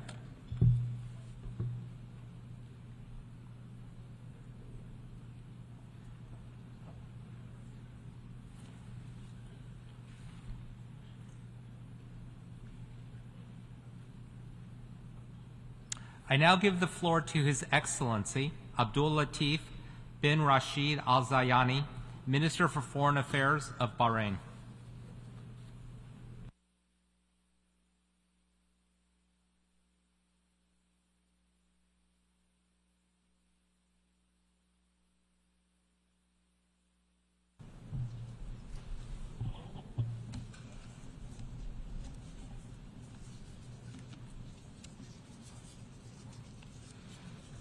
بسم الله الرحمن الرحيم. In the name of God, أصحاب الجلالة والفخامة والسمو والمعالي، معالي السيد دينيس فرانسيس، الحضور الكرام، السلام عليكم ورحمة الله وبركاته. يطيب لي السيد الرئيس أن أهنئكم على انتخابكم رئيسا للجمعية العامة في دورتها الحالية، متمنيا لكم التوفيق والنجاح في إدارة أعمالها. كما أتوجه بالشكر والتقدير لسلفكم معالي السيد تشابا كوروشي على جهوده الطيبة في إدارة أعمال الدورة السابقة، وإلى معالي السيد أنطونيو غوتيريس الأمين العام للأمم المتحدة على جهوده المتواصلة لتحقيق مقاصد الأمم المتحدة وأهدافها السامية. وأود في البداية أن أعرب عن تعازي مملكة البحرين ملكا وحكومة وشعبا للأشقاء في المملكة المغربية ودولة ليبيا في ضحايا الزلزال الذي ضرب عدة أقاليم في المغرب والفيضانات التي اجتاحت مدينة درن الليبية، سائلين المولى العلي القدير أن يتغمد المتوفين بواسع رحمته ومغفرته ورضوانه، وأن يمن على المصابين بالشفاء العاجل. السيد الرئيس، تنعقد المناقشة العامة للدورة الحالية وسط تحديات وأزمات عالمية تهدد الدول في مسيرتها التنموية وتمس حياة الشعوب وأمنها واستقرارها وسلامتها، وفي مقدمتها تفاقم الحروب والنزاعات المسلحة ومخاطر التطرف والإرهاب والجرائم المنظمة وتهديدات الأمن السيبراني والأمن الغذائي والمائي والتغيرات المناخية والكوارث الطبيعية والصحية. ولقد أكدت مملكة البحرين بقيادة حضرة صاحب الجلالة الملك حمد بن عيسى آل خليفة ملك البلاد المعظم وتوجهات الحكومة برئاسة صاحب السمو الملكي الأمير سلمان بن حمد آل خليفة ولي العهد رئيس مجلس الوزراء في جميع مواقفها الدبلوماسية وجهودها العملية تمسكها بقيمها الإنسانية والحضارية الراسخة المتوافقة مع أهداف ميثاق الأمم المتحدة ومبادئ القانون الدولي وحرصها على مد جسور التعاون الدولي وتعزيز الشراكات الاستراتيجية مع الدول الصديقة والحليفة من أجل الحفاظ على السلم والأمن والاستقرار وتوفير البيئة الآمنة المزدهرة والمستدامة لخير شعوب العالم. لقد خطت مملكة البحرين خطوات واثقة في محطات تاريخية متعاقبة لتعزيز التحالفات التي ساهمت في ترسيخ النظام الدولي القائم على حرية التجارة وحرية الأفكار والأشخاص بما يدعم الحريات والمسؤوليات الفردية.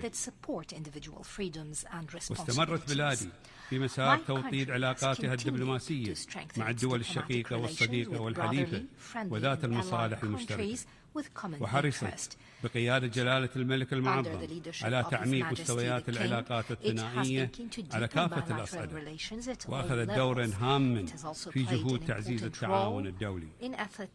إن ما شاهدناه قبل أيام في واشنطن من تفضل صاحب السمو الملكي ولي العهد رئيس مجلس الوزراء بتوقيع الاتفاقية الشاملة للتكامل الأمني والازدهار سيسيفا مع الصديقة الولايات المتحدة الأمريكية لهو دليل على النهج الاستراتيجي الثابت لمملكة البحرين الداعم للسلام والاستقرار في المنطقة والمرتكز على الارتباط القائم بين الأمن والازدهار ارتباطا وثيقا لتحقيق التقدم المنشود في كافة مسارات التنمية في عالم تزداد فيه التحديات يوما بعد يوم.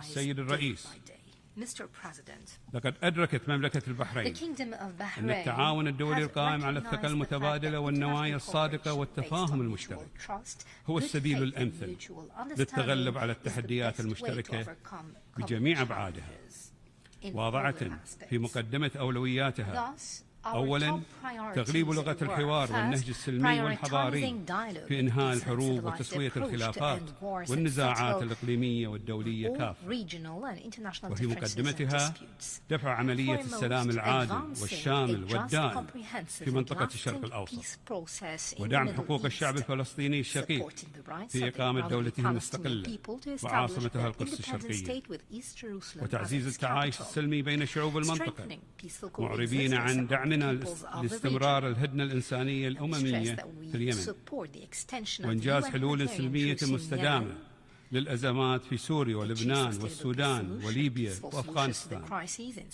بما يحافظ على وحدة هذه الدول وسيادتها وسلامة أراضيها، ويدعم مسيرتها التنموية ويخفف من معاناة شعوبها، ومساندتنا لجهود الوساطة الدولية لتحقيق السلام في مختلف أرجاء العالم.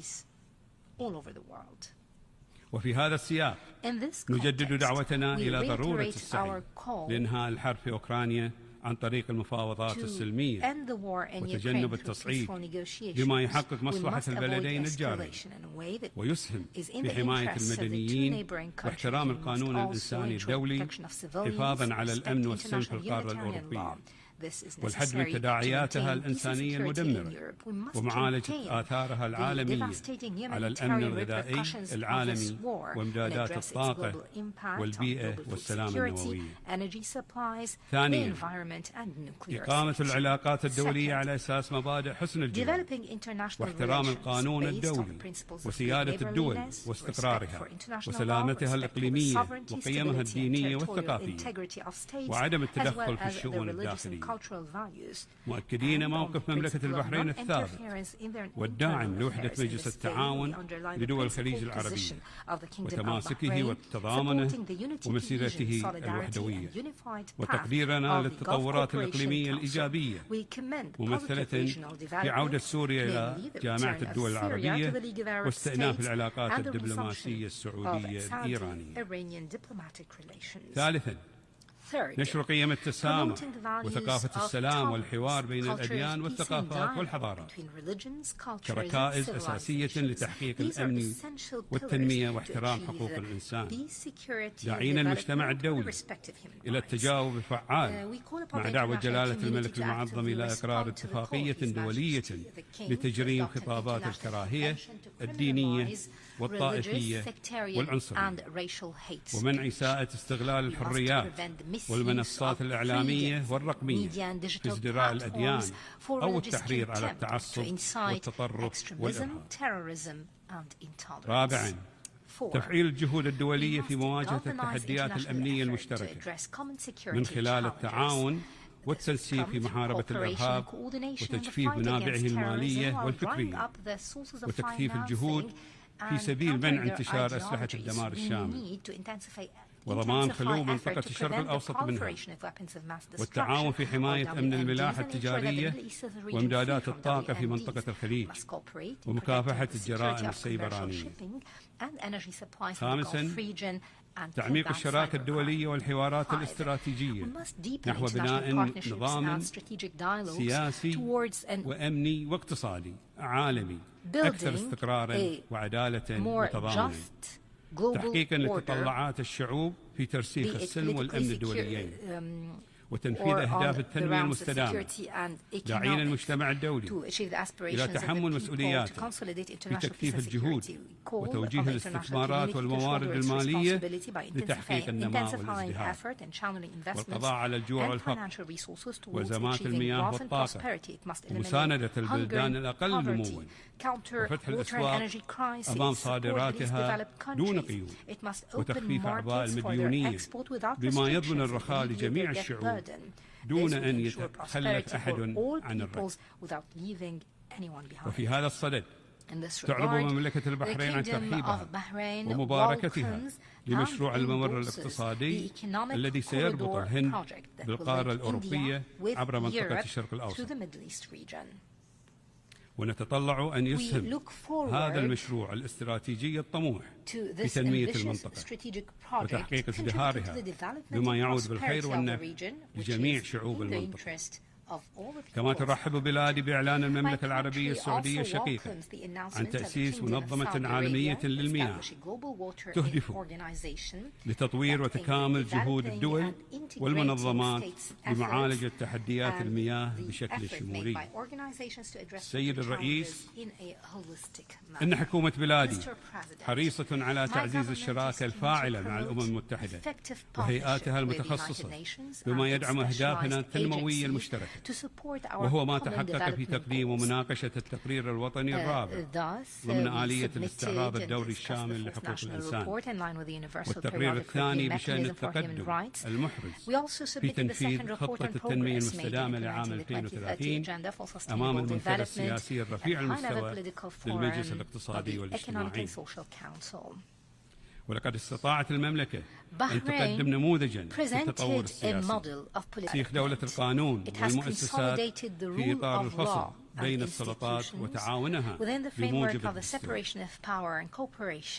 وتفخر المملكة بممارسة مجلس النواب لصلاحياته التشريعية والرقابية وتعبيره عن إرادة المواطنين بعد نجاح الانتخابات النيابية ل6 دورات متتالية، آخرها العام الماضي بنسبة مشاركة شعبية تجاوزت 73%، وإرسال عدالة في إطار سلطة قضائية نزيهة ومستقلة بدعم من المؤسسات الحقوقية المستقلة كالمؤسسة الوطنية لحقوق الإنسان والأمانة العامة للتظلمات ومفوضية حقوق السجناء والمحتجزين ووحدة التحقيق الخاصة بالنيابة العامة وتعزيز حرية الصحافة والإعلام ودور النقابات العمالية والمجتمع المدني من خلال 660 جمعية أهلية سياسية وسياسية. وتعتز مملكة البحرين بأنها قامت منظومة تشريعية متطورة ورائدة عززت من احترام حقوق الإنسان وحرياته السياسية والمدنية، ومن أبرزها تطبيق قانون العقوبات والتدابير البديلة وبرنامج السجون المفتوحة واستبدال عقوبة السجن بعقوبات غير سالبة للحرية بما يواكب أحدث نظم العدالة الجنائية في الإصلاح وتأهيل المحكومين للاندماج في المجتمع، واستفاد منها أكثر من 5500 محكوم منذ مايو 2018، إلى جانب إقرار قانون العدالة الإصلاحية للأطفال وحمايتهم من سوء المعاملة، وتم بمقتضاه إنشاء لجنة قضائية ومحاكم ونيابة متخصصة للأطفال.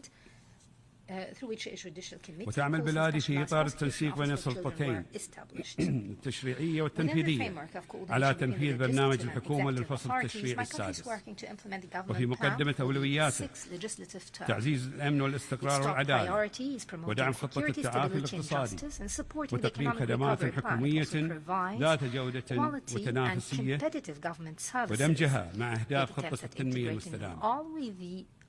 وقدمت المملكة مثالا إنسانيا وحضاريا في مكافحة جائحة فيروس كورونا وتجاوز تداعياتها بفضل حكمة قيادتها ووعي شعبها وتمسك بروح فريق البحرين في تحويل التحديات إلى إنجازات مستدامة بتوفير خدمات صحية وعلاجية شاملة وفحوصات مجانية لجميع المواطنين والمقيمين بشهادة منظمة الصحة العالمية، واختيارها المنامة أول مدينة صحية لإقليم الشرق الأوسط، وتنفيذ 5 حزم مالية واقتصادية عبر 40 مبادرة تم من خلالها إسناد ودعم الأفراد والقطاع الخاص والقطاعات الأكثر تضرراً بقيمة 12 مليار دولار تعادل ثلث ناتج المملكة المحلي الإجمالي.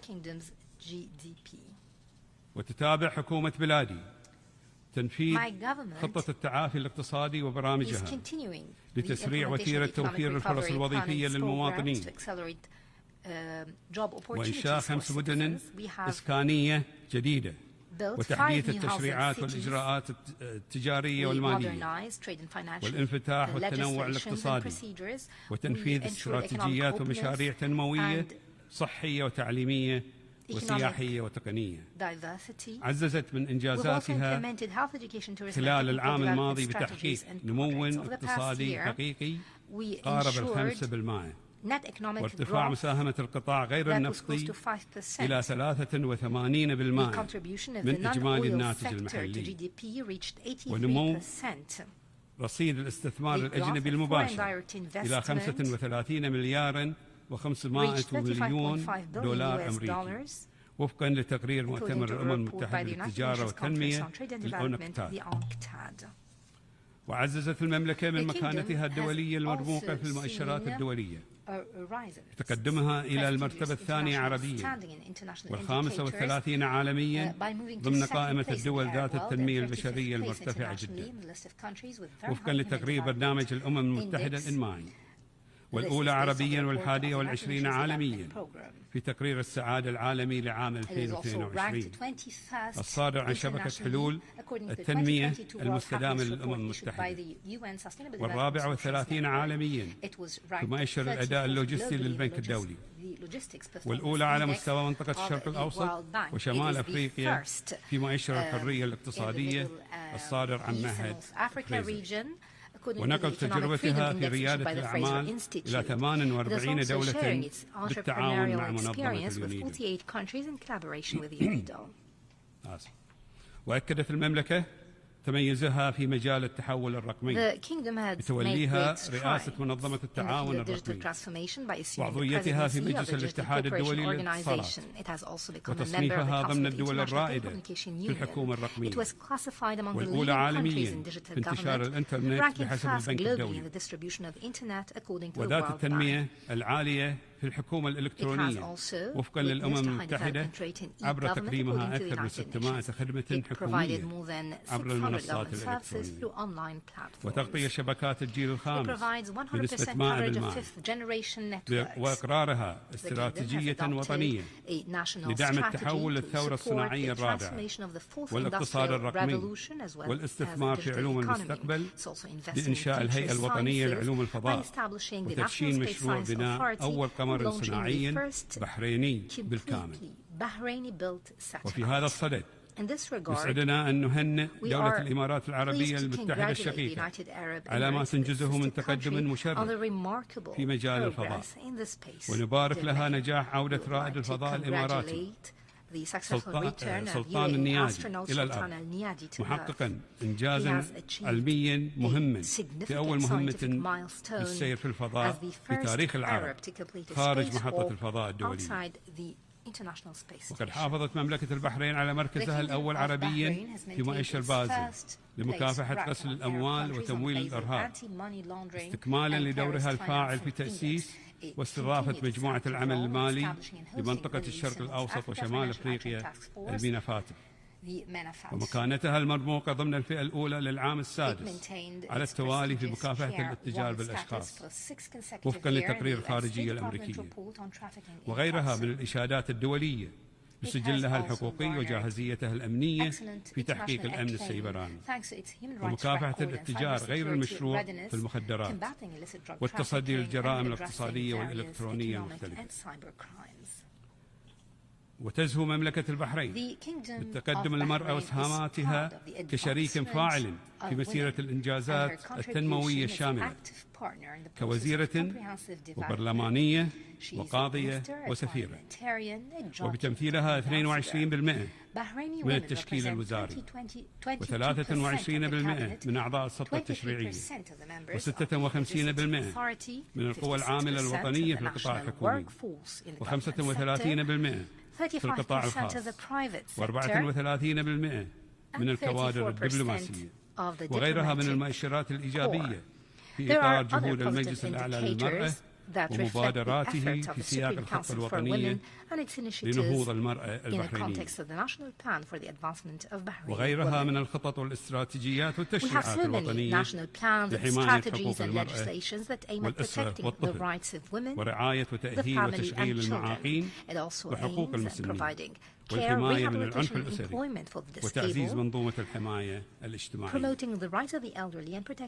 وإيمانا بحق الناس في بيئة صحية نظيفة ومستدامة. أكدت مملكة البحرين دعمها للمبادرات الدولية في مجال التغير المناخي والتزامها بتحقيق الحياد الصفري بحلول عام 2060 وتخفيض انبعاثات ثاني أكسيد الكربون بحلول عام 2035 ومضاعفة عدد الأشجار وبالأخص مضاعفة عدد أشجار القرن 4 أضعاف بحلول عام 2035 وتعزيز كفاءة استخدام الطاقة ومصادر الطاقة المتجددة وحماية التنوع البيولوجي متمنين لدولة الإمارات العربية المتحدة النجاح والتوفيق في تنظيم ورئاسة كوب 20 نهاية العام الجاري. السيد الرئيس، إن السلام هو خيارنا الاستراتيجي نحو عالم أكثر أمانا واستقرارا وازدهارا وعقيدتنا الراسخة للتعاون البناء والتعايش السلمي بين الأمم والشعوب، إدراكا لحتمية العيش معا وتغليب الحوار والتعايش على الخلاف والنزاع، وإيمانا بحقوق البشر جميعا في الحرية والعدالة والرخاء والكرامة الإنسانية دون تمييز بسبب الجنس أو الأصل أو اللغة أو الدين أو العقيدة. وفي هذا الصدد تعتز مملكة البحرين في ضوء المبادرات السامية لجلالة الملك المعظم بنجاحها في نقل تجربتها الرائدة إلى العالم في التسامح والتعايش السلمي واحترام حقوق الإنسان وتحفيز قيم التضامن والعمل الإنساني والتنموي الدولي على عدة مستويات، أولها تدشين إعلان مملكة البحرين لحرية الدين والمعتقد، وتأسيس مركز الملك حمد العالمي للتعايش السلمي، ومبادرات جلالة الحكيمة المتواصلة لتعزيز التسامح والحوار والتقارب الديني والثقافي. وثانيها استضافة المملكة لمؤتمرات إقليمية ودولية لتعزيز الأمن الإقليمي والحوار بين الأديان والمذاهب والثقافات، وكان آخرها ملتقى البحرين حوار الشرق والغرب من أجل التعايش الإنساني بمشاركة قداسة بابا الفاتيكان وشيخ الأزهر الشريف واجتماع الجمعية العامة للاتحاد البرلماني الدولي حول تعزيز التعايش السلمي والمجتمعات الشاملة للجميع مكافحة التعصب، والتي تجسد ثوابت مملكة البحرين الراسخة باحترام التنوع الثقافي والعرقي والديني وتراثها التاريخي والحضاري العريق الممتد لأكثر من 5000 عام.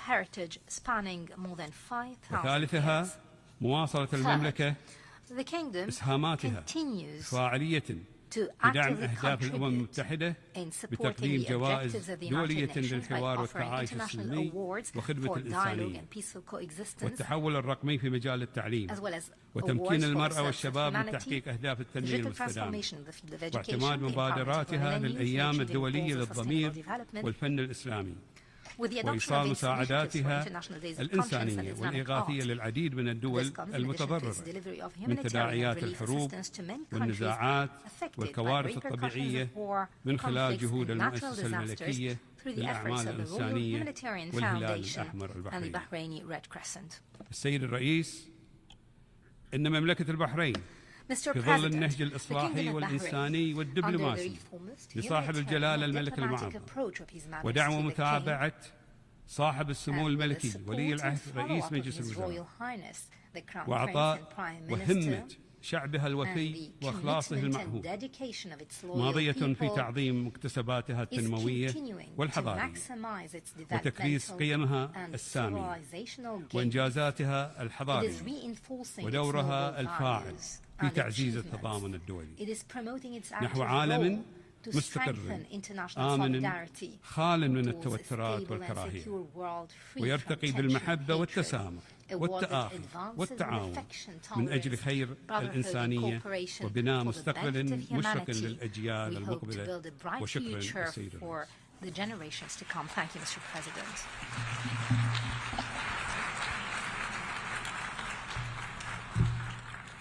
I thank the Minister for Foreign Affairs of Bahrain.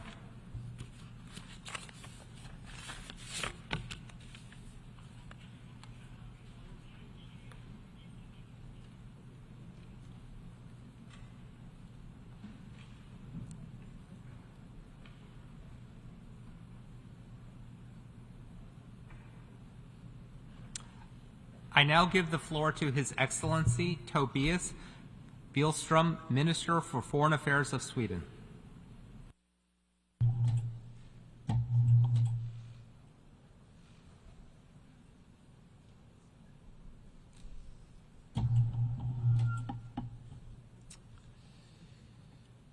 Mr. President, Excellencies, looking back, we, the international community, did not acknowledge the signs for what they were. The war in Georgia in 2008 and the aggression in Ukraine since 2014 and in Syria since 2015 clearly shows that Russia has no scruples about using military force to reach its political ambitions, recreate its former colonial empire, and undermine the European security order as well as the UN Charter. Mr. President, we opened this year's General Assembly at a time when a permanent member of the Security Council, a body tasked with the maintenance of international peace and security, has proven its complete disregard for human life in Ukraine and globally. Russia is weaponizing food and aggravating the global food crisis, most recently by reimposing its blockade against grain deliveries across the Black Sea, deliberately destroying Ukrainian grain and port infrastructure.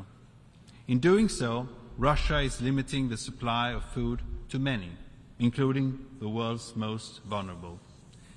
Meanwhile, the EU's solidarity lanes, the efforts to build alternative export routes for food from Ukraine, have become a lifeline.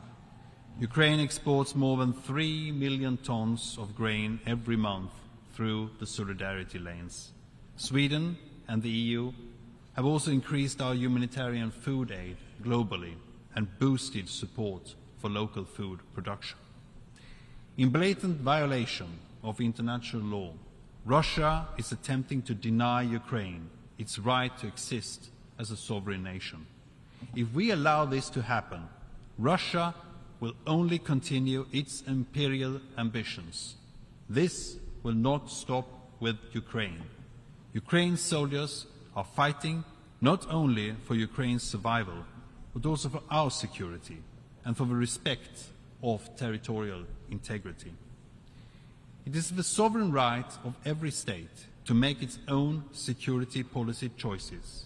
Exercising this right, Sweden has applied for NATO membership, a historic decision that ends Sweden's military non-alignment, which dates back to 1812. Our NATO membership will increase the security of our country and, together with Finland's membership, improve the stability in the entire Euro-Atlantic area. Sweden will fulfill its commitments under the North Atlantic Treaty and to all other allies. Mr. President, this Assembly has repeatedly condemned Russia's blatant violations of international law, including the UN Charter. The Ukrainian people have suffered from attacks against schools, hospitals, and civilian infrastructure. Russia has abducted thousands of Ukrainian children. The list of Russia's crimes against international law in Ukraine is long. Russia must and will be held to account. Accountability, including for the crime of aggression, is a condition for justice to the victims and a deterrent against future violations. Sweden supports the establishment of a tribunal for the crime of aggression committed against Ukraine. The UN Charter also forms the basis of Ukraine's peace formula, which is receiving support from a growing group of countries in all regions. And we welcome initiatives that will contribute to just and lasting peace based on international law. This is in the interest of all of us. Mr. President, the world is indeed in a very different place compared to when the 2030 Agenda was adopted 8 years ago. Pace of poverty reduction has slowed down, humanitarian needs are rising, and climate change is accelerating. The SDG summit earlier this week was a much-needed opportunity to regain momentum towards achieving the 2030 Agenda and the Sustainable Development Goals.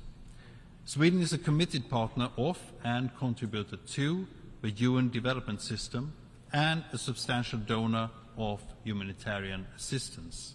It is imperative that the UN Development System continue to strive for increased effectiveness and efficiency, especially at country level. Swedish official development assistance is generous. We are one of only a handful of countries in the world that reach the UN target of 0.7% of gross national income in development assistance. Development assistance must work catalytically alongside trade, private investment, improved access to capital and domestic resource mobilization. Strong national institutions remain a precondition for development. Multilateral development banks play a critical role in achieving the SDGs, working with innovative financing and mobilizing financing at scale, both private capital and domestic resources. We support the adaptation of their business model to better address global challenges while keeping poverty reduction and climate change at the core of their mandate. Sweden's international development assistance responds to the multiple challenges the world is confronting today and contributes to positive developments. Sweden's development assistance is relevant, long-term, efficient and transparent. The Swedish government focus on poverty alleviation and health interventions for the most vulnerable, providing democracy assistance to defenders of human rights and democracy on all continents. We invest in women's and girls' rights and opportunities across the globe. Mr. President, climate change is accelerating. This July was the hottest month on record, with extreme weather causing widespread damage. When the world meets for COP28 in Dubai in November this year, we must unite around higher ambitions. Sweden welcomes the Secretary General's strong personal commitment to push the global climate agenda forward. We are pleased that the incoming United Arab Emirates presidency is framing climate action as a driver for prosperity and growth. We must mobilize more climate finance, both public and private, and enhance support to local resilience and climate adaptation. Sweden will continue to do its part, and we call on all other countries to increase their contributions. Climate finance is a key element of Swedish development assistance. The groundbreaking solutions provided by Swedish businesses in areas such as battery production and fossil-free steel are driving climate action in Sweden and supporting the climate transition globally. The synergies between innovation, trade and the private sector are fundamental to achieving the green transition and reaching the Sustainable Development Goals.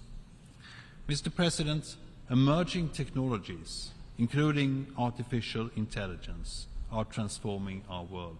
They offer unprecedented possibilities, including to accelerate our efforts on climate change, global health, and the Sustainable Development Goals. This fast-moving development also entails challenges for international security and human rights, shaping a shared vision of new technologies based on the values of the UN Charter will be key to harness their potential and mitigate the risks. Together with Rwanda, Sweden is co-facilitating the process in the General Assembly of developing a global digital compact that will outline shared principles for an open, free and secure digital future for all. Mr. President, 75 years ago, the Universal Declaration of Human Rights was adopted. We know for a fact that human rights, democracy and the rule of law are determinants of development. Countries with high levels of democracy have 94% lower infant mortality and provide 40% more electricity and have 23% more access to safe water than autocracies. Building societies that are democratic, respect human rights and uphold the rule of law will be crucial for how fast we achieve the 2030 agenda. And let me particularly underline that women's and girls' enjoyment of human rights, including sexual and reproductive rights, is a key condition for development and a prerequisite for democracy. Human rights are and must be universal. They are not a privilege for a few. They belong to everyone, everywhere. Mr. President, in recent months, Sweden has witnessed disrespectful burnings of the Quran. These desecrations are being carried out by extremists and provocateurs that seek to sow division between Muslims and non-Muslims. We must not let these provocateurs succeed. The Swedish government is firm in strongly rejecting any act of intolerance. These offensive acts committed by individuals at demonstrations in Sweden do not reflect the opinion of the Swedish government, nor that of a majority of the Swedish people. Over the years, Sweden has received a great number of Muslims and has strived to integrate the newcomers and their children into our society. Sweden remains in close dialogue with the Muslim world and has invited the Secretary General of the OIC to visit Sweden. The rights to freedom of religion, freedom of assembly, freedom of expression, and freedom to demonstrate are constitutional rights in Sweden. These freedoms have served our society and our social cohesion well and made us an open and free society. The Swedish government has decided to carry out an inquiry to review the Public Order Act, which governs the Swedish police authorities' scope to deny a permit application to hold a public gathering. We must stand together to combat all forms of racism, intolerance, and hatred. Mr. President, Russia's illegal war of aggression against Ukraine jeopardizes nuclear safety and security in Ukraine and beyond. Russia's threats to use nuclear weapons, its declared readiness to conduct a nuclear test, and its announcement about deploying nuclear weapons in Belarus are all deeply irresponsible. The expansion of nuclear arsenals without transparency, the abandonment of arms control agreements, and regional proliferation threats give cause for serious concerns. Multilateralism is our best chance to address these challenges and realize the objectives enshrined in the Nuclear Non-Proliferation Treaty. All states must help drive progress. Mr. President, our geographies are linked, our challenges are shared, and as much as our challenges are shared, so are also our opportunities, and we must strive to fulfill them together. This is not the first time the world is faced with numerous and difficult challenges. They will demand a lot from us: extensive collaboration, pragmatism, and hard work, compromises, and a shared determination. History shows us that dark times can be overcome. Next year's Summit for the Future provides us with an opportunity to confirm our commitment to the UN Charter and a rules-based international order as we tackle the challenges ahead.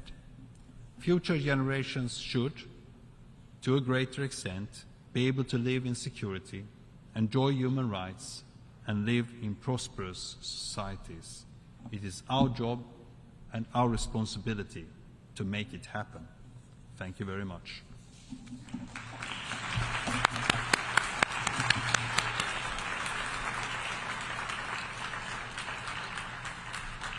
I thank the Minister for Foreign Affairs of Sweden.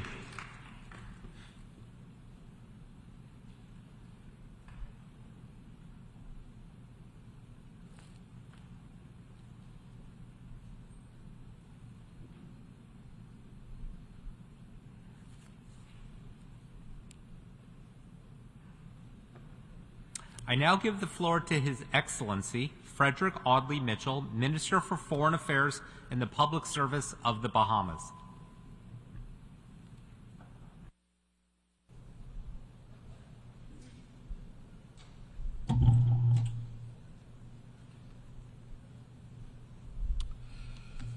So, Mr. President, it is an honor and privilege to return to this podium this year. This is my 10th appearance here, and I'm proud to be back to this most important forum, but doubly so because a son of the CARICOM and wider Caribbean region sits as its president. So, Ambassador Dennis Francis, I wish you well, and suffice it to say, the Bahamas stands ready to assist and support. So, the Bahamas National Statistics Institute reported this year in the national census that there are now 399,314 people living in the Bahamas. So let's call that 400,000. We're small, that's clear. We're 700 islands, keys, and reefs, that's clear. We have 4,000 square miles of land and 100,000 square miles of ocean, that's clear. We're therefore a small island developing state, that's very clear. The Prime Minister, Philip Edward Brave Davis, says that the #1 foreign policy issue for the Bahamas is climate change. He's expressed the existential fear we face along with other island peoples, whether in the Atlantic or the Pacific. Will we be climate refugees or will we face a watery grave? And tonight, I'm wearing a gift from the people of the Marshall Islands to share our solidarity with those in the Pacific. Having expressed that sentiment in many fora throughout the world, though, over the years, that the Prime Minister's been in office, it was actually shocking to us to hear one of our developed nation partners and their position on climate reparations for loss and damage on the part of his country. Their response was that under no circumstances would there be reparations for loss and damage from climate change. Mr. President, small island developing states like the Bahamas have been negotiating for loss and damage for over 30 years. So it begs the question, how much are 399,314 lives worth?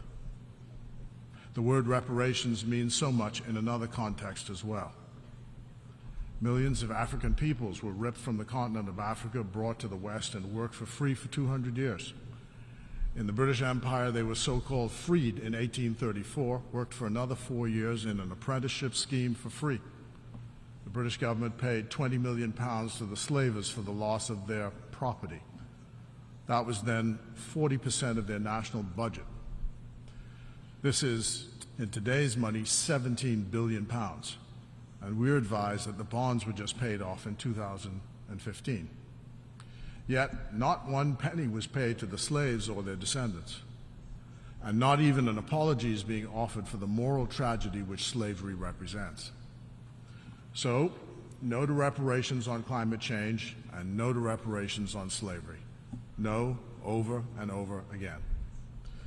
The generation of our leaders that came before us, though, did not accept no for an answer.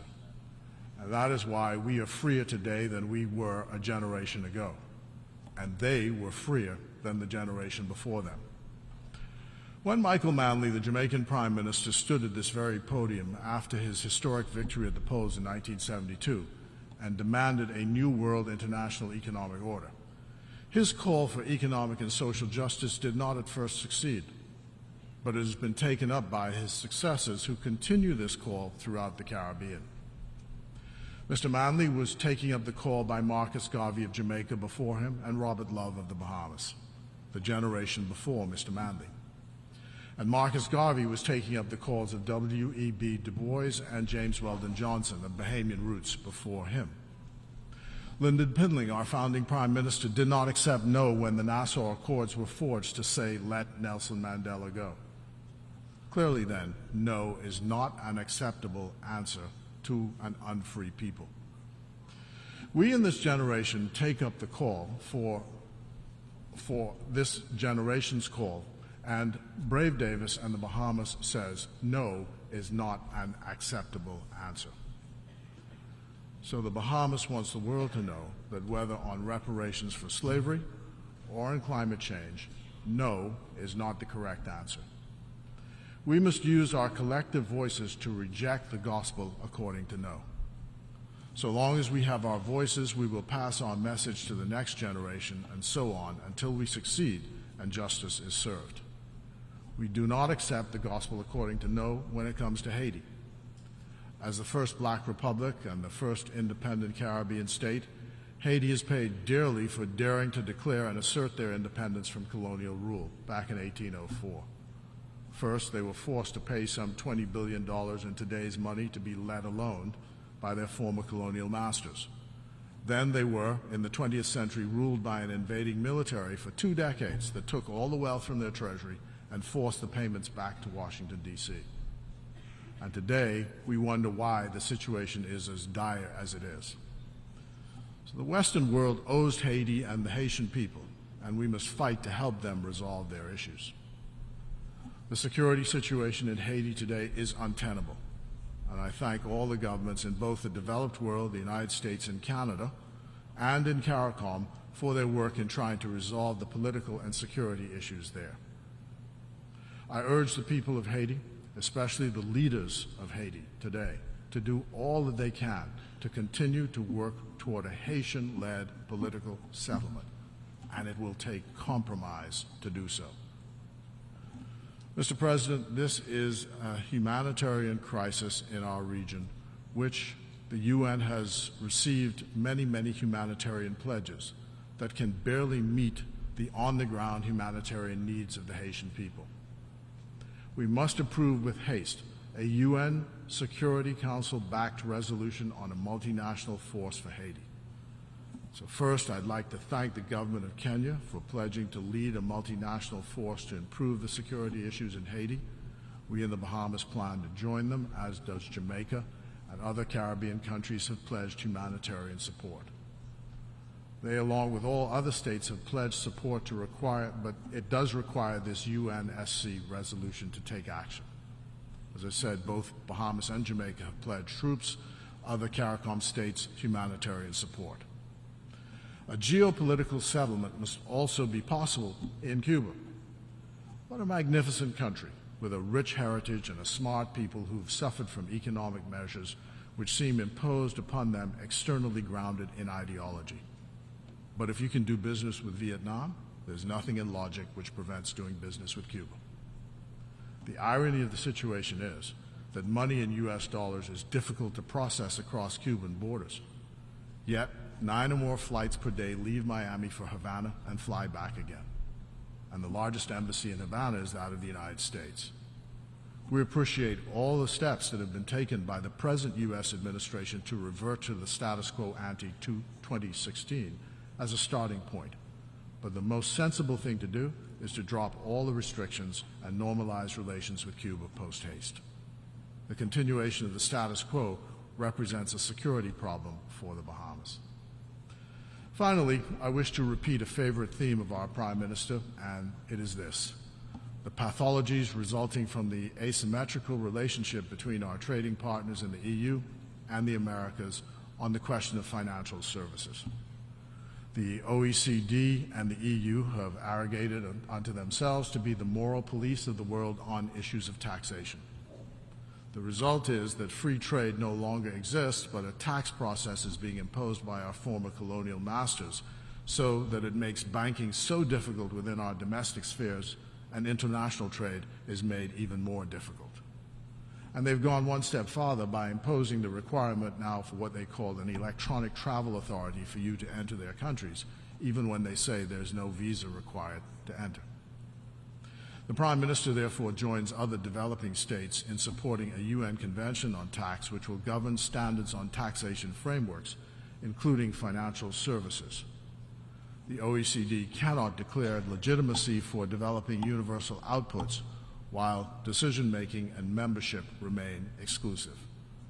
So in our view, the UN is the appropriate and universal body to design and build an equitable and inclusive international tax administration architecture with equal-footed representation. So 1973, the Bahamas is 50 years old this year. It's the 10th July 1973, we became independent. And this year, 50 years later, it was a very proud moment for our citizens. So if you go to the Sandlands Primary School in my constituency in Nassau, and you say the words of a popular song, even the little children know the song, and the members of the delegation who are here today, I'll bet they know it as well. It's a man named Elkin Outen who sang this song. And he says, Nassau is the capital, and the children say Bahamas. Bimini is the gateway, and the children say Bahamas. 1492, Columbus landed, and the children will say back, Bahamas. 1973, we were free, Bahamas. And so, happy anniversary, Bahamas. Golden Jubilee, Bahamas. We're proud of our country.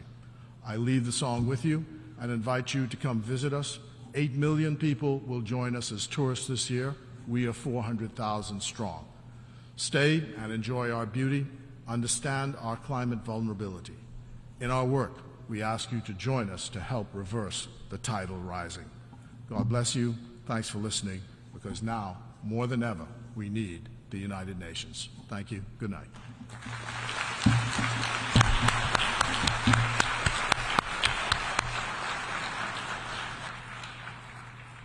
I thank the Minister for Foreign Affairs and the Public Service of the Bahamas.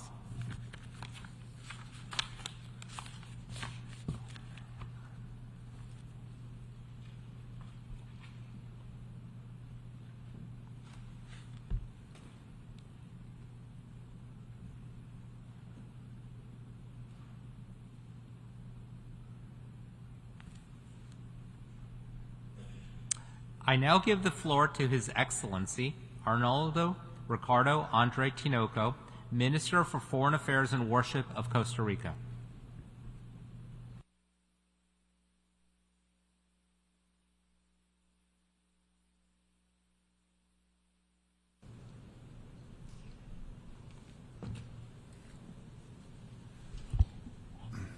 Señor Presidente, Excelencias, Costa Rica lo felicita por su elección frente a esta Asamblea General y le reitera su compromiso de trabajar a fin de completar los objetivos que nos hemos planteado para esta sesión. Enfrentamos viejos y nuevos desafíos, retos en forma de conflicto que se esparcen como el fuego en todas las esquinas del mundo. En cuanto a la guerra contra Ucrania, Costa Rica hace un llamado urgente a tomar medidas concretas e inmediatas para el cese al fuego y establecer un plan de paz para que la Federación Rusa retire sus tropas y responda por actos ante la justicia internacional.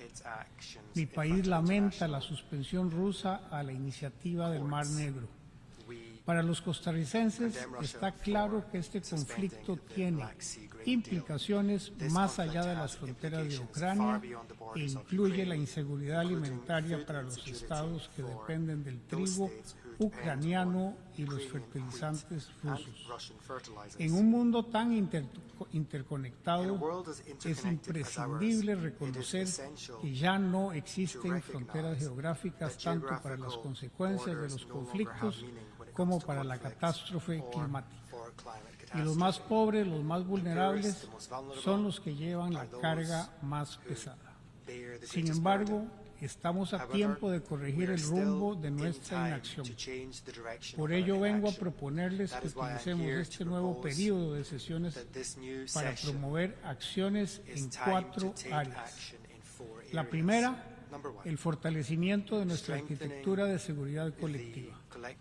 La segunda, un nuevo pacto social global. La tercera, la reforma del sistema financiero internacional. Y la cuarta, replantear nuestra relación con el planeta. Señor Presidente, circunstancias extraordinarias exigen valentía y liderazgo para evitar que nuestra arquitectura de seguridad colectiva colapse ante nosotros como un castillo de naipes. Valentía para alcanzar compromisos a fin de permitirnos superar el status quo y emprender reformas positivas. No solo nos enfrentamos a la parálisis del Consejo de Seguridad, sino ante la clara violación de la propia Carta de las Naciones Unidas por parte de uno de los miembros permanentes y el incumplimiento casi generalizado de los tratados internacionales en materia de desarme, no proliferación y control de armamentos por parte de quienes se suponen garantizan nuestra seguridad. Además, necesitamos con urgencia nuevos marcos de gobernanza en materia de ciberseguridad, ciberdelincuencia e inteligencia artificial. La militarización de las nuevas tecnologías plantea problemas específicos.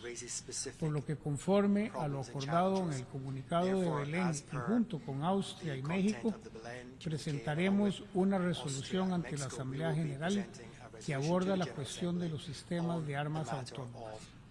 Para Costa Rica es claro que la responsabilidad de la sostenibilidad financiera de la paz debe pesar más en quienes la violentan.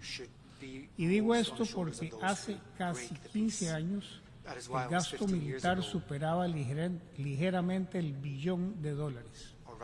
10 años después, el gasto militar mundial se ha más que duplicado, superando los $2 billones, a pesar de que el artículo 26 de la Carta de las Naciones Unidas ordena la búsqueda de la paz y la seguridad internacionales mediante un gasto mínimo en armas. Costa Rica exige honrar el mandato del artículo 26 y hace un llamado a todos los Estados miembros para que se comprometan con la reducción intencional y sostenida del gasto militar. Nuestra única arma debe ser el derecho internacional.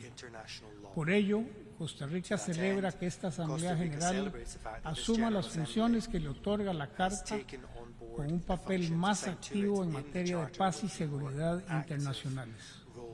Mi país se enorgullece además de estar a la vanguardia de esta tendencia y se compromete a seguir avanzando, pues no podemos permitirnos esperar a que un Consejo de Seguridad disfuncional cumpla con sus obligaciones.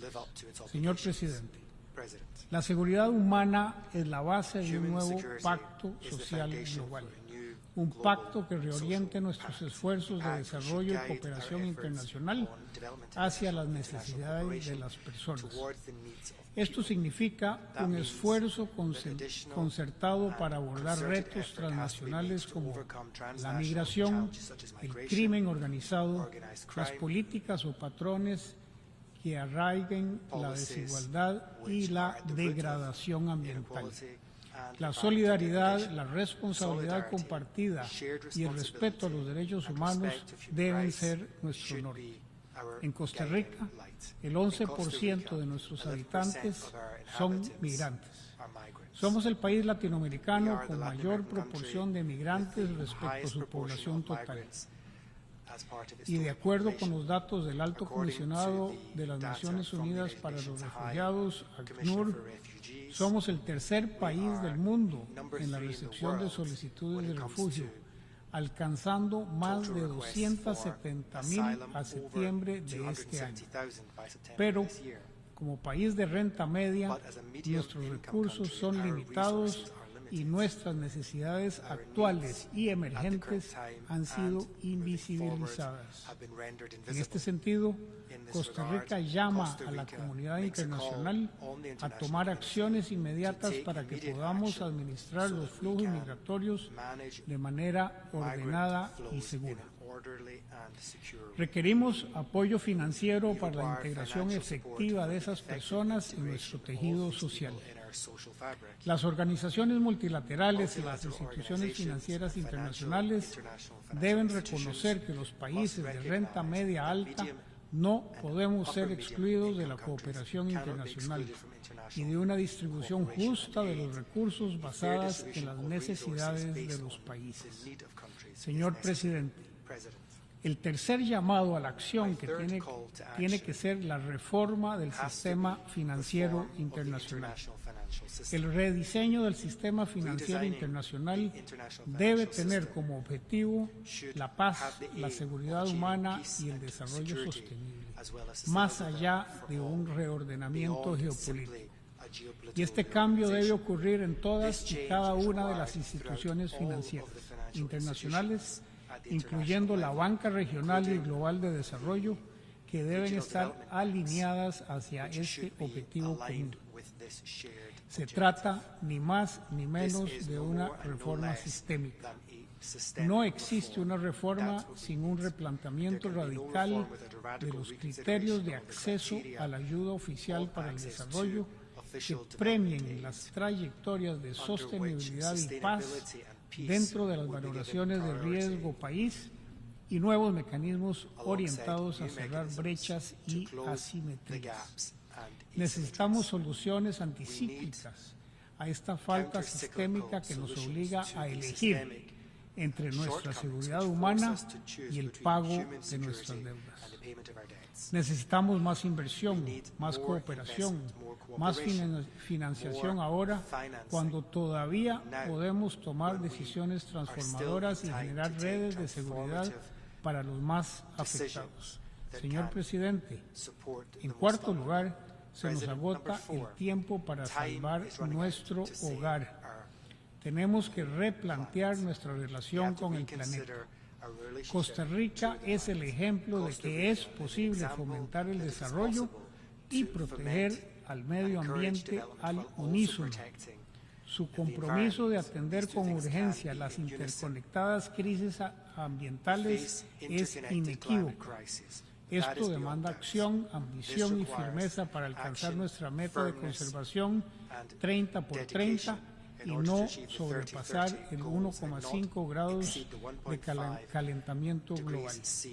Continuamos siendo pioneros en revertir la deforestación mediante nuestros programas de áreas protegidas y pagos por servicios ambientales, que mediante nuevas modalidades tiene los recursos y los acuerdos de salvaguardas bajo el programa Red Plus para reconocer a la totalidad de nuestros 22 territorios indígenas por su custodia de nuestros bosques. Sin embargo, por nuestra ubicación geográfica en una de las regiones más vulnerables a los impactos climáticos extremos, nos hemos preocupado por la prevención y la preparación para garantizar que los desastres naturales tengan el menor costo humano. Pero su impacto económico y en particular en la infraestructura sigue siendo devastador y afecta desproporcionalmente a los más pobres, a los más vulnerables y entre ellos los pueblos rurales y costeros. Por ello, para Costa Rica la resiliencia siempre ha sido una inversión inteligente cuando está basada en la prevención, la preparación y la respuesta rápida e inclusiva. Y esta debe ser nuestra guía para encauzar nuestra renovada relación con el planeta. Como un gran estado oceánico, hacemos también un llamado de alerta por la salud del océano y por un mayor compromiso con su gobernanza. El océano está siendo afectado por el calentamiento global, niveles del mar en aumento, un incremento alarmante de la contaminación marina, la sobreexplotación de poblaciones de peces, la disminución de la biodiversidad marina y la pérdida de corales. Por ello, es un verdadero honor ser los próximos coanfitriones, junto a Francia, de la Conferencia de las Naciones Unidas sobre el Océano, en junio del año 2025 en Niza. Costa Rica, por su parte, organizará un evento de alto nivel los días 7 y 8 de junio del año entrante, el 2024, a fin de elevar nuestro nivel de ambición, pero sobre todo la implementación y acción por el océano. Será un espacio integrador en que los países y otros actores podrán compartir buenas prácticas y experiencias exitosas de conservación y su uso sostenible. Nos enorgullece haber sido el segundo país en haber firmado el acuerdo relativo a la conservación y el uso sostenible de la diversidad biológica marina fuera de jurisdicción nacional, o BDNJ. Continuaremos liderando con vehemencia la aplicación de una prórroga precautoria al inicio de la explotación de minerales de los fondos marinos en áreas internacionales, al tenor de lo dispuesto por el artículo 145 de la Convención de las Naciones Unidas sobre el Derecho del Mar. Señor Presidente, Costa Rica es ejemplo de que el diálogo puede ser más poderoso que los cañones, que los criterios de inclusión y competencia justa son más fuertes que la obsesiva carrera dirigida por intereses espurios y egoístas. Los costarricenses no tenemos miedo a sumarnos a quienes desafían el precepto de que el poder hace el derecho. Somos quienes dependemos del sistema internacional, quienes comprendemos la urgencia de establecer un sistema global que atienda las necesidades de los más vulnerables.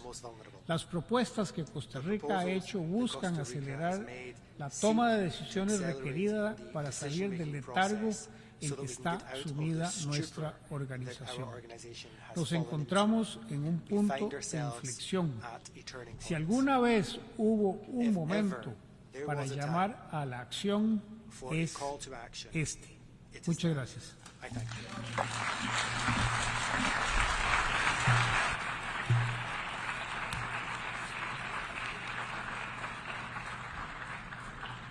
I thank the Minister for Foreign Affairs and Worship of Costa Rica.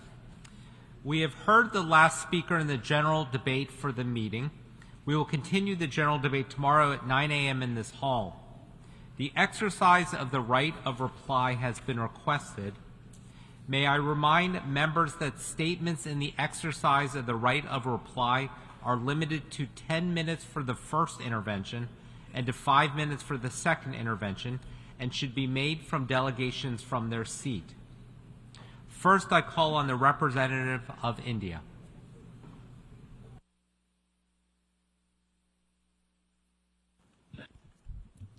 Thank you, Mr. President. I take the floor to exercise my delegation's right of reply to the statement delivered earlier in the general debate by the representative of Pakistan. Pakistan has become a habitual offender when it comes to misusing this august forum to peddle baseless and malicious propaganda against India.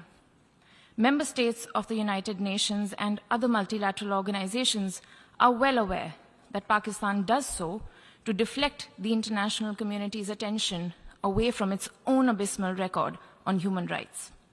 We reiterate that the Union territories of Jammu and Kashmir and Ladakh are an integral part of India. Matters pertaining to the UTs of J&K and Ladakh are purely internal to India. Pakistan has no locus standi to comment on our domestic matters. As a country with one of the world's worst human rights records, particularly when it comes to minority and women's rights, Pakistan would do well to put its own house in order before venturing to point a finger at the world's largest democracy. A glaring example of the systemic violence against minorities in Pakistan was the large-scale brutality perpetrated against the minority Christian community in Jaranwala in Pakistan's Faisalabad district in August 2023, where a total of 19 churches were gutted and 89 Christian houses were burnt down. Similar treatment has been meted out to the Ahmadiyas, whose places of worship have been demolished. The condition of women belonging to minority communities in Pakistan, notably Hindus, Sikhs, and Christians, remains deplorable. According to a recent report published by Pakistan's own Human Rights Commission, an estimated 1,000 women from minority communities are subjected to abduction and forced conversion and marriage in Pakistan every year. Pakistan has been the home and patron to the largest number of internationally proscribed terrorist entities and individuals in the world. Instead of engaging in technical sophistry, we call upon Pakistan to take credible and verifiable action against the perpetrators of the Mumbai terror attacks, whose victims await justice even after 15 years. In order for there to be peace in South Asia, the actions that Pakistan needs to take are threefold. First, stop cross-border terrorism and shut down its infrastructure of terrorism immediately. Second, vacate Indian territories under its illegal and forcible occupation.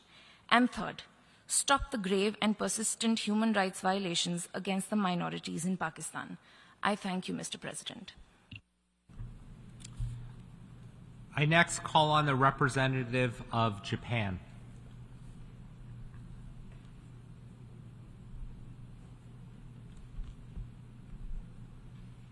Thank you, President, for giving me the floor. In the previous statement by Solomon Islands, there were some references that were not based on fact about the discharge of the Alps treated water into the sea. The government of Japan has always provided detailed explanation on this matter to the international community, including PIF members, based on scientific evidence in a transparent manner.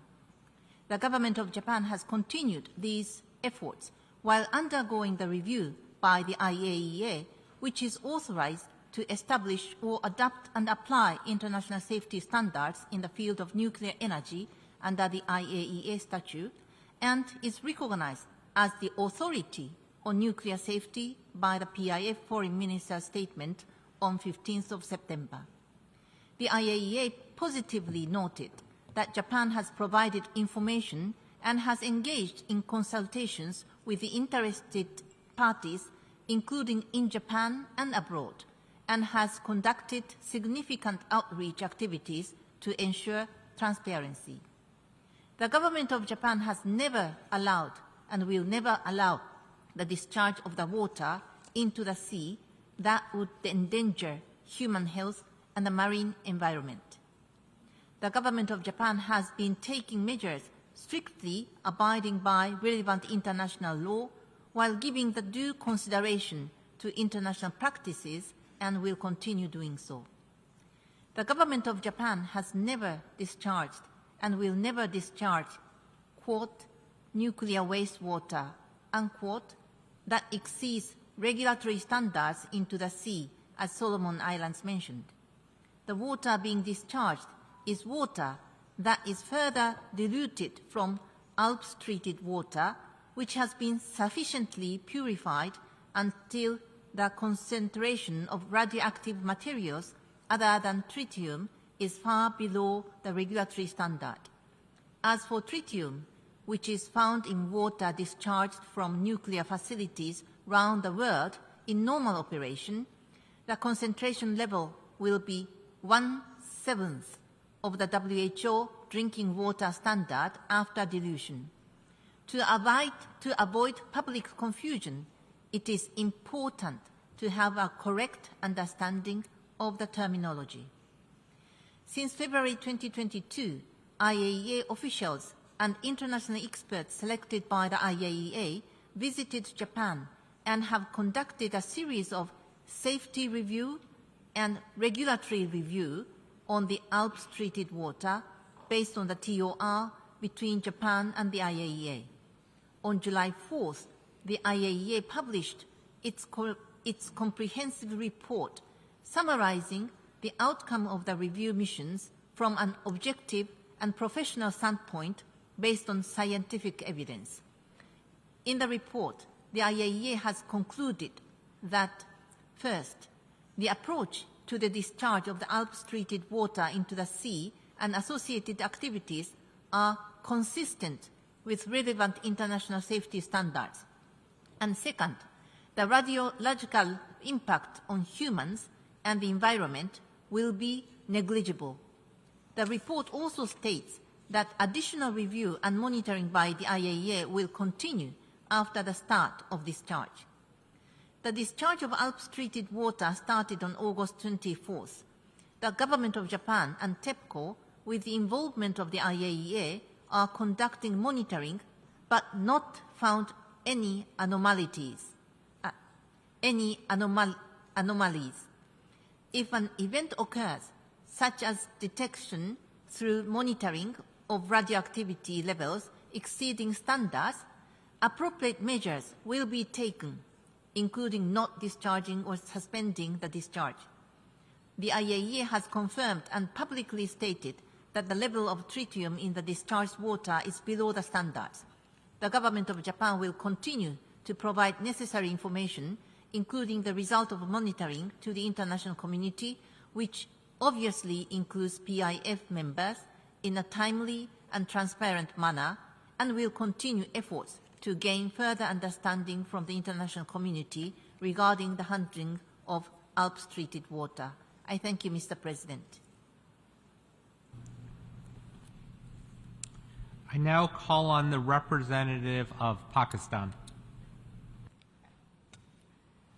Thank you, Mr. President. My delegation is obliged to exercise its right of reply in response to the statement just made by India. What we have heard from India is pure political fiction. Let me list the lies. First, Jammu and Kashmir is not part of India. It never was and never will be. Just ask the people of Jammu and Kashmir. The Security Council done just that. It has decided that the final disposition of Jammu and Kashmir will be decided by its people through a UN-sponsored plebiscite. India accepted the Security Council resolutions. It is obligated to implement them under Article 25 of the UN Charter. It has failed to do so through fraud and force. Instead, India has sought to suppress Kashmiris' demand for their right to self-determination and freedom by imposing a cruel occupation. Since 1989, over 100,000 Kashmiris have been martyred. On 5 August 2019, India gave up all pretense and announced annexation of Jammu and Kashmir. It enlarged its occupation army to 9 lakh, imposed a complete lockdown, turning the beautiful valley of Kashmir into the largest open-air prison in the world. The entire Kashmiri population is the victim of India's brutal tactics. Innocent Kashmiris are killed routinely in fake encounters and cordon and search operations. Collective punishments are imposed with the destruction of entire villages and neighborhoods. The entire Kashmiri political leadership remains incarcerated. 15,000 Kashmiri boys have been abducted, many disappeared and tortured. An information blackout has been imposed by closing media houses and charging independent journalists with terrorism. Indeed, a classic colonial settler project is underway. And yet, the oppressed Kashmiris have not capitulated. They have not given up their demand for freedom from Indian occupation. At all political celebrations, they fly a flag of Pakistan, not India.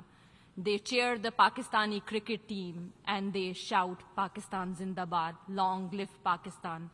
India may forcibly occupy the land of Kashmir, but it has lost its people forever.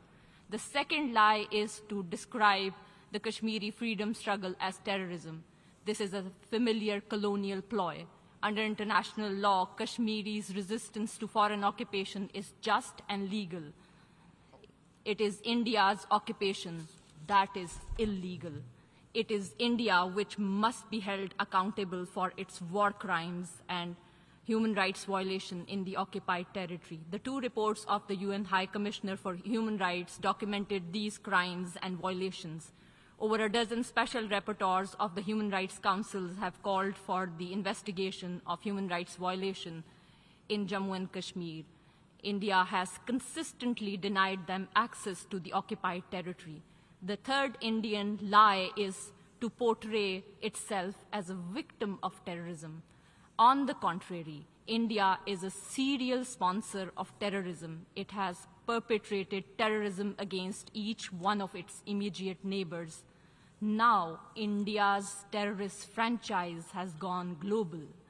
Pakistan has solid evidence of Indian sponsorship of Tehreek-e-Taliban Pakistan, which has carried out repeated terrorist attacks against Pakistani civilian and military targets.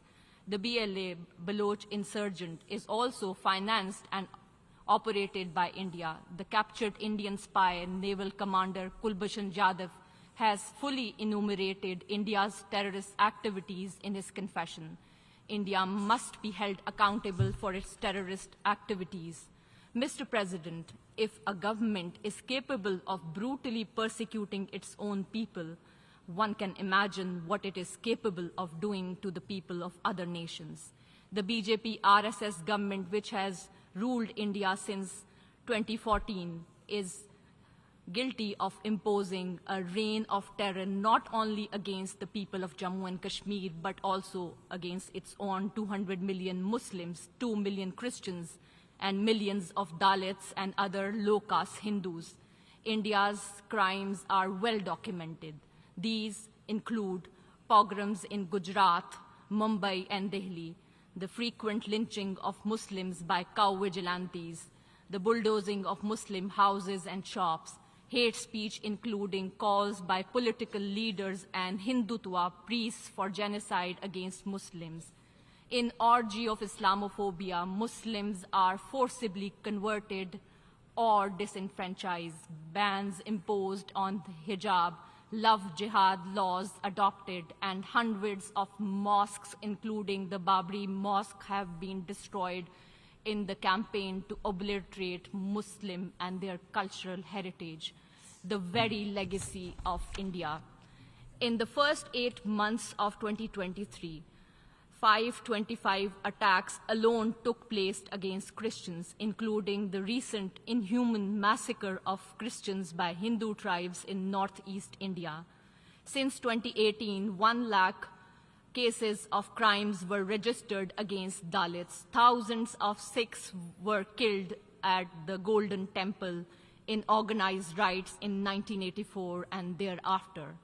Mr. President, India will not halt these human rights violations of human rights and international law until sense of impunity is removed. The world must stop giving India free pass for strategic reasons. I thank you. I next call on the representative of the Islamic Republic of Iran. In the name of God, the most compassionate, the most merciful. Mr. Chair, I am taking the floor to exercise the right of reply in response to the statement by the Prime Minister of the Israeli regime during this morning's general debate. Before addressing those funny remarks, my delegation would like to extend its great appreciation to the protocol and security officers of the UNGA Hall, who, in line with their duties, immediately responded to arrest and expel the so-called ambassador of the Israeli regime, who was indeed hell-bent on disrupting the high-level general debate Tuesday afternoon. The dedication of these officers is a model for the UN body and for all of us to never compromise enforcing the law on criminals, as the international community and primarily the Security Council have in addressing the dark record of brutalities and wrongdoings by the Israeli regime. What we heard today from the Israeli Prime Minister is nothing but floundering by a totally isolated regime. The baseless allegations made by the Israeli officials no longer fool anyone. Iran-phobic campaigns and widespread systematic dissemination of disinformation and unfounded allegations against Iran have always been one of the main elements of the statements, or better to say comedy shows, made by the Israeli authorities in this august body. The Islamic Republic of Iran categorically rejects and strongly condemns unfounded and unsubstantiated claims leveled against it, including those regarding its involvement in or attribution of UAVs used in the Ukraine war. Such baseless allegations, which are solely based on false flags and fabricated assumptions, are nothing more than a propaganda campaign launched by the certain states to further their political agenda. Indeed, the Israeli regime desperately attempts to distract attention away from its dark and abysmal record in harboring, financing, inducing, and arming the most dangerous terrorist networks, disseminating hate speech and extremist ideology, pursuing destabilizing policies and practices, and continuing to commit crimes for over 7 decades against the Palestinians, all of which perpetrated in flagrant violation of the basic principles of morality, humanity, and the rules of international law. Possessing all types of weapons of mass destruction, the Israeli regime continues to jeopardize peace and security in the region and beyond, while brazenly defying constant international calls to join legally binding international instruments banning weapons of mass destruction. As such, the regime continues to seriously hamper the establishment of a nuclear weapon-free zone in the Middle East, proposed by Iran in 1974. Nevertheless, the regime attempts to portray Iran's conventional weapon capabilities or its exclusively peaceful nuclear programs, one that is under the most robust verification of the IAEA, as a challenge to regional stability. This is but a hypocritical move to distract from the real danger this regime poses to regional peace and security, particularly its nuclear weapon arsenals, as well as clandestine and unsafeguarded nuclear installations and activities. The Israeli regime has taken advantage of every opportunity to threaten the use of force against other UN member states, the representative of this regime has now abused this high-level meeting in a flagrant violation of Article 2 of the UN Charter, threatening the use of force against my country by its military capabilities, including its nuclear weapons. It should be noted that the Islamic Republic of Iran reserves its inherent right to self-defense under international law and the United Nations Charter to decisively respond to any threat and wrongful action perpetrated by this Israeli regime. It cannot be ignored that the Israeli occupation and racism lie at the heart of all conflicts in the Middle East. The repulsive Israeli occupation has brought many crises and instability throughout the region. As such, it is ironic that the Prime Minister of the Israeli regime spoke about developing a regional peace initiative while his bloodthirsty regime planned to annex even more of the already occupied Palestinian territories. It goes without saying that the Israeli regime, the last of apartheid regime, and the only one openly practicing and legalizing racism, seeks to ride the wave towards international legitimacy. It is a dreadfully regressive regime pretending to be progressive. Suffering from the lack of international legitimacy, the Israeli regime's representative addresses every irrelevant issue to distract attention from its political motives behind its racist policies. Condemning in the strongest possible terms all crimes committed by the Israeli regime against Palestinians, the Islamic Republic of Iran reiterates its support for the just cause of the Palestinian people and the full realization of all their inalienable rights, particularly their inherent right to self-determination, and to establish an independent Palestinian state throughout Palestine with Al-Quds al-Sharif as its capital. The United Nations must put an immediate end to this unjustifiable and unacceptable trend and compel the Israeli regime to cease immediately and completely all its crimes against Palestinians, end the occupation of all Palestinian territories and occupation of the occupied Syrian Golan and parts of Lebanon, and to hold that regime accountable for committing the gravest international crimes for the last 7 decades. Thank you. There are no additional rights of reply, and this meeting is adjourned.